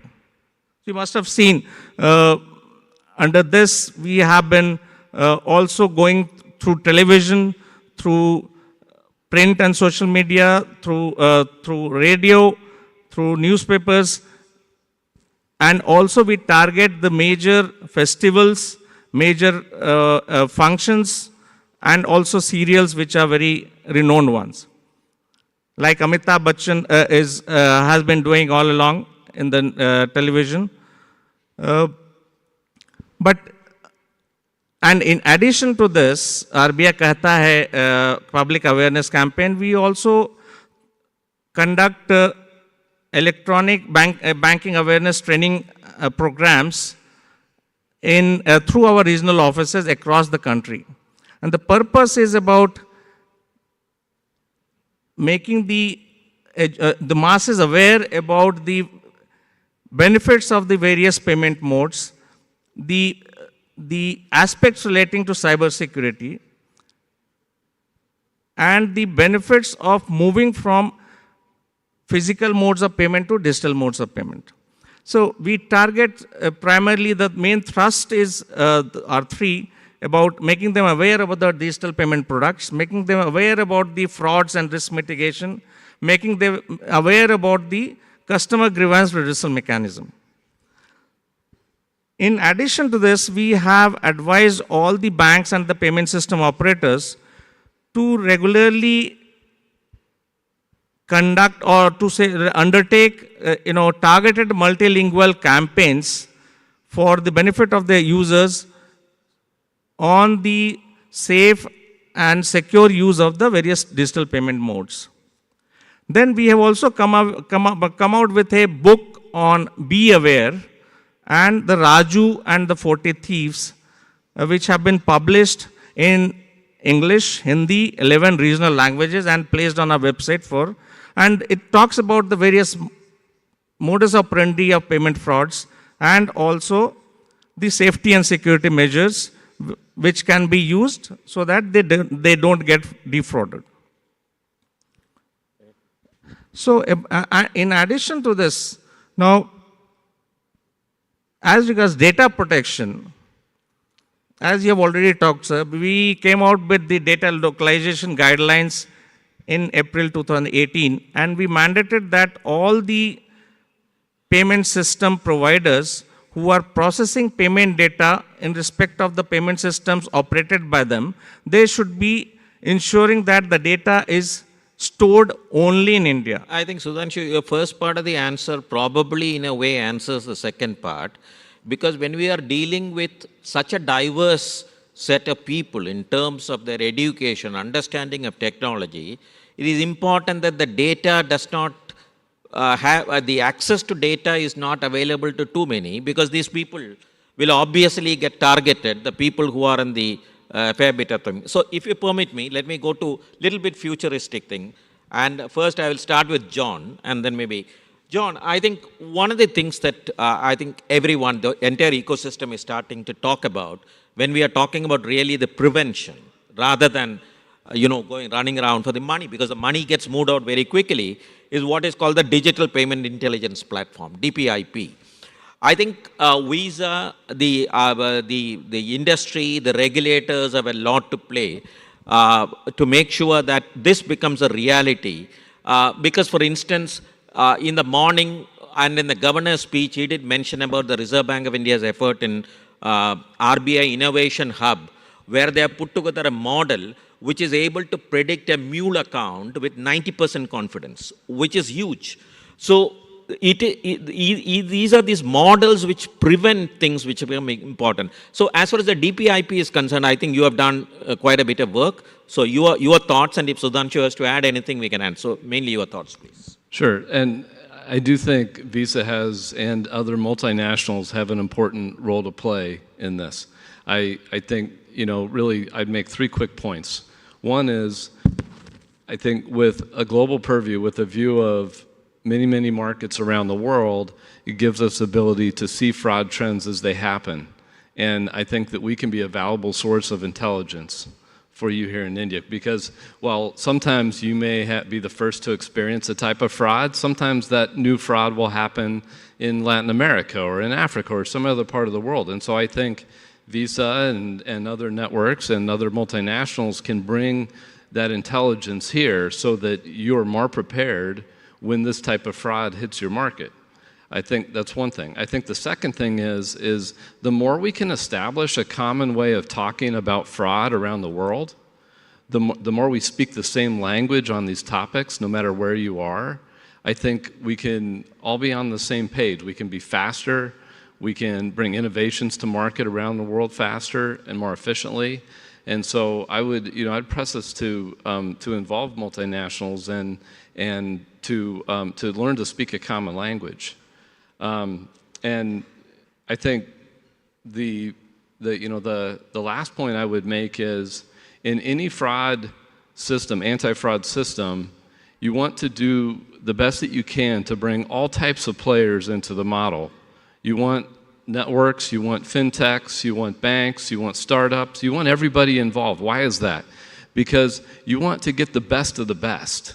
You want to have the best models no matter where they're coming from. You want to have the best solutions, because we're all together to fight crime, to fight bad guys.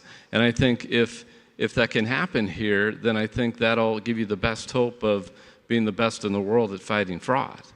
And I think that's a way that I hope that my team can play a role here with all of you, to partner to, again, like I wake up every morning and say, my goal is to go to work and fight bad guys.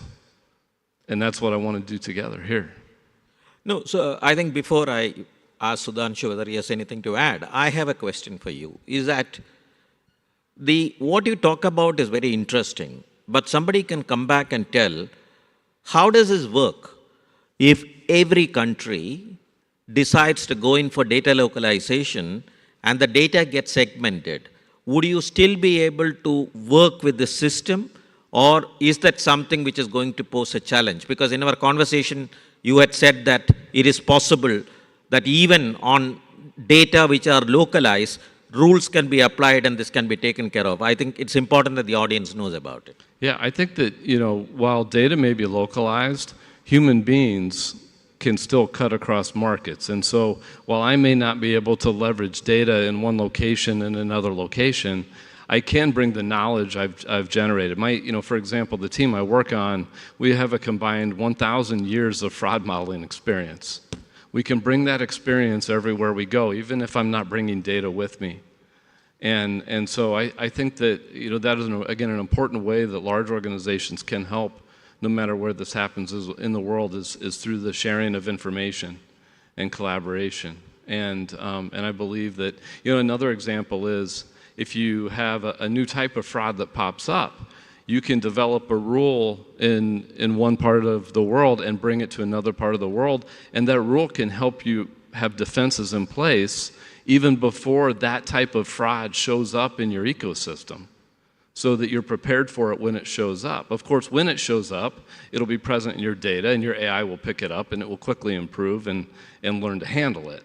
But having that knowledge before that type of fraud is present is going to be powerful to you, no matter where you are in the world. Thank you. Sudhanshu, you have any thoughts? No, we have already announced about the establishment of the Digital Payment Intelligence Platform. And of course, to take this initiative forward, there has been a committee which has been set up to examine the aspects of setting up this platform. The objective, what we understand, of course, the committee is yet to give its recommendations. The objective of this platform probably would be to really have a network level intelligence and real-time data sharing across the digital payment ecosystem. This is a working group headed by Mr. Hota. Yes. Okay. Yes. So it was announced in the monetary policy of 7 June by the governor. So we are still waiting for the report. We don't know what would be the data which will be really feeding into this platform. What would be the contours of this platform? So that has to be, recommended by the committee, and then we'll be taking that forward. Right. Thank you very much. I think we are more or less out of time. You have any final thoughts to share? No, thanks for having me. That's fine. Sudhanshu? Thank you. I think the next, we are running late, obviously, due to the morning session we had. Maybe I'll take one question if you have any question to be asked, otherwise we'll just wind up.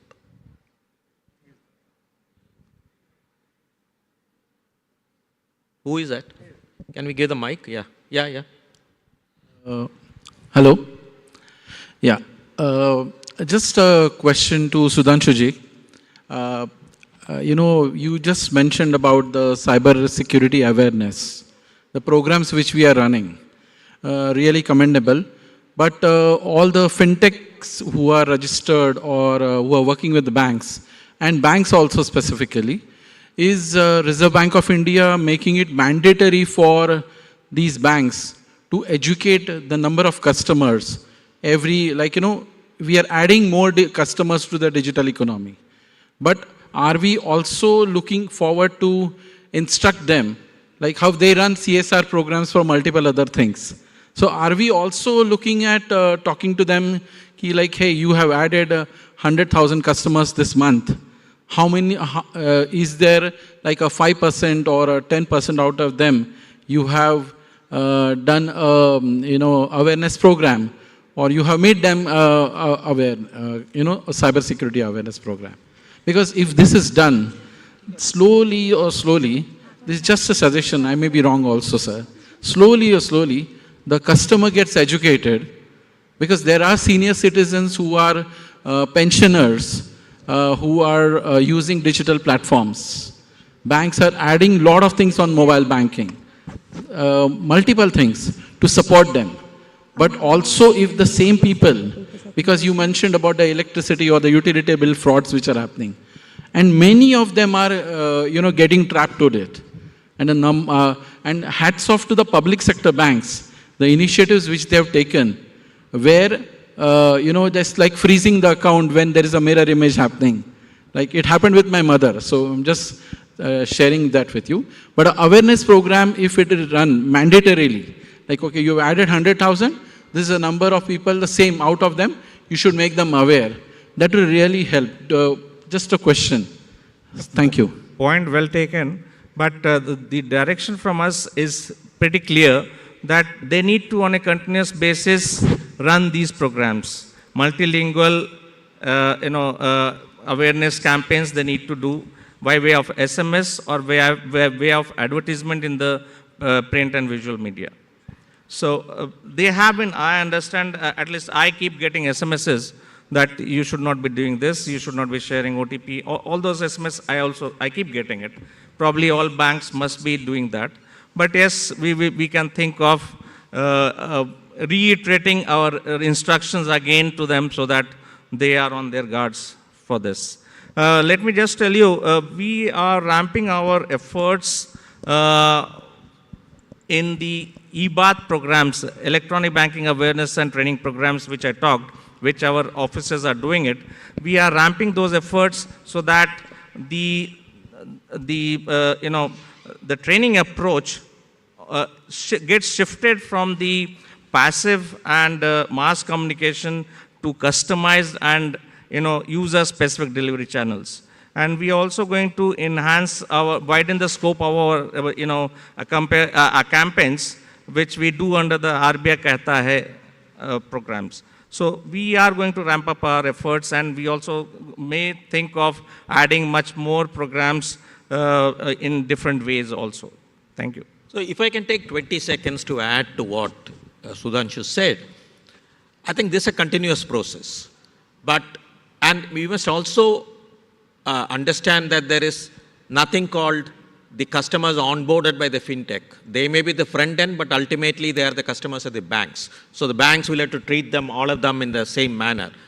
And probably why fintechs have come into the field is because of the ease of operations they offer to the customer. So we cannot confuse the awareness program and convert that into an orientation program. It will become slightly problematic. On that note, thank you very much.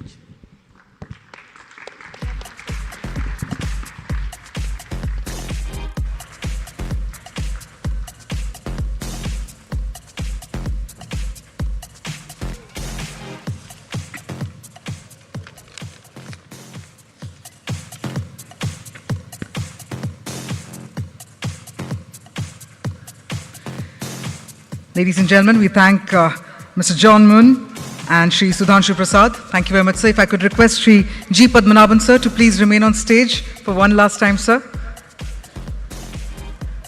Well, I thank Mr. John Moon and Shri Sudhanshu Prasad. I've humbly requested Shri G. Padmanabhan, sir, to please remain on stage, because as we're almost coming towards the close of the Global Fintech Fest, let me inform you that while we had a prolific start to the fest, it's only befitting that I now please invite on stage Mr. Chris Gopalakrishnan, the Chair of Global Fintech Fest 2024 and Chairman Axelor Ventures. And we'll also be having Mr. Srinivas Jain, who is the Executive Director, SBI Mutual Fund, who will be joining us in the next couple of minutes. We do believe that we have had an illustrious start to the GFF 2024. But now it's time to also set the tone and set the vision for the future for the industry as well. So if I could please invite Mr. Chris Gopalakrishnan and Mr. Srinivas Jain. So can we have a huge round of applause to also welcome on stage Mr. Chris Gopalakrishnan and Mr. Srinivas Jain as they join Shri G. Padmanabhan on the stage.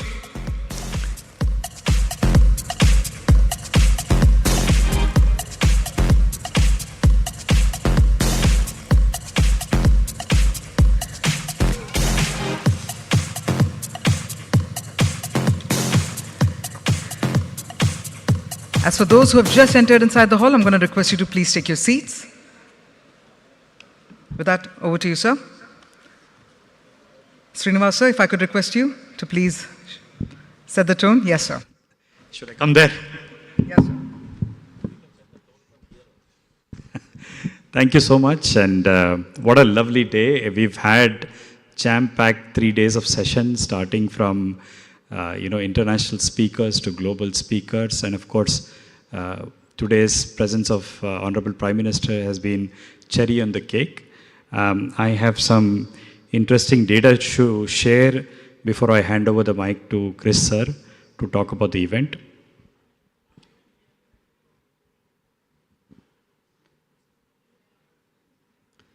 So in all, we had about 340 odd sessions that was done during GFF 2024. And I'm very happy to share with you, we have crossed 100,000 footfalls in the matter of last 3 days. What is also very impressive is the global speakers. This year, the global speakers, we had more than close to 300 global speakers, which makes this a truly global event. 20% of our speakers were global, which really makes this a global event. We had participations from 40 plus countries. Of course, we had multiple regulators who participated as part of this event. And more importantly, like last year, we had about 400 plus investors who did multiple sessions with their own investee company and other companies. We expect all these conversations which have started here to fetch more than 3 billion that we think that should happen as part of GFF 2024. And of course, I hope you all enjoyed various parties and get-together, the evening thing that happened. We counted at last more than 40 plus parties happened in the last 3 days. I hope all of you enjoyed and let your head down in the last 3 days. Thank you so much for making GFF 2024 another record, year for us. I hand over the mic to our chair, Chris sir. Thank you, Srinivas. First of all, thank you to all the participants.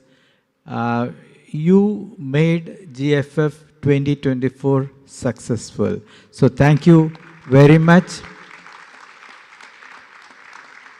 And I'm very pleasantly or very pleased to see that some of you still have the energy to stay back for this session.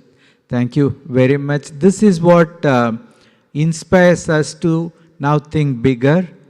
And we have to now, of course, figure out what bigger means.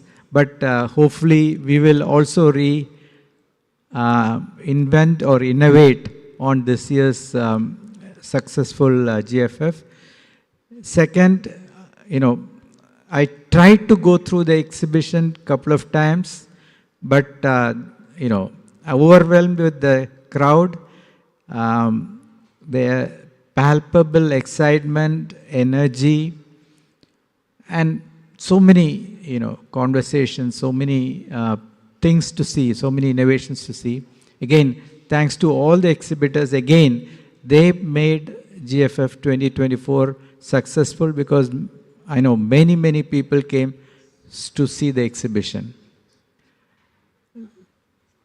Last, I want to say, of course, the speakers, all the sponsors, and the three main organizers, NPCI, PCI, FCC, all the volunteers. I don't know how they managed to pull through with all the challenges thrown at them, but I hope we met your expectations. So that's what is very important, and thank you very much, and we'll see you next year.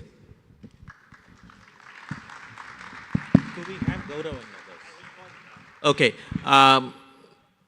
I have nothing to add. I think everything has been said. I think one thing that we have noted, to make sure that me and Chris also sort of monitor most of the things happening, we will certainly think through to make sure how your registration on day one will become easier. So that's something that we will take care. But I think this function will be incomplete if I don't call on stage Gaurav, Sandeep and the entire team. Wherever you are, please come on. Where are you?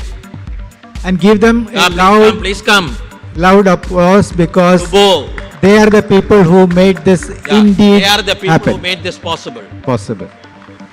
Please come, please come. Yeah, the NPCI team also, please do join the stage. Yeah, NPCI team, if you are here, please come. I think, please show the same enthusiasm you showed while your products were being launched. Come.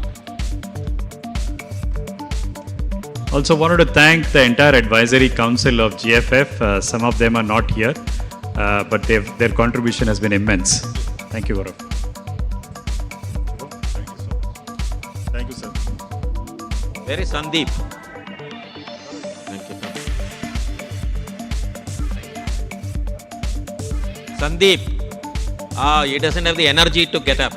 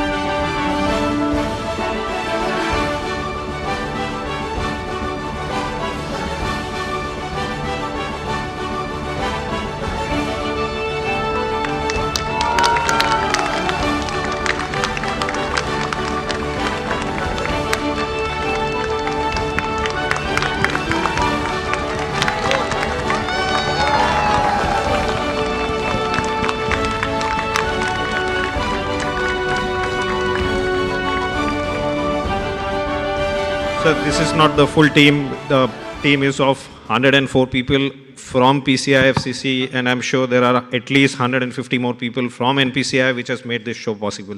Unfortunately, not everyone is not here because we are still closing Expo. We are still closing some sessions. And NPCI team, they are all at their stall and they are not there. This team has worked for last 10 months. NPCI team has worked for last 6 months. And the advisory board has been fully guiding us to make this possible. I am truly proud of this team, the advisory board, and what have we achieved. Wow. Can you come up the next year? When do we meet? Can that come up on the stage, on the screen? Do we have a date? Yes, 7th to 9th. So till then, sayonara. And please mark your calendar now itself. Thank you all very much. Thank you.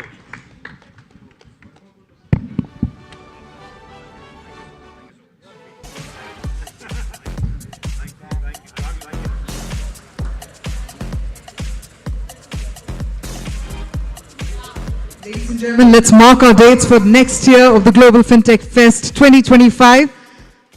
7th to 9th October 2025, that's right. And once again, we thank all the members of the audience for being absolutely phenomenal. Thank you so much for joining us at this fabulous edition of the Global Fintech Fest 2024. We thank you all once again, and we cannot wait to see you all in the next edition of the Global Fintech Fest. Thank you so much again. Have a great evening ahead. Thank you.